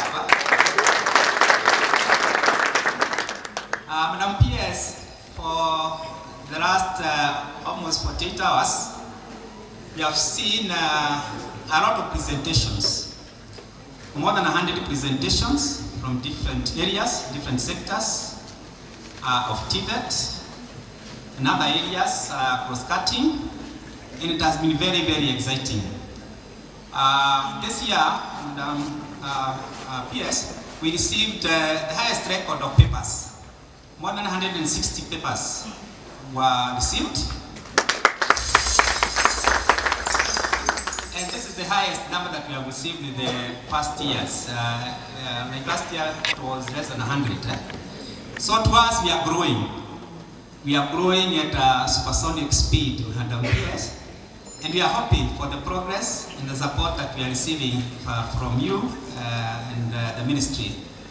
Madam PS, from those presentations, we have also had guest speakers what we are calling keynote speakers. This is the highest number of keynote speakers we have received, more than 10, I think around 12 keynote speakers. And those who have listened to these keynote speakers, they have given us very, very impactful address, which can make a change or a difference from how we came here. Perhaps yesterday I didn't introduce myself, because yesterday I think I introduced my members, but I did not introduce myself. I don't want them to come here today, but I'll start with myself. My name is Dr. Samuel Waweru. I'm the chief editor of Rvtti Journal, and with me I have a team of members, very able members. We call them international because they come from all over the globe. I may ask them to stand and wave. Members of the editorial board, please, those who are present.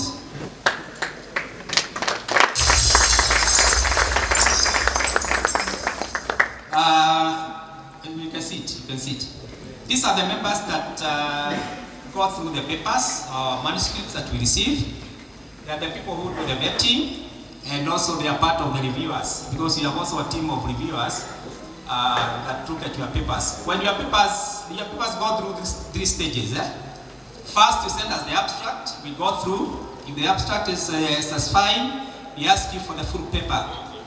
After getting the full paper, we invite you now to present in the conference. After the conference, we are going to look at those papers and send them to reviewers. Recognized reviewers out there who will look at the topic, look at the composition, the context of the paper, and if the paper is good enough, now it will pass the test for publication. If it is not, we will send it to you and tell you these are the areas to correct. So we will not deny you the opportunity. If you get those kind of corrections or those kind of amendments, please take them positively, clean your paper, send it back, we shall consider it. Madam PS, we are almost coming to the tail end of our conference. I don't know what you call it, is it the beginning of the end or the end of the beginning? It is almost the end of the beginning. And while this conference was going on, there was another activity down there. We had a lot of innovations. I think, I don't know how many had a chance to go through those booths to see what was being displayed. There are very nice innovations that are going on. So there was a team of our board members that were taking part in what we call judging, evaluating those innovations for the purpose of giving us some judgment of what is the best and what is not good. But all of them are good. But you know, in a competition, there is always what we call number 1 and number 10. You may not be the last one, but of course the rank can just fall on the last rank. So there's a very able team that was taking part in that activity. I don't know whether they're here. The judges, are they here? Madam Agnes? They are not yet.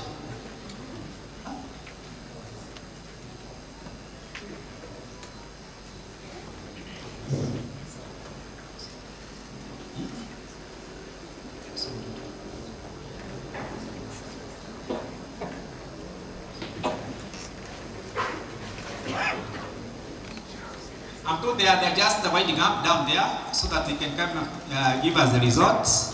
As we wait, maybe we can get some entertainment, then the team is coming back.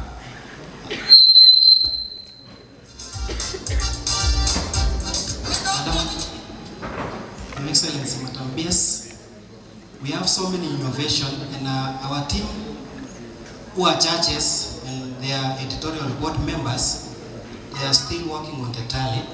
They are yet to summarize. So we were overwhelmed with the number of innovation across, and we want to get the winners, number 1, 2, 3, and we have also 9 categories, number 1 to 9. So we want to get the winner for each category. So Madam PS, we'll skip that part as we wait for the final tally. So back to MC, you can proceed. Thank you. Let's clap for them. Appreciate them.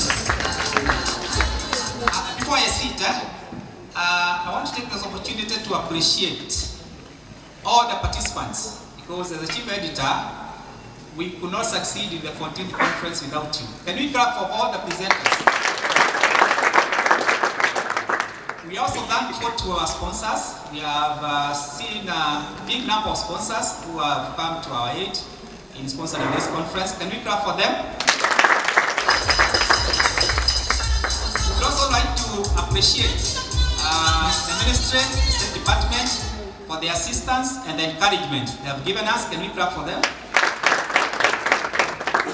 I would also like to thank the management of this institution, led by our Chief Principal, the Board of Governors. They have been a wonderful team to work with. From the beginning to the end, we have seen a lot of support, and we are happy about that. There's another team that I want, let's clap for them. There's another team I want to appreciate. Those who are here and watched the show today, the discussion forum. How many watched the forum today, the live forum? Hey, how was it? I heard somebody say, wow. Was it wow? Can we clap for that team? Madam Chief Guest, we had a very, very exciting moment in the morning.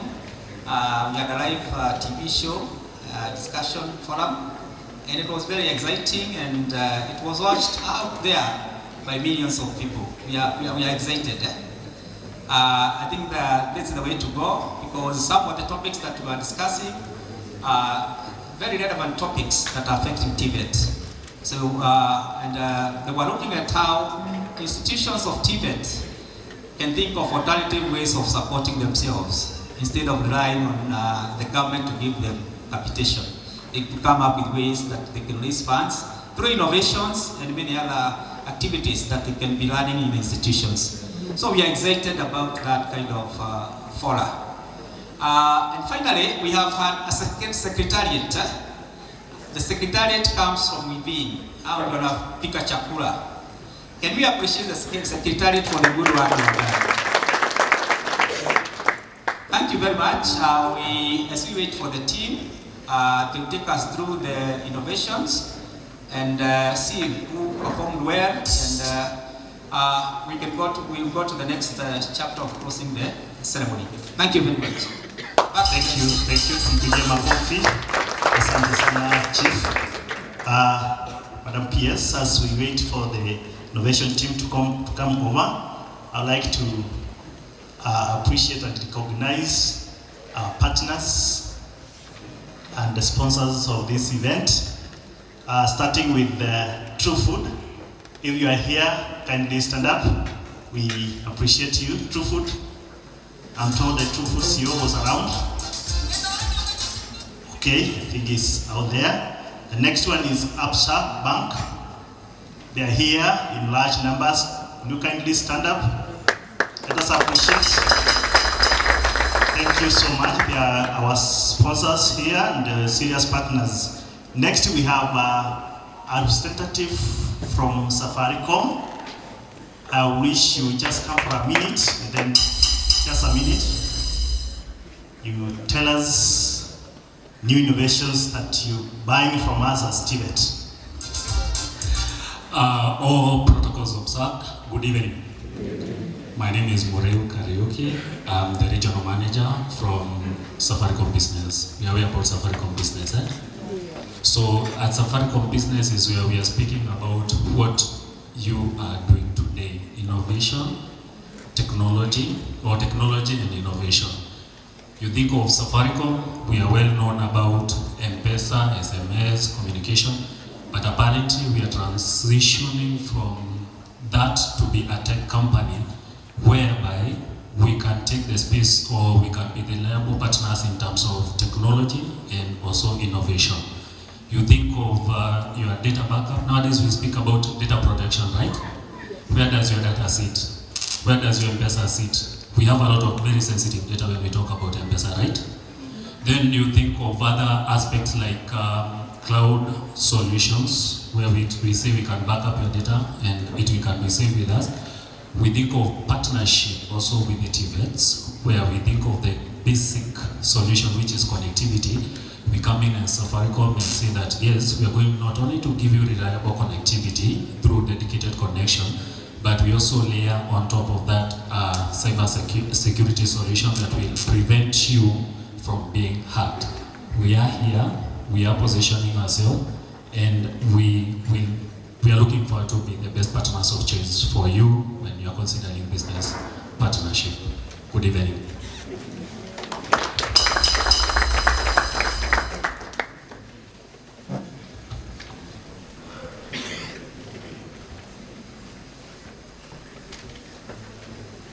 Thank you. Let's tupigie makofi. Thank you for standing with us.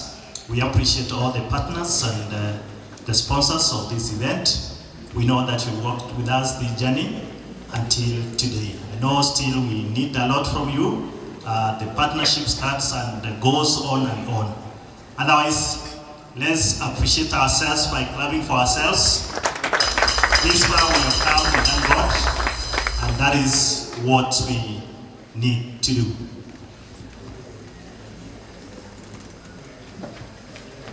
True Food, are you here? True Food?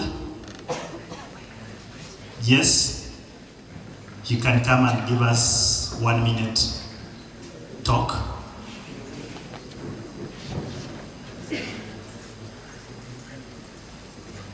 True Food, they have a variety of food, and I think you're going to say more. Good afternoon. All protocols observed. I want to appreciate this opportunity to come and be part of this great conference. I'm from True Foods, Florence, Kenya, Talent Management. True Foods Limited, a food manufacturing company that has been in existence since the year 1958. So essentially we've been around 64 solid years. And we are in the business of giving you the best on the table and in the kitchen. We call ourselves the home of variety because we produce a variety of great food products. So receive greetings from our CEO and Director, Saga Malde, and the entire True Foods family. So at True Foods, we are about growing young talent. We really believe in growing young talent, tapping young talent. And so our business here is to first of all enlighten you, enlighten the students about our career opportunities. I thank all those students who've been able to visit our career desk there at the tent, and I believe we've had a good conversation about the opportunities in form of attachments, in form of internships and graduate training programs. And I was telling your students that we have specific passion for technical related job opportunities. We are looking for food nutritionists, we are looking for quality analysts, we are looking for electrical, mechanical engineers, we are looking for ICT experts and other related careers. So this is a great place to tap great talent. We appreciate the good reception we've received from the management and the students' fraternity. So True Foods, we have great brands: Zesta, the jams, the sauces, the peanut butter, and other, the drinking chocolate. Canned foods, Kenelon is our brand, and very nice biscuits. Those who love biscuits, digestive. We go by the brand name Golden. And we dare you to come to our company. And we are encouraging, I was talking to some HODs, especially in the food technology department, and also in the technology department. I dare you to visit True Foods and see for yourselves how we produce these foods, these tomatoes. You know, some people think this is just a mix of colors. But I want you to see for yourselves that we are also in the business of promoting our farmers. Our tomatoes are from where? We have a farmer that has 40 acres of land just to produce for us tomatoes. The pumpkin, the palm, red plum from Nyandaro,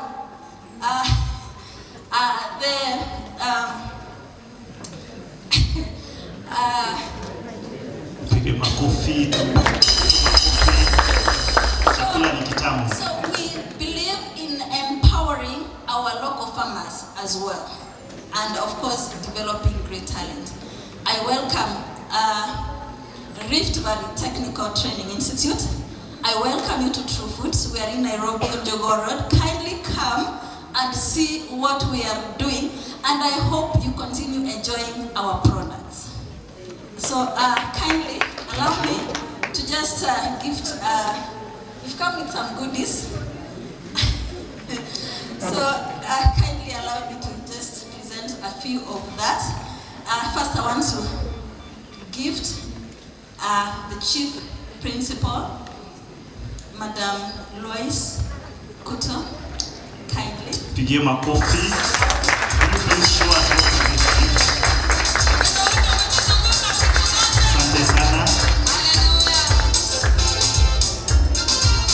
Okay. They are going to show us the items. That's wine. We appreciate that.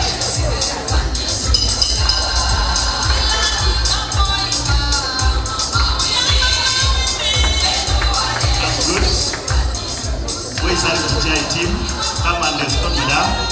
Rvtti team, where are you? Each one of you to carry a product.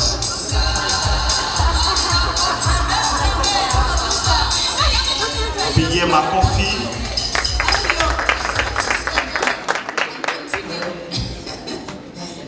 Yeah, kindly. Yeah.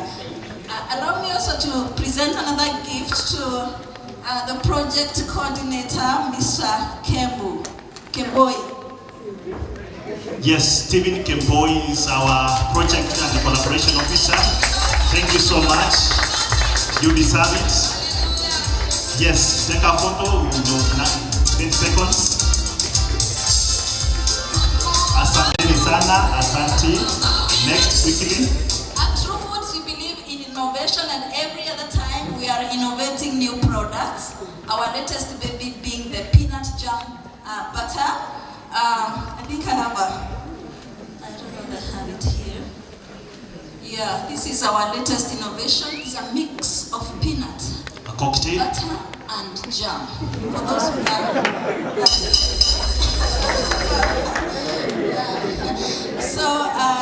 so we believe in innovation. Therefore, I want to gift our research and development HOD, Mr. Sambu, and I hope you continue doing more innovations. Yes, we can have one from Rvtti to represent Mr. Sambu. Yes, let me have the development HOD, Mr. Sambu, kindly. Deputy can come and have on behalf. Thank you so much. Tupige makofi anapopokea on behalf of the director.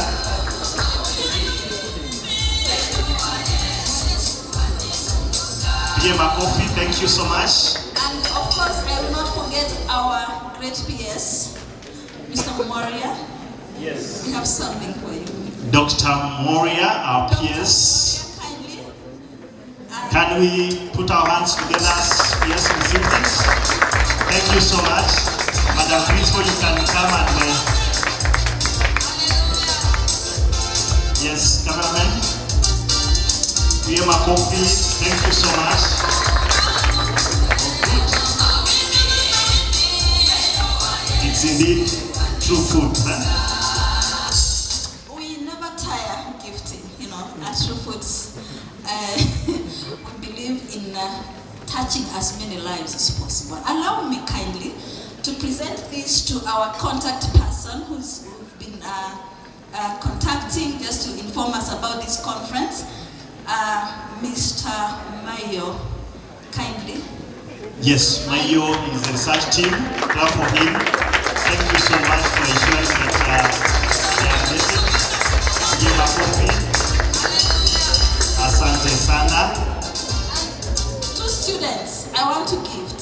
Two students. Now, somebody tell me, we have students here? Yes. We have students? Yes. I have two goodie bags here. And I want to gift, the one who will raise their hand first. All of them at the same time. Wait for the question. Wait for the question. Chocolates. The boy child. We have The boy child. drinking chocolate by the name Chocobust. It's a combination of what? Chocobust. Chocobust. Yes. Not Choco Primo, Chocobust. It's a combination of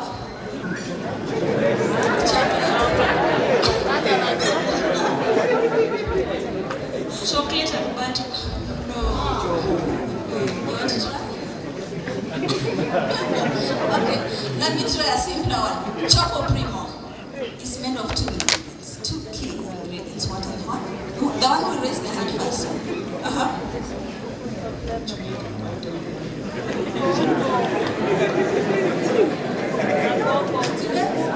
Yes. Cocoa and sugar, great. She gets it. Kindly come. Welcome in front. Pima coffee, mwanafunzi. Thank you. Take a photo before you leave. Pima coffee. Thank you. Next. Last. Our wide range of biscuits. We have very nice biscuits we produce. They go by the brand name what? Yes. No, the brand name for all our biscuits, the digestive, yes. No, True Food is the company's name. Our wide range of biscuits go by the brand name Golden. Yeah.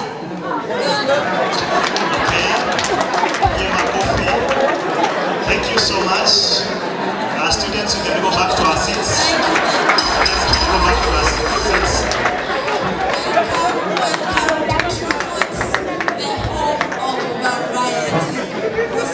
Thank you so much. Tupige makofi. Asante sana. It's indeed True Foods. Thank you so much. Let's keep on partnering, keep on working together with us. Asanteni sana, nashukuru wote. I humbly request all of us to be calm because we want to move to the next session. Yes. Thank you. We want to now invite our Chief Principal to take us to the next stage. Chief Principal, Madam, you are most welcome. As you, thank you. Let's clap for us. She comes up.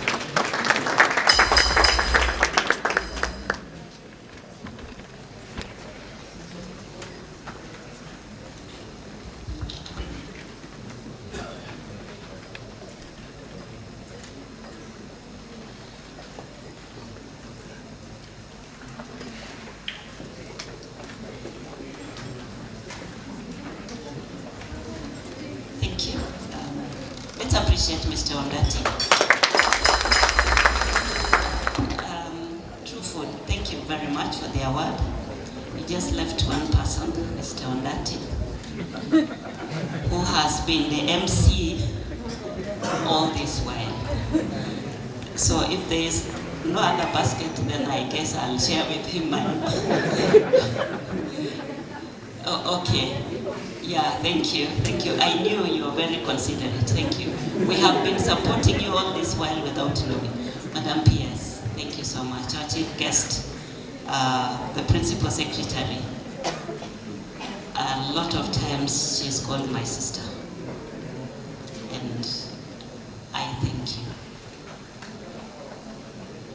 Our county commissioner, represented here by our DCC. Director HR, Moshiori, representative of the county government, I don't know if they're still with us, regional director, all CATI principals and their representatives, the Rvtti editorial board, distinguished keynote speakers, the conference secretariat, all presenters, moderators, rapporteurs, delegates, and esteemed partners, sponsors, trainers and trainees, the media colleagues, ladies and gentlemen, good evening.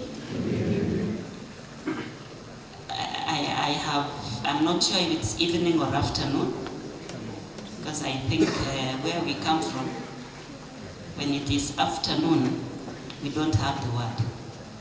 We only have morning and evening.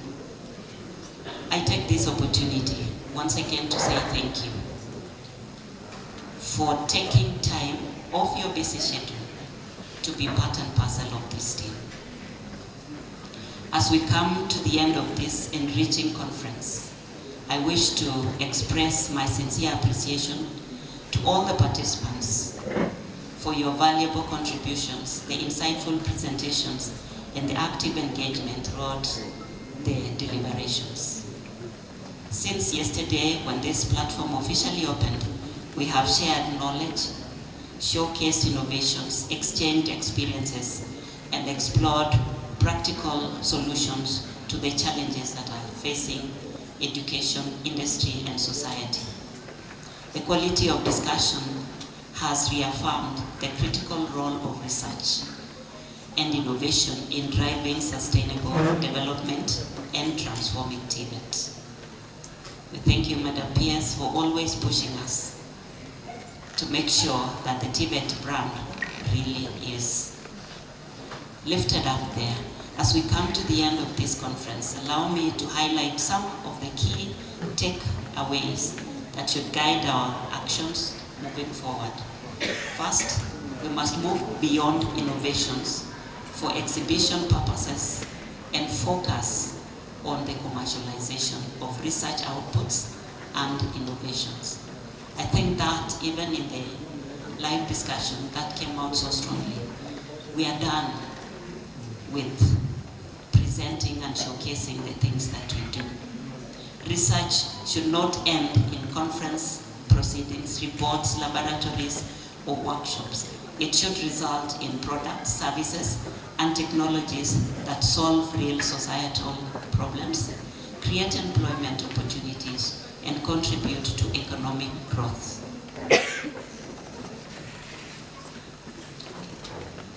We must also strive to produce high-quality innovations that can compete effectively in local, regional, and global markets.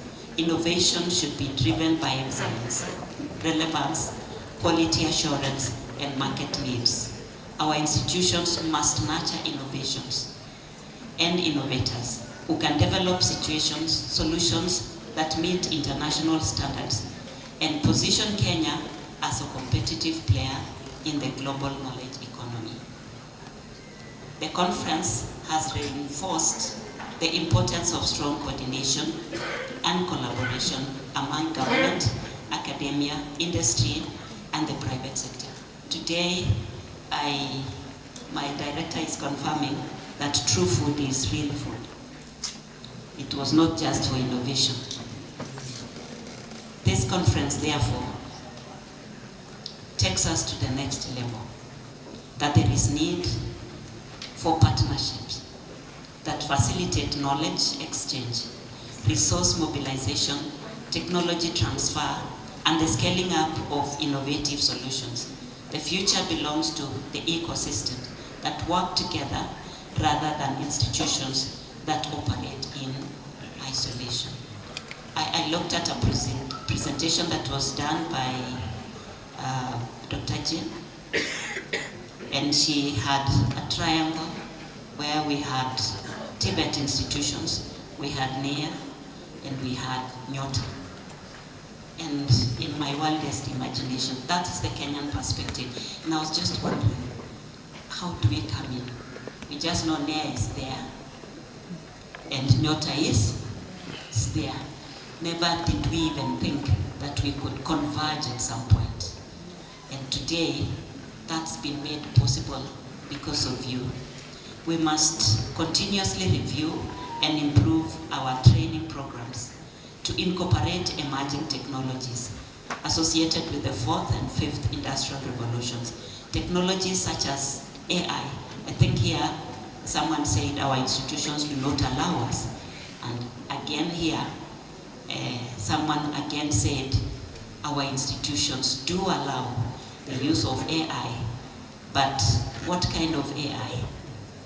Such as AI, robotics, automation, big data analytics, the Internet of Things, digital manufacturing, biotechnology, and green technologies are rapidly transforming workplaces. Our training system must therefore remain responsive to these changes to ensure that graduates possess the competencies required for current and for future labor markets.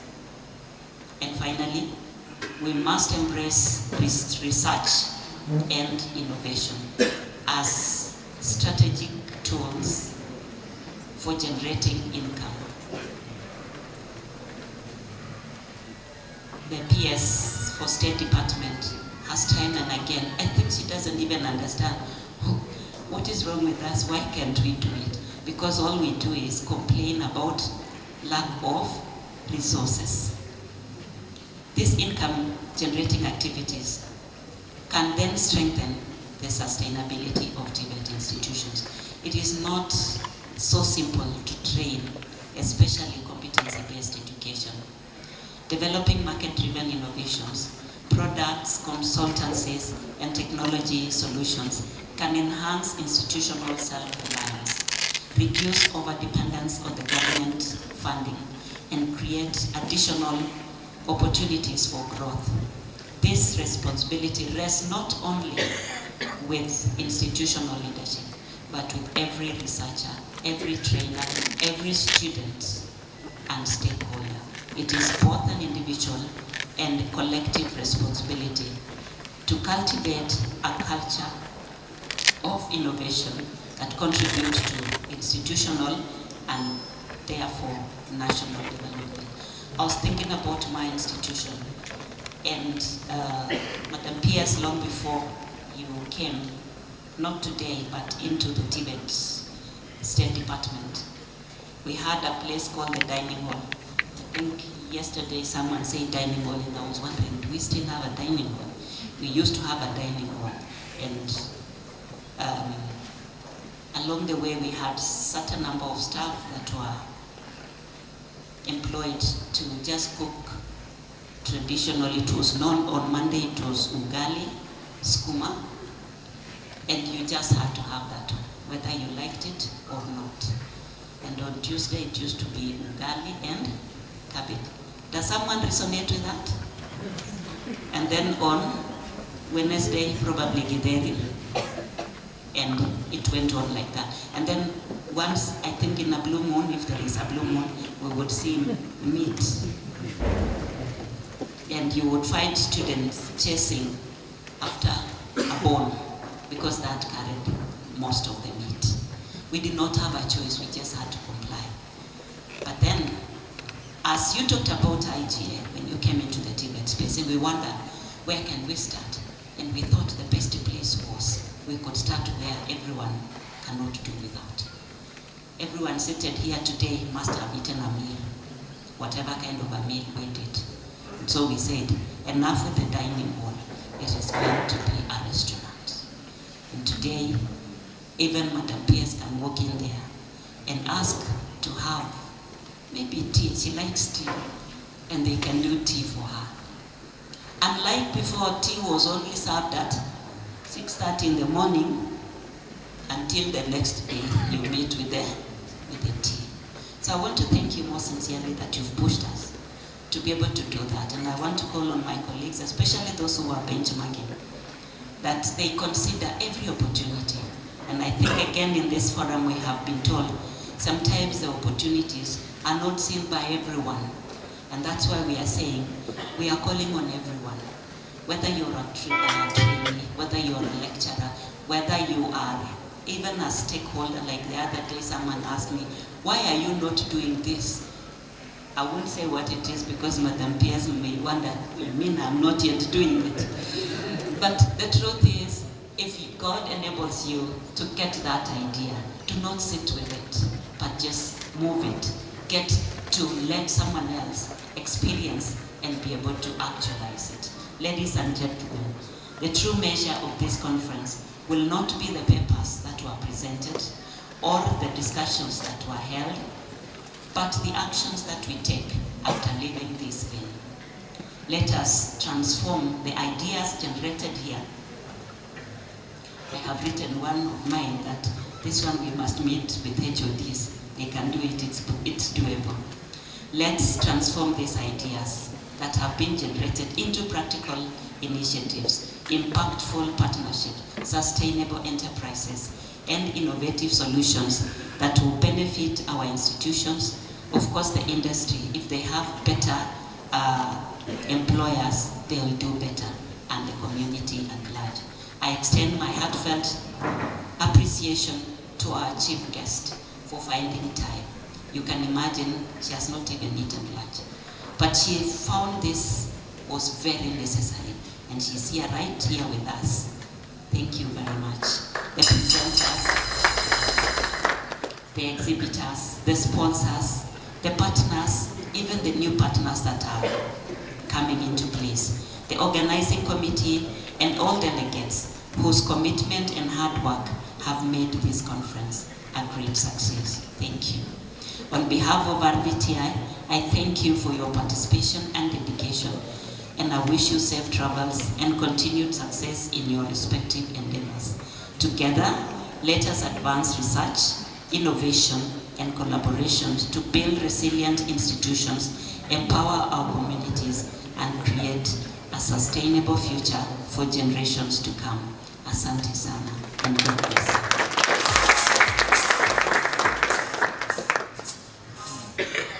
Since you're clapping for me, I won't ask that you add.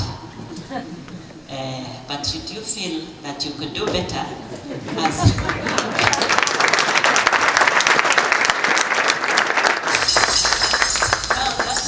real you. Don't be so mean. That's what I've been saying all along. What does it take to just clap? It is part of the exercise. It gives us a life. It gives us life. It gives us strength. And it encourages someone else to go on. Do you know how hard it is standing here before my very own boss, the director, and then Madam Pierce? You think it's easy? So clap.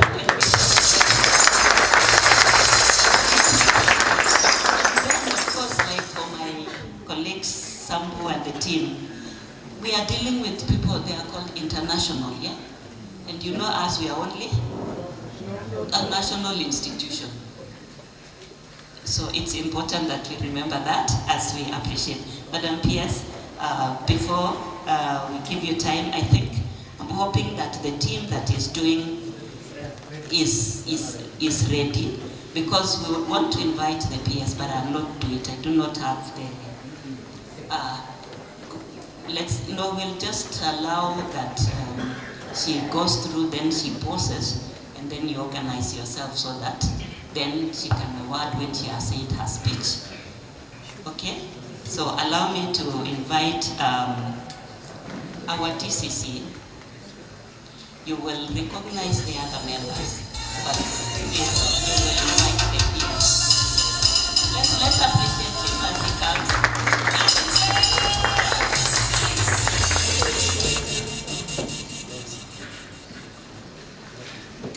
Tumpatie klafu ile nyayo. Moja, mbili, tatu. I think Madam, you've done a wonderful job. Madam PS, we are very grateful to have you here.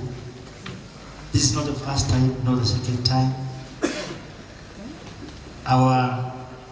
The board of management from this college, the chair of editorial board, the members, the staff of this institution, the principal from different colleges, the presenters. We are happy. Hamjambo. Hamjambo tena. I have no written speech, but before I say one or two, allow me to introduce my team. Just stand. Then you can salute the PS. This is our SEC, Madam Sarah Kendagur. I am with the OCPD.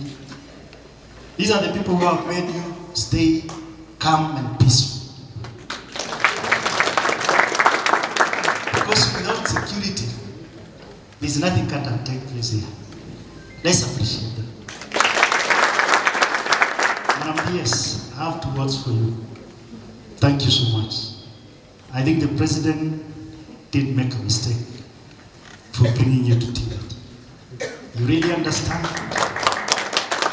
You have the drive, you have the energy, and you have the direction where Tibet should head. I think the future of this country is Tibet.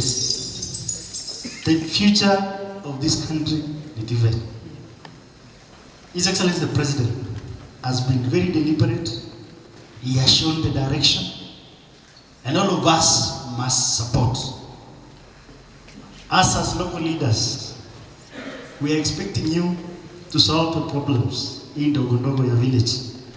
And I have seen innovations that can be used even to help farmers. There is an innovator there. Ile mali umeweka mahindi kama monkey is disturbing you, or even kuku ama nini, he has an innovator.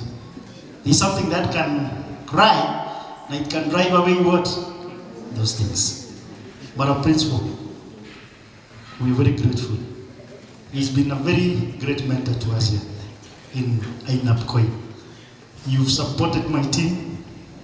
You've worked with us in so many things. We've done conferences here. The food that he was talking about is very delicious.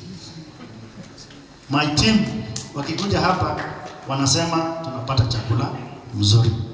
God bless you. You have a great team. Madam PS, we partnered in bringing new students to different colleges. And today, when I heard you are a daughter of a chief, I was so impressed. Kumbe sura yako ya ukali imetoka kwa baba yako. So I'm so grateful. Because when we see watoto wa chief wakisimama, wana nini? Msimamo. Na una direction. We will support you. We are very lucky here in Enapkoi. We have 2 divets. Tuko na Kip Kabus and we have Rvtti. We've been trying. And let me promise, before the end of the year, we will do something good. Na tutakuwa na student here. As I end my speech, I have seen coming together the industry na wale ambao wanasomesha. I think this is the way to go. If we can allow nyinyi mtoke nje, so that each and every student that anamaliza TVET is given 1 year for training, I think that would be the best. If the government can come up with any student that passes through an institution, technical courses, they go for 1 year training, then be paid. So without much ado, thank you so much for choosing Eldoret. This is the city of Janjos. See, kama utalala 3 days, the places, you are very safe. Madam Principal, I want to report that your students here, hakuna hata mmoja tumeweka sel.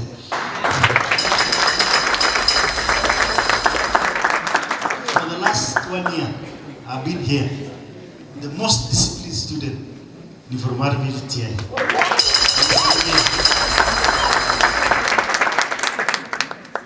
Eldoret is becoming a 24-hour economy, and these students are doing well.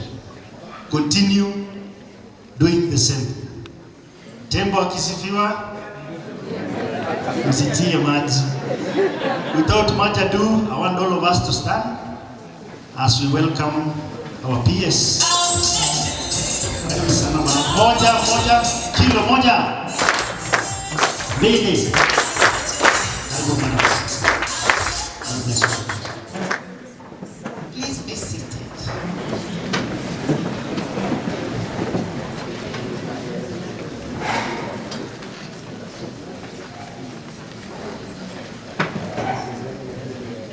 The chairperson of the Rvtti Technical Training Institute Board, the chief principal, my sister Lois, TVET principals present, industry partners, ministry officials, researchers and innovators, trainers and trainees, ladies and gentlemen. Habari zenu? Nisalimieni hewani. God is good. And all the time. God is good. And that is later. Wow. And I am a witness. As we come to the close of this conference, I will not begin with the usual language of ceremony.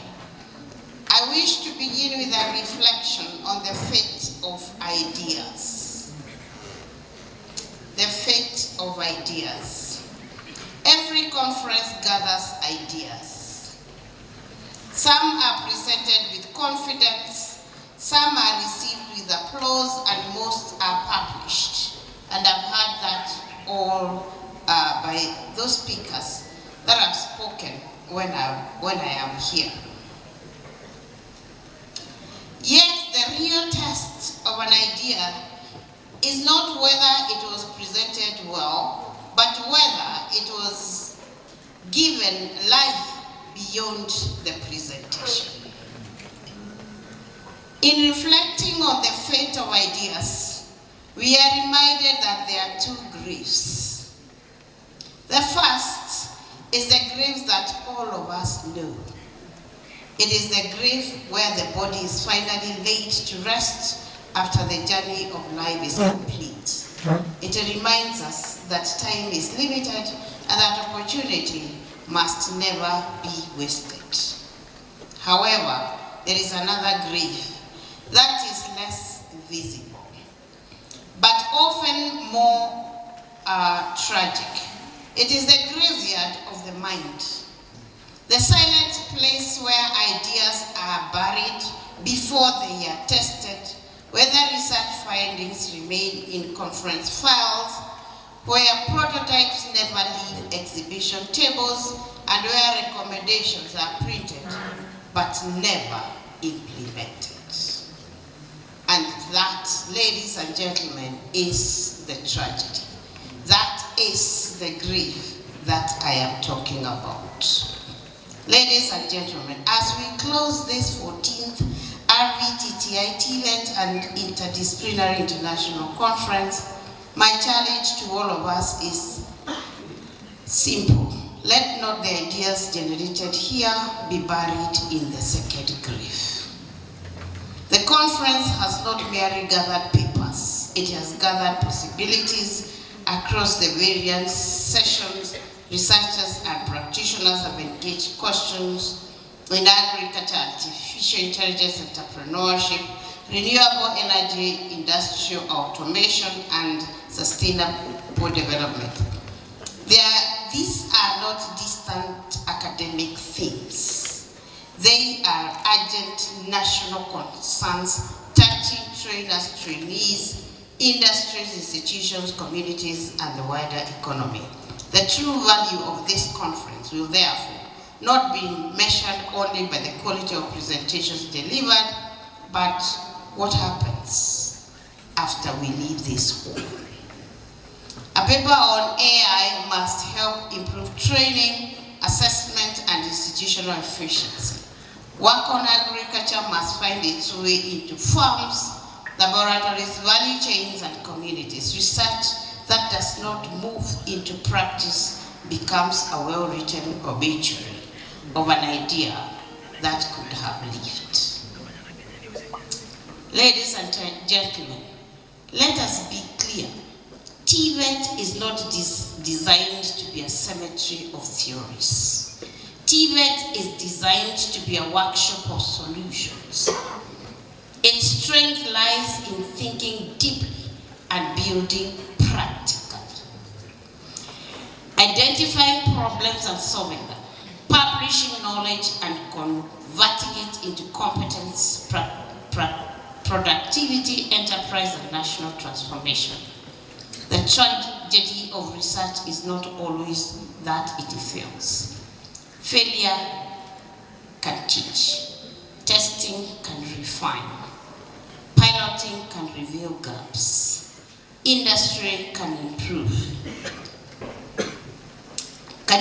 prototypes that communities can validate into solutions. The greater tragedy is when research is never attempted beyond presentation because an idea that is never implemented teaches nothing, changes nothing, and serves no one.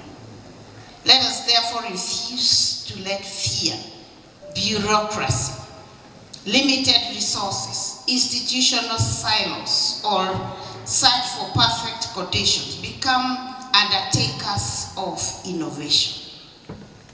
Many promising ideas die because their owners wait for perfect funding, perfect laboratories, perfect partners, perfect policies, and perfect certainty. Sustainable transformation rarely begins in perfect conditions. It begins when committed people take courage to take the first step.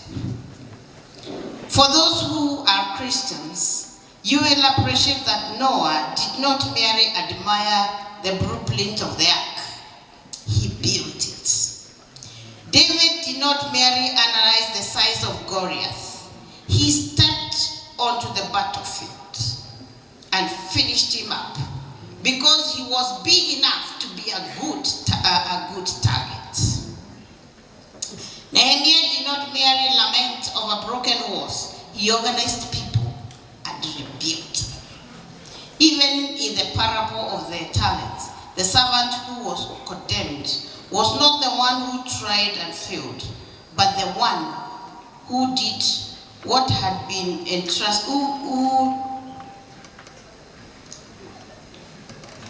who did what had been entrusted to, did not do what had been entrusted to him, but instead of trading it, he buried it. In the same spirit, researchers must not merely describe problems or hide knowledge in reports.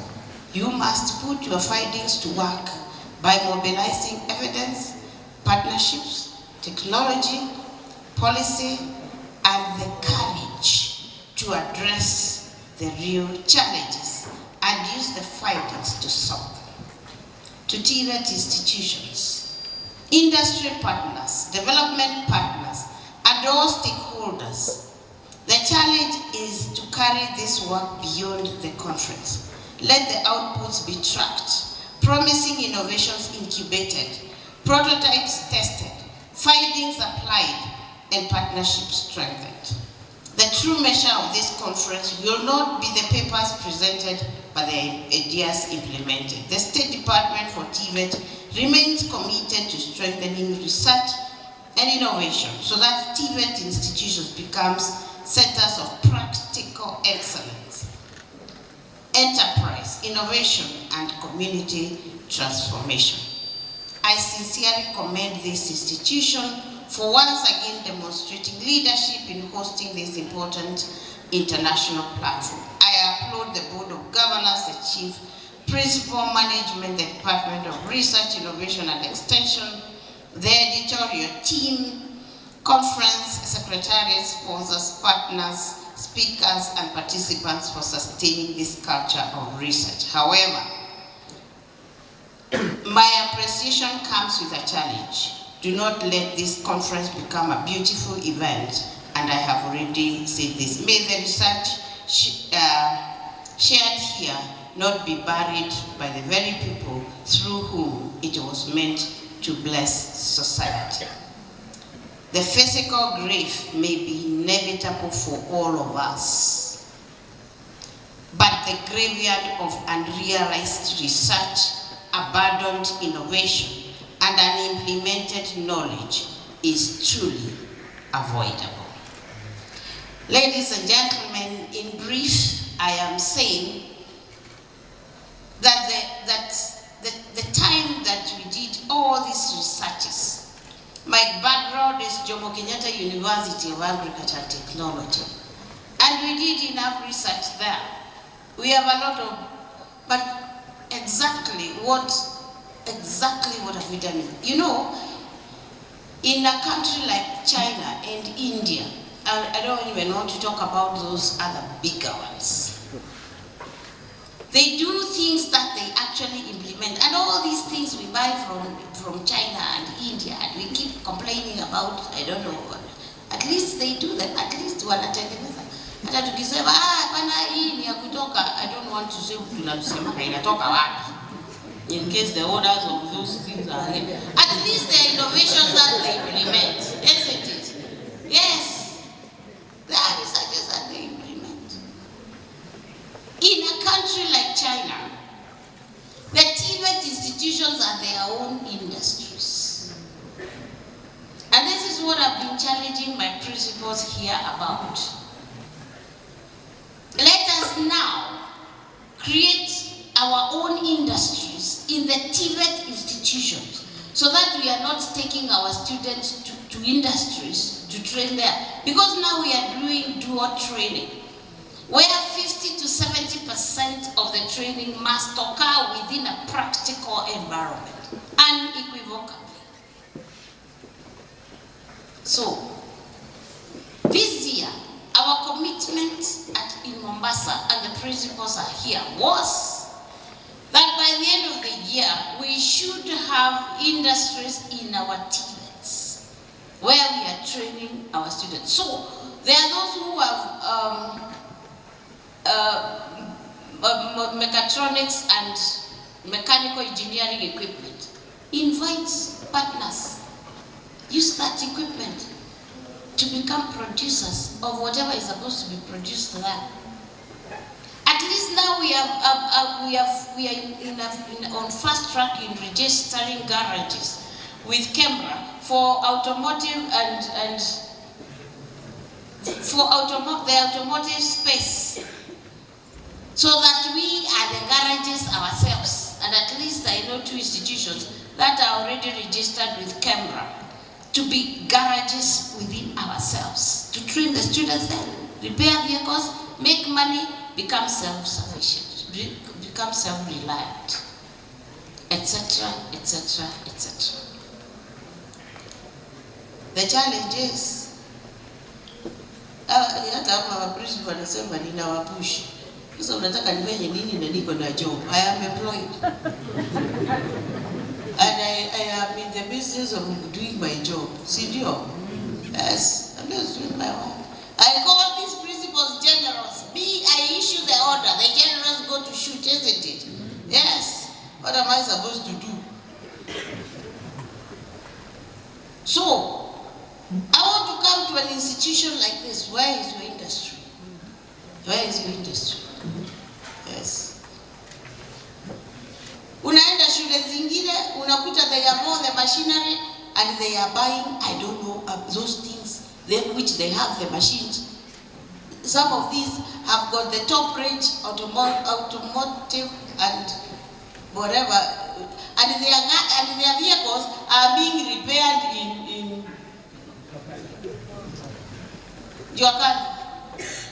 And I have a principal in that institution, like Lois. At a gari ya Lois iko pale Juakali, and she has got all the see kwa TVET tuko na in those which have automotive. Hata zile machines za raise vehicles like this. Alafu they have diagnostics. They have the diagnostics. Tule tu computer tu kuangalia gari ndio waone imeharibika wapi. Umefanya nini na ile uko nayo kwa sababu sorry, I'm speaking Kiswahili and there's some people what I'm saying is that we even have the diagnostics. sorry for all this Kiswahili. As there is no one or two or three things we can do to address our problems right here at home without looking externally. Let us challenge ourselves like so, and we'll be able to get there. I've been asked not to close the conference as yet, so allow me to sit down. Maybe I'll just now later wake up to say I declare the conference closed. But for now, thank you very much for having me. I had another meeting with Ngao at Eldoret National Polytechnic, where I was with my brother Rob, and we had a few things to agree there, and we need to finish because now I'm on my way to Kisumu to be in Rvtti tomorrow. So may the Lord bless you and keep you, and thank you very much for coming.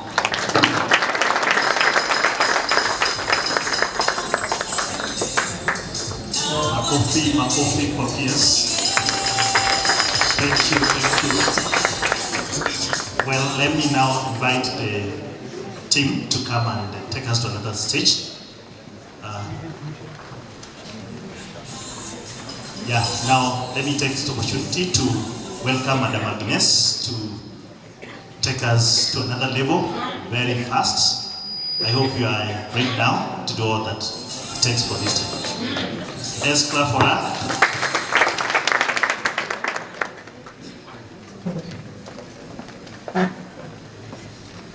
Good afternoon. Our distinguished guests, our beloved peers, thank you for loving us in Rvtti. Director, it's good to see you again, and all our distinguished guests, management of Rvtti, and the industry partners. I have seen some of you, mentors, and most importantly today, the innovators and their innovations. We really thank you. You're most welcome. Before I start, I want to apologize for being a bit late today, but we had a lot of work, and saying somebody is number one, somebody's innovation is number one, it really needs for us to be very keen, and we are glad me and my group we have done a good job. I'd like to invite them first so that you can meet them. Please welcome my team.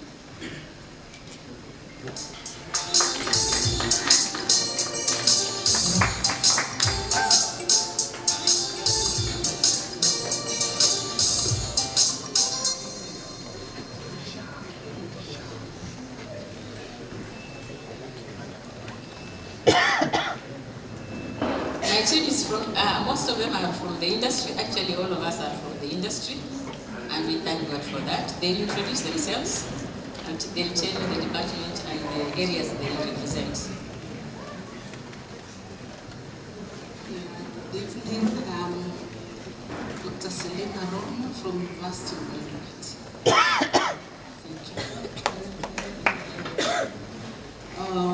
you. Yes, Applied Sciences.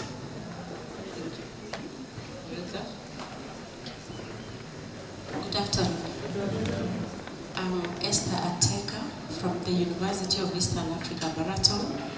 I represent the area of food and beverage and stroke applied sciences. Thank you. Pigie makofi kwa kufanya haraka.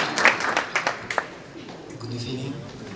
I'm Meshek Kosgei Kimayo from Elfam Limited, industry partner, Department of Agriculture. Thank you. Good evening.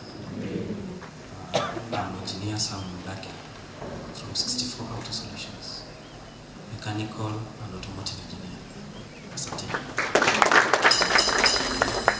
Sami Mudaki is also one of our partners, and we thank you for that. You have been very kind to our institution. Sorry, I say our institution, I still feel like I'm part of it. Forgive me. Thank you so much. They have done a very good job.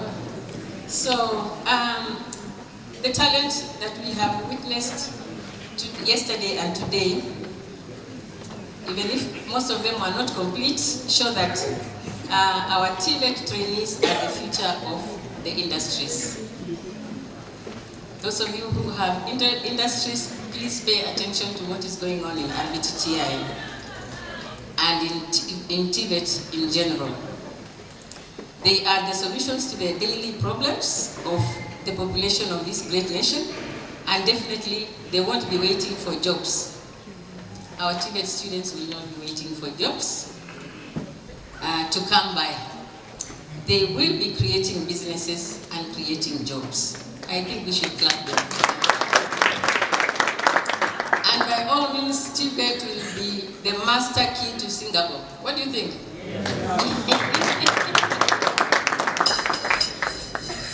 As a chief judge, I can speak for the entire panel when I say that the level of ingenuity, technical skills, and passion we witnessed has been truly outstanding. And the team commends the institutions for giving these young people the chance to try out their ideas into reality. We also appreciate all the staff and the mentors for helping these young minds bring their ideas into concrete products and services. Let's take the momentum from today and turn these innovations into real-world impact. We have had our peers say that we don't want just ideas to be put in the graves. So the innovations should also not be kept in the offices and in the departments. Instead, we should try to commercialize them. The principals from these institutions, I don't know how you can do that, and probably from the department as well, help these students commercialize their work. They are very interesting ones. As judges, we were looking for functionality, impact, scalability, market viability, and true innovation, among other points. And we saw a strong trend towards sustainable, actionable, and customer-centric solutions driven by AI. Very many of them were driven by AI or ICT. I want to thank my fellow judges for their diligence and the organizing committee from Rvtti for coordinating this platform very well. Please join me in congratulating all our winners and indeed every participant who presented in this innovation competition. You are the embodiment of the TVET institution's mission. You have shown that TVET is not an alternative path, but a leading one. While the trophies and certificates are awarded to select few, the real prize is the knowledge you've gained and the innovative mindset and the teamwork you've cultivated.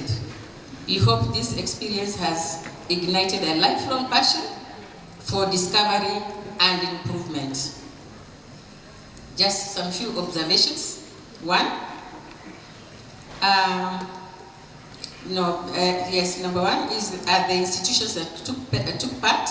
We had 10 TVET institutions, AIC Cheptebo, Agricultural Training and Innovation Center was one of them.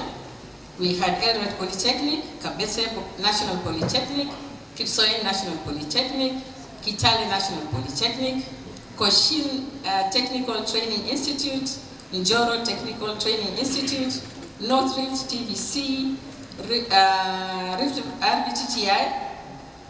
I think those were the main ones. And then also SECU, Directorate of TVET. Another thing that we observed were that we had 53 registered innovations and 5 that were not. Now, the 5 were a bit of disadvantaged because they were not able to join the competition the way they should have. So we are asking the principals, please, and the people who are in charge of the innovations in the TVET institutions to please ensure that you register next time. The quality of the innovations. There are great improvements from last year's. Now, this time also we had many innovations that had tried to register the IP in keeping. Last time we had very few. So that is a good one for the institutions. We had 9 categories. They are going to be read to you by someone else. Then the other thing is that while we have improved in registering the patents, there are others, almost a whole institution who had several innovations that did not have any registration for their patents. We could understand some of them are fairly new in this business, but we ask you that next time also ensure that the students know what a patent is. Also, some institutions did not meet the deadlines for submissions, so they were cut out from meeting scoring for the second part of the competition, which was the judging in the field on the ground. The other problem was uploading wrong documents and irrelevant photos. I will not say much about that. And then we had a few people who did not understand their innovations. Please improve on that. For those who had health products, please ensure that you improve by adding brand names and packaging your innovations. Lastly, and but not least, commercialization and business plans. This surely will go so much to the mentors and to the institutions and to the department. We don't know how we can help the students to commercialize their innovations. They were very good innovations.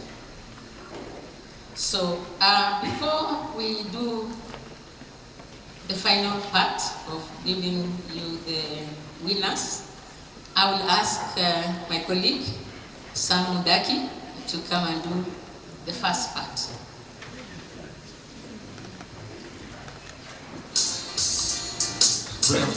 Good evening once again.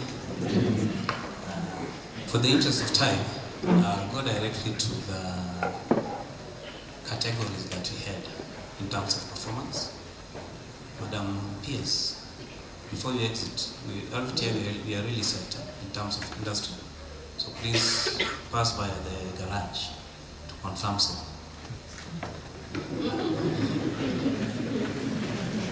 We had a total number of 9 categories. That is from each and every department. Number 1, we had electrical engineering. Number 2, we have mechanical engineering. Number 3, food and beverage. Number 4, ICT. 5, building. Number 6, agriculture. And number 7, fashion and design. And lastly, we have applied science. I want to go into the nitty-gritty of calling the names of the participants. I'll mention the title of the innovation. And please, the participants, once I mention the title, kindly come forward. In the first category, in electrical engineering, the best performing innovation was telelock system. Makofi kwa wote.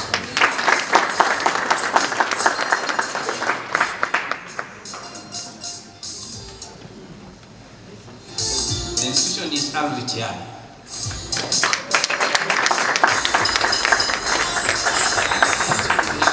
Mechanical engineering, that is smart vertical car parking system from Rvtti.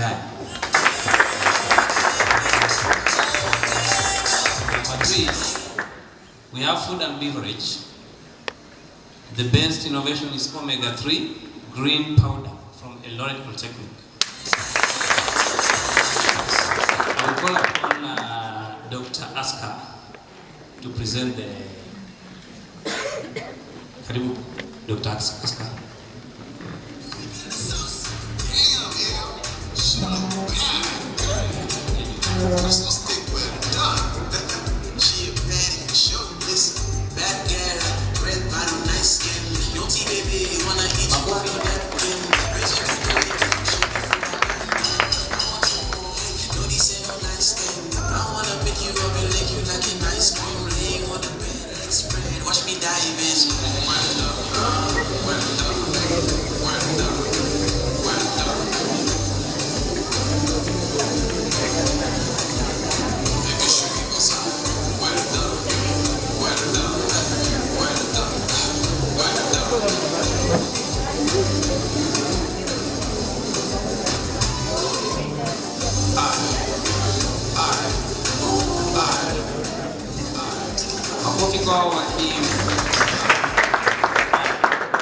From the ICT department, the best innovation was Linda Miti IoT from Rvtti.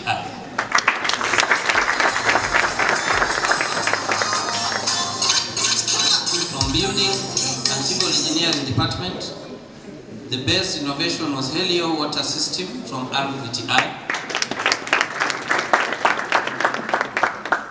Then the agriculture category, we have asshole-free bi-liter system from Rvtti.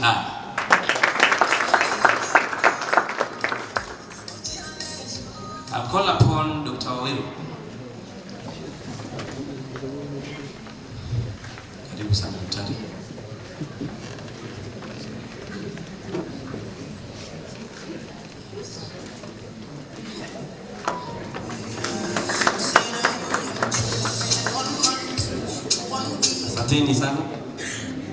The next category is fashion and design. Best innovation is baby belt from Kipsoen Technical Institute. Then we have the next one is from business department, smart truck JS system from Rvtti. Then the last one is applied science, lemongrass repellent from Rvtti.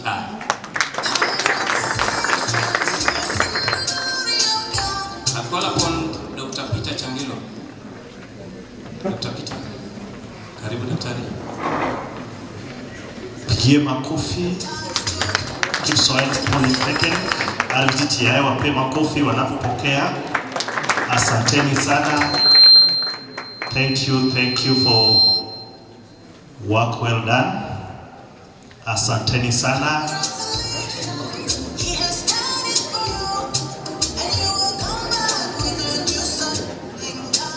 At this point in time, I'll call back my chief judge to proceed. Asanteni sana. Mungu awabariki. Thank you very much.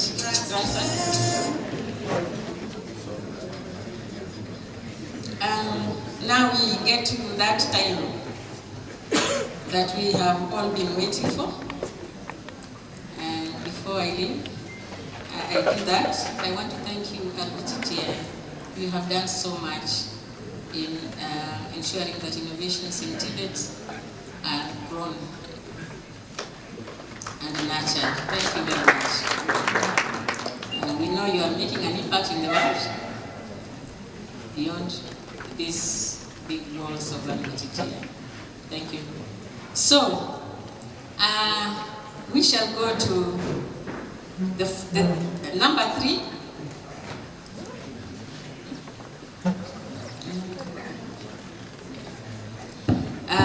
Number 3 goes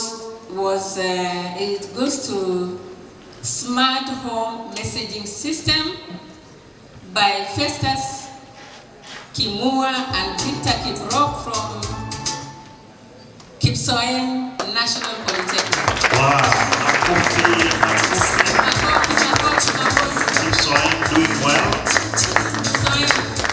overall.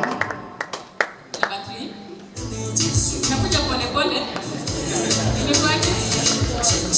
I hope their mentor. Their mentor, if you are around, please Kindly. come and stand with them. Oh, the mentor is there? Oh, Okay. the mentor. Okay, let's clap for the mentor. Welcome. I would like to call upon Dr. Gesine from Germany. Gesine, are you around? Okay.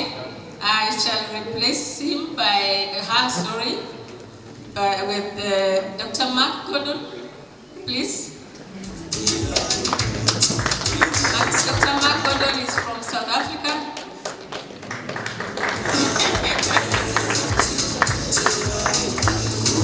Haya, chapa makofi kwa hawa. National Polytechnic receiving the award number 3 overall by Dr. Gordon from South Africa. Let's clap for them as they sit. Thank you so much. They receive a gift of 50,000 shillings. Wow. 50,000. Thank you. Second position is something that was very good, especially for old people like me. It is called Yachia yogurt.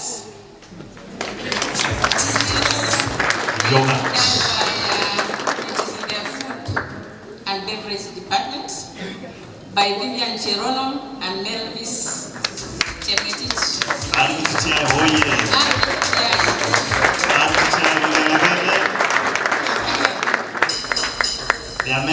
Their mentor kindly cover them. Where are you?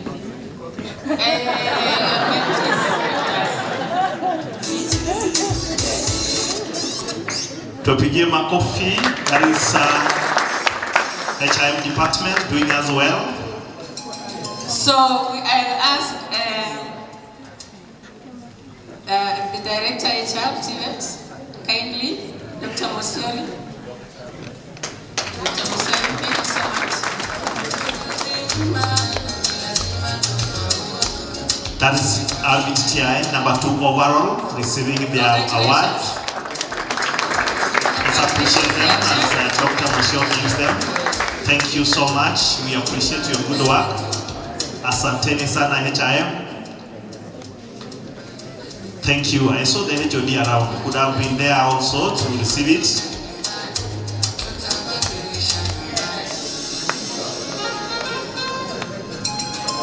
Applied Sciences. Health Sciences. Wanasambu, you can also stand with them on behalf of the department.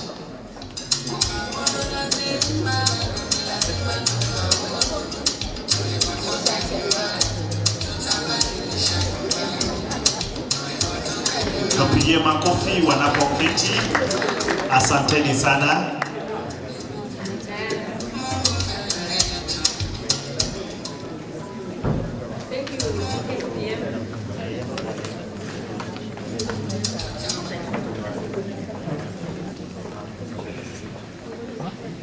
Thank you, HDM, for feeding us.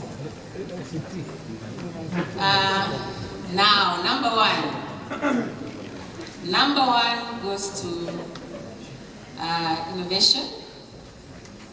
AI-powered clinical management system by Harrison Wasau. Rvtti. Wapigie makofi.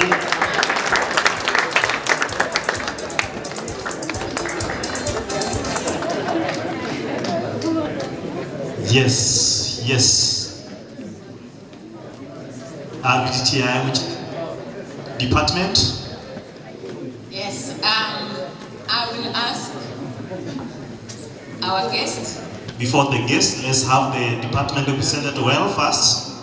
This is the mentor. Clap for her. Thank you, madam.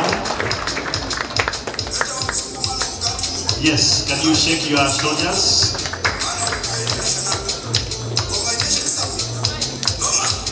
Okay, now you can invite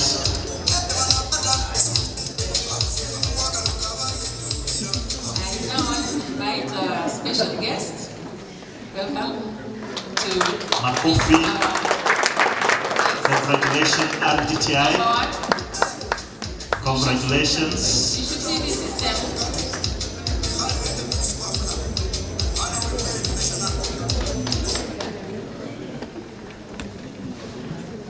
Now they are receiving their grand award, worth 200,000. Clap for them as they receive it. Congratulations. Keep it moving. Thank you so much. Yes, you can take a photo with the peers. Yeah, the student and the the chief judge.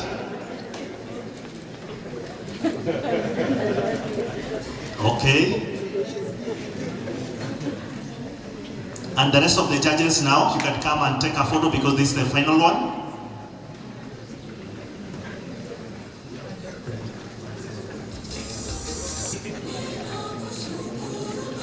Chief Principal and the HR Director, you can also join them.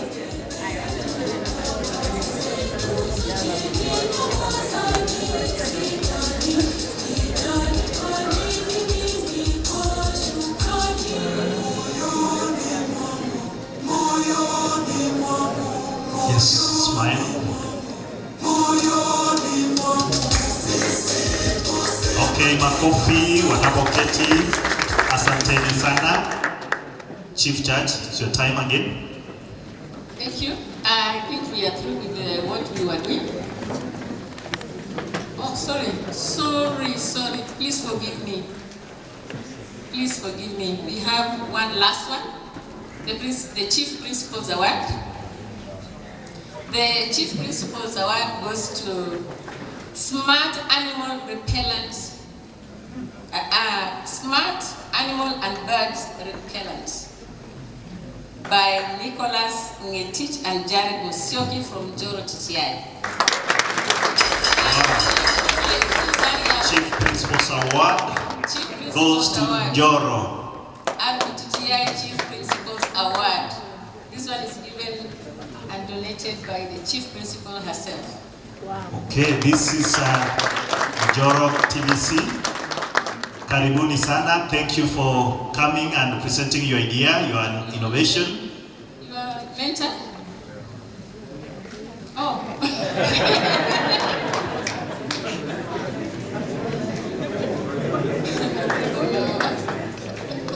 Congratulations. Pige makofi. Asanteni sana. Thank you so much for good work. Thank you also, and thank you my team. We will meet next year, we do the same. You're blessed.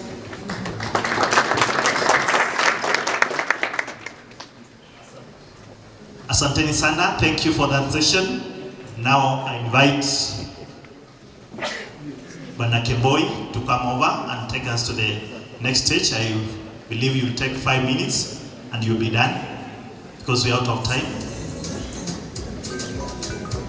Thank you. MC Rvtti, hata huyu ashukuriwe kidogo. Sio? Watu wamesema si kidogo, basi tupe yote. Thank you MC Rvtti for carrying on throughout the day, and we've not seen you tired. Our Chief Principal, all protocol, sorry, let's say Chief Guest, PS, Daktari, Esther Zahara Mwole, our only and only engine in Tibet. Please, all dignitaries present and protocols observed. Good evening. Yes, this is another opportune moment, but I want to simply, before we wind up the day and the event, we have to also gift our guests and the guests that have come to be with us. So at this point, allow me to say, PS, we are on this and we want to gift you. I will ask our Chief Principal, accompanied by Dr. Sam from Open University of Kenya, to gift our chief guest, Madam peers, karibu sana. This is from the Department of HIM, Fashion and Design, the one you got last year during our graduation. They are doing great work, appreciation.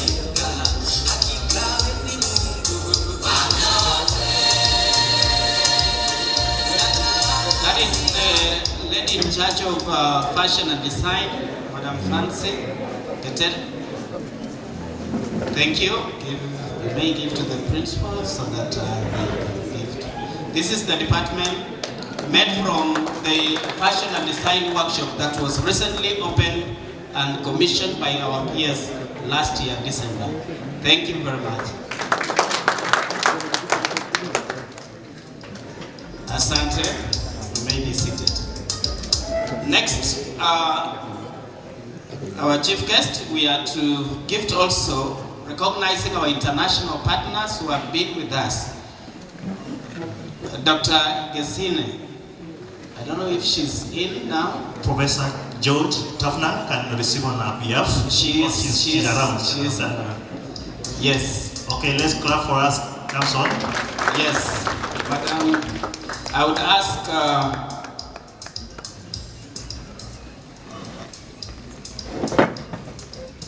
Dr. Wabwile, escorted by Dr. Lucy, to gift Madam Gesine. Dr. Gesine. Excuse me. Those are our international partners. Yeah, we give to the person presenting is our from Germany and Austria. Thank you. Professor Daphna will wait. She's only accompanying, but the gift is for Dr. Gesine. Yeah, the gift is for Dr. Gesine. We are pleased. Thank you very much. Thank you. We appreciate your coming. Thank you. Yes. Now, again, yes, on the photo. Appreciate, applause. Thank you so much. Our partners from Germany. Yes. We appreciate your coming and gracing this opportunity. Next is Dr. Christine Wateng from Ghana. Welcome, madam. All the way from Ghana. Yeah. Our chief guest, this is an international event, and therefore we don't take it for granted that these international partners have made their way. I would ask Professor Roweru of the chief editor, accompanied by the chief judge. Yes, the chief judge is here on the other side, flanked. Please to give to our, yes. Thank you. Let's appreciate. Thank you. Ghana. Thank you. Also a Center of Excellence and a Univoc Network member. Thank you. Asanteni sana. Congratulations, Daktari. We know we are doing so many other things with Ghana. Yes. Thank you for the partnership. Thank you. Next is... All the best as you sit. Asante. Asanteni sana. Thank you, Daktari. Next is Professor Tafna from the Humboldt University of Germany. Welcome, Professor Tafna. Tafna works with Humboldt University. He comes from Austria and is our partner. Congratulations, Tafna. I know you made it today. We appreciate your coming. Congratulations. Yeah. And chief guest, this is Dr. Rona to gift. Wait. And Daktari from USIU, I'm looking for you. You were seated here. Peter Changilo. Dr. Peter Changilo from USIU, yes. Our partner. Yeah. Congratulations. Yeah. Congratulations, Tafna. This is what we call Suka. Yeah, this is one of the pride of Kenya, the culture that we have preserved for many years. the Maasai community and a flag that can be worn on the wrist to remember Kenya for that and the partners. So that's, thank you very much. Thank you, we appreciate. Asanteni sana Tafuna. As you go back, tell them thank you, Asanteni. Next is Dr. Gordon Mark from the Republic of South Africa. Mark Gordon, doctor from South Africa, editorial member. Yes. For Rvtti. Dr. Moshori Elkana, our HR. Yes. Thank you. State Department for Tibet. Aonyeshe vile anafaa. Yes.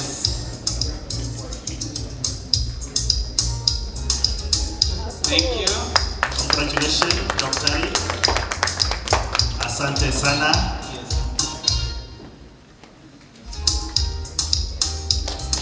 Thank you so much. Asante. Next is Dr. Askar Faiz from the Republic of Iran, an Islamic Republic of Iran. Karibu sana. I would ask Dr. Selina Rono, accompanied by our Ngao representing the commissioner, to give to our guest. Our guest Asghar, all the way from Iran. The name Asghar from Kenya, you may imagine it is Askari in Kiswahili. Yeah, thank you. Amidst all the challenges that are there in that far end, he managed, because of the commitment, to be with us. Let's appreciate him.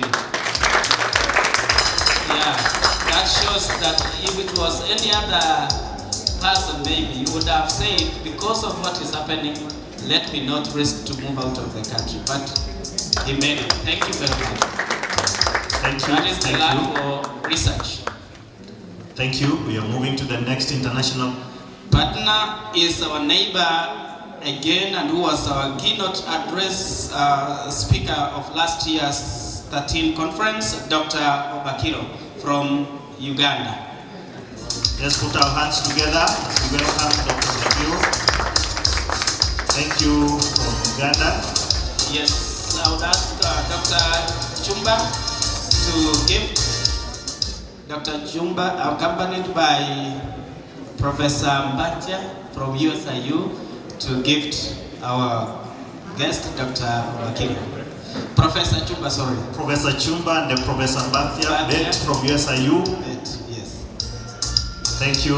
Let's clap for them as they congratulations. Asante sana, kazi nzuri.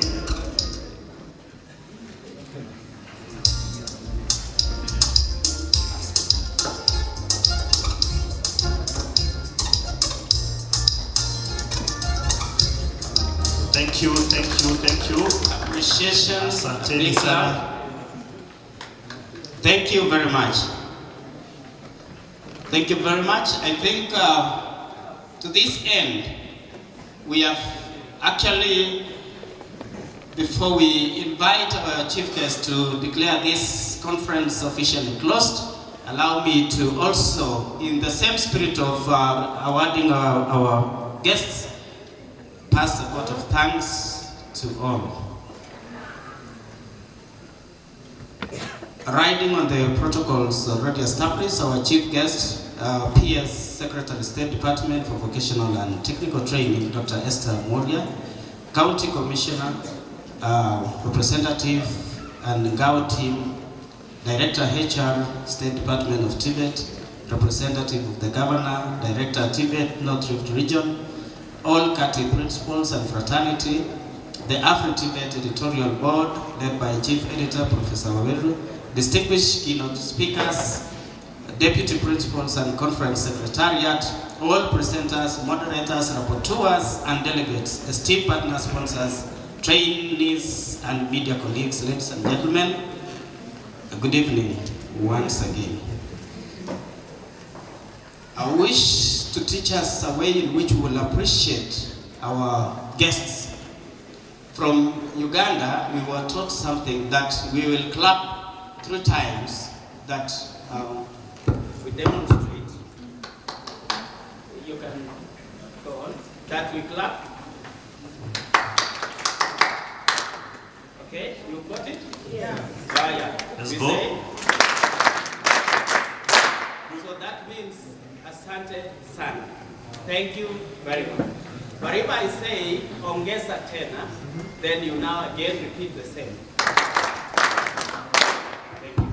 So our chief guest, on behalf of Rift Valley Technical Training Institute Fraternity, I rise to express our deepest gratitude. To our chief guest, Dr. Esther Moria, your presence affirmed that TVET is Kenya's engine of industrialization. Thank you very much. And yes, now we go straight. Let's appreciate her. Nyongeza tena. Thank you. And Madam PS, today having been the budget day and being read in the East African region across, that is, I would wish that you have actually guided us and you have made sure that the necessary energy and push in Tibet has been realized. We, the foot soldiers, behind the generals, your generals, we are listening keenly and following. And we are saying the garage, for example, that you mentioned, if given an opportunity of tax waiver by the government, I'm very sure that would be another industry and all others. The second thing that, if allowed, is also that registration of enterprises. If the registration of enterprises is also given so that those industries can compete from the Tibet sector and become part, because we have seen only a few number of industries, yet we want to go dual. And therefore, if Tibet can be allowed to be enterprises also, and with that tax waiver, then we shall import, we shall compete, and we shall be home and proud.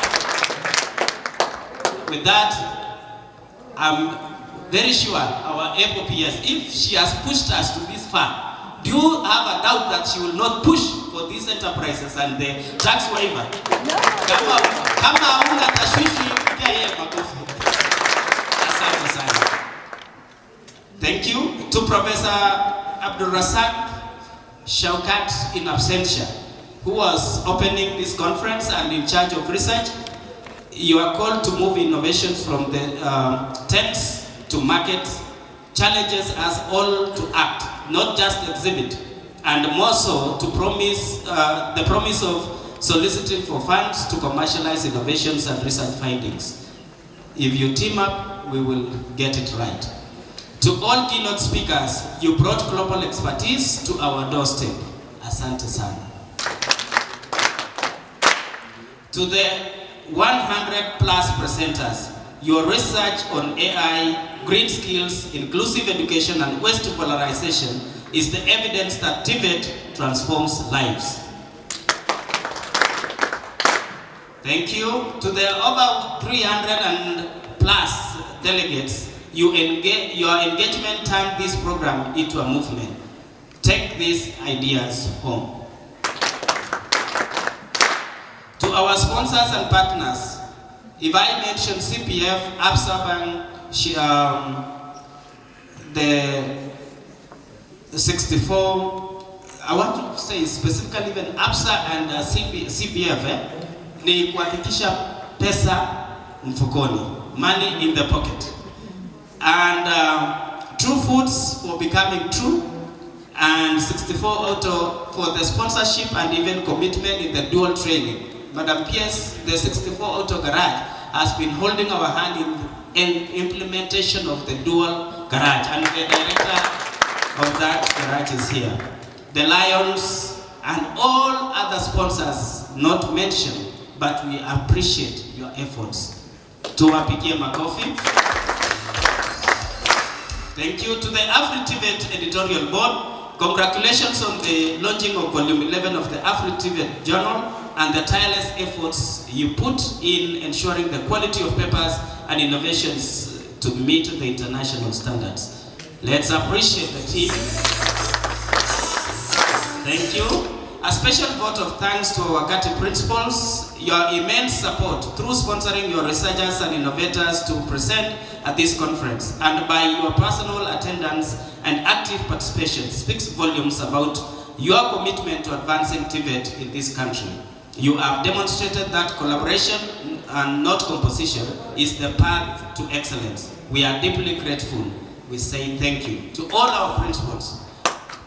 Let's give. Sorry, let's go straight. One. Thank you. To the Rvtti Board of Governors led by Professor David Some, your strategic guidance is our foundation. Applause to the board. To the Chief Principal, Madam Lois Kuto, your vision made this possible. To the Secretariat team led by the Research and Innovation Coordinator and the Rvtti staff, thank you for the seamless execution. You did it. To every trainee who served as a rapporteur, usher, or innovator, you are why we do this work. Asante sana. Ladies and gentlemen, do not leave the transformation here. Take the research to your workshops, innovations to your communities, and partnerships forward. Thank you, and God bless you all. Now, to ground all this, I want us to appreciate one another for having networked, having come together, having participated in this conference, and having truly made it a success by taking a selfie. I want us to, because we are in a digital age, this represents our camera, and so look at it and tell yourself, surely I am here. Participating at the 14th conference of Rvtti, and I have made it. I have been challenged. I have taken some homework. Some lessons have been learned. Transformation is real. Forward ever, backward never. So live TVET, led by our chief PS. Click it, because ako hapo ndani. And once more, take a selfie. Now take a good one. Smile, smile, smile. Click it. Thank you, Karibu Chief Principal. Thank you.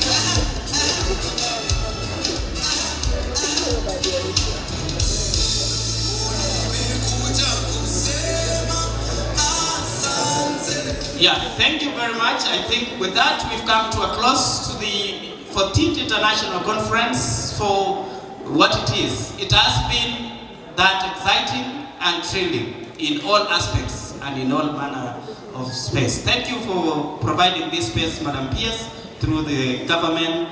We really appreciate the transformation happening in TVET.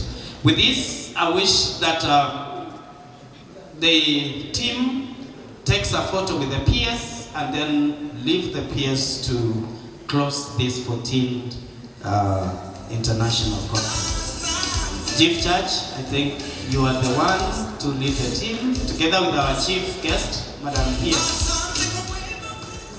Yeah.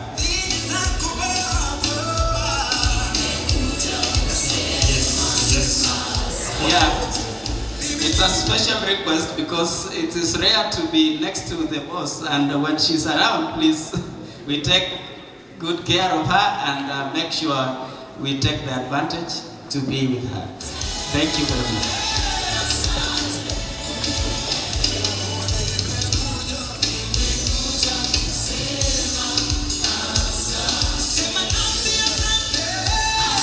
Smile. Asante sana. Thank you. Thank you. Thank you. Thank you so much. very much. Yeah. Thank you. Thank you.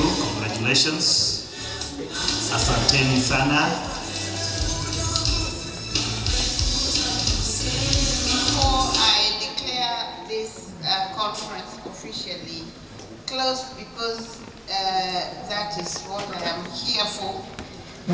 Let me make it clear to Kemboi that yes, we are going to have industries in Tibet, and I already had this conversation with Treasury, and that is well allowed. I also wrote a paper to the CS, and he said even before I read this one, I approve. And therefore, we are actively inviting partners to the institutions so that we have industries within, especially based on the equipment that we have. And that's why I was talking about the automotive space, where we have top-notch institution. We have also been having a conversation with somebody.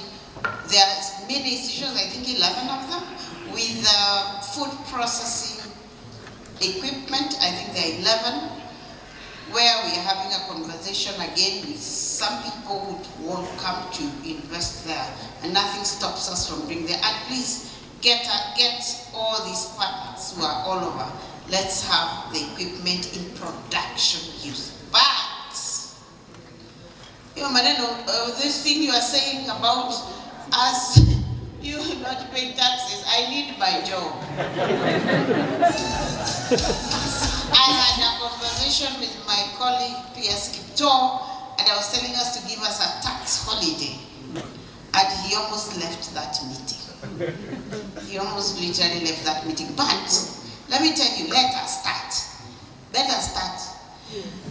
I won't mention the institution that has been producing canola and sunflower oil. Is media here? And oh, I've not mentioned the institution. And selling and making their money before they are found out by Kipto. So let us get it started. And now they have come up with a workshop, and they have themselves come up with the equipment.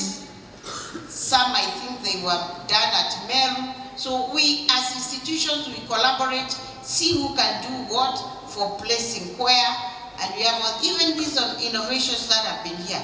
Nothing stops you from having a conversation with this institution. You can see they are winning all of them, and seeing which one can be upscaled where, dependent on the ability of that institution. Nothing stops you from having that conversation across the institutions, because there are about, not many, but about 4 institutions across the country that have gone very far in having these industries. And I am just hoping that Kipto doesn't catch up with them soon. But even if that happens, at least we will have gone through that. So please make every effort to be there, because some of you are doing it well. Nothing stops you from going there, because I will repeat, it was for the principals now. It was our commitment for this year, and now June is almost over. We will take, we will check who is where with what, and by the end of the year, of course, we will see who is where with this, and it is doable. Those who are doing it, what is special about them? Those institutions that are doing it, nothing. They have just made up their minds that they will go there. And with those many remarks, I now declare the 14th Rvtti TVET and Interdisciplinary International Conference, before I say officially closed. Let me appreciate this institution, especially the Fashion and Design Department. They are my friend. You see that HOD there, and you saw me hugging her. She made me a very beautiful dress. I wish, Donna, you should remind me to wear that dress one of these days when I'm coming here. I came and saw Royce with a very nice dress. Me, I am the kind of person who will say this is nice when it is nice. I've declared the chief, whatever, my big sister. Yeah? Chief judge. I was using the word judge. I've declared her my big sister because I was told she started it. And now, I came here, I found Lois, and I am a copycat. I found Lois in a very nice dress. I said, where did you get this one from? She told me it was made by fashion designers. I told them, make me a dress like this one. And they did. I have it in my wardrobe. I also decided I want a gown of my own because of all this, whatever, and they are making me one. Actually, they have told me it is ready. Okwaniko abo, Allah. I have a gown made from this institution. Please give them a clap. There are not many places that you go and people love you sincerely. This is one institution that really loves me, and I am humbled and I appreciate. Thank you so much. And I love you in return. Now, the conference is officially closed. Thank you. Let's all of us stand up. National. We have a word of prayer and then national anthem.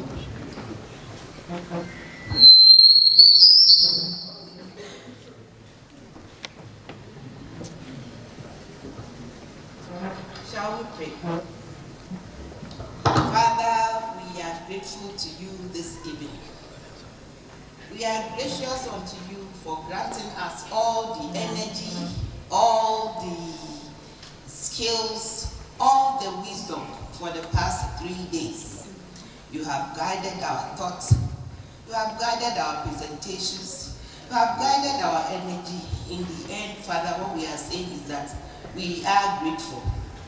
As we leave here, we ask you to continue to bless us. We ask you to give us the wisdom, the zeal, so that whatever we have learnt here will not be put in the grave to rot, but rather will be sown in the soil to germinate and bear fruit.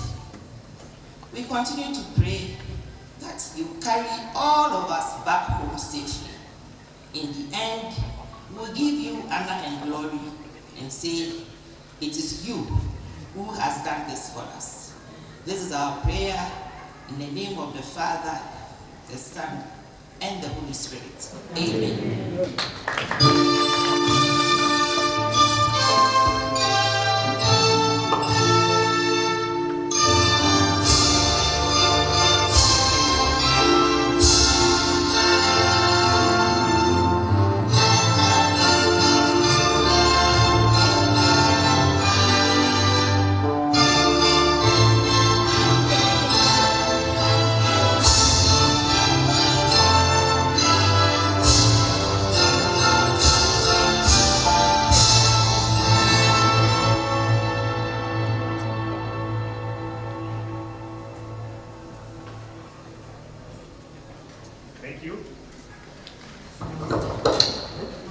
Thank you. You're free to leave. I have this announcement to make to our international visitors, guests, together with the presenters. Tomorrow we'll have an excursion to Baringo County, and we'll assemble as earlier as 7:30. All international guests and presenters. 7:30 in the morning, we head to Baringo County. That is the communication. Thank you. For the Rvtti board members, both international and national board members, the African Channel of Tibet, we have our meeting at Kwa Place. So,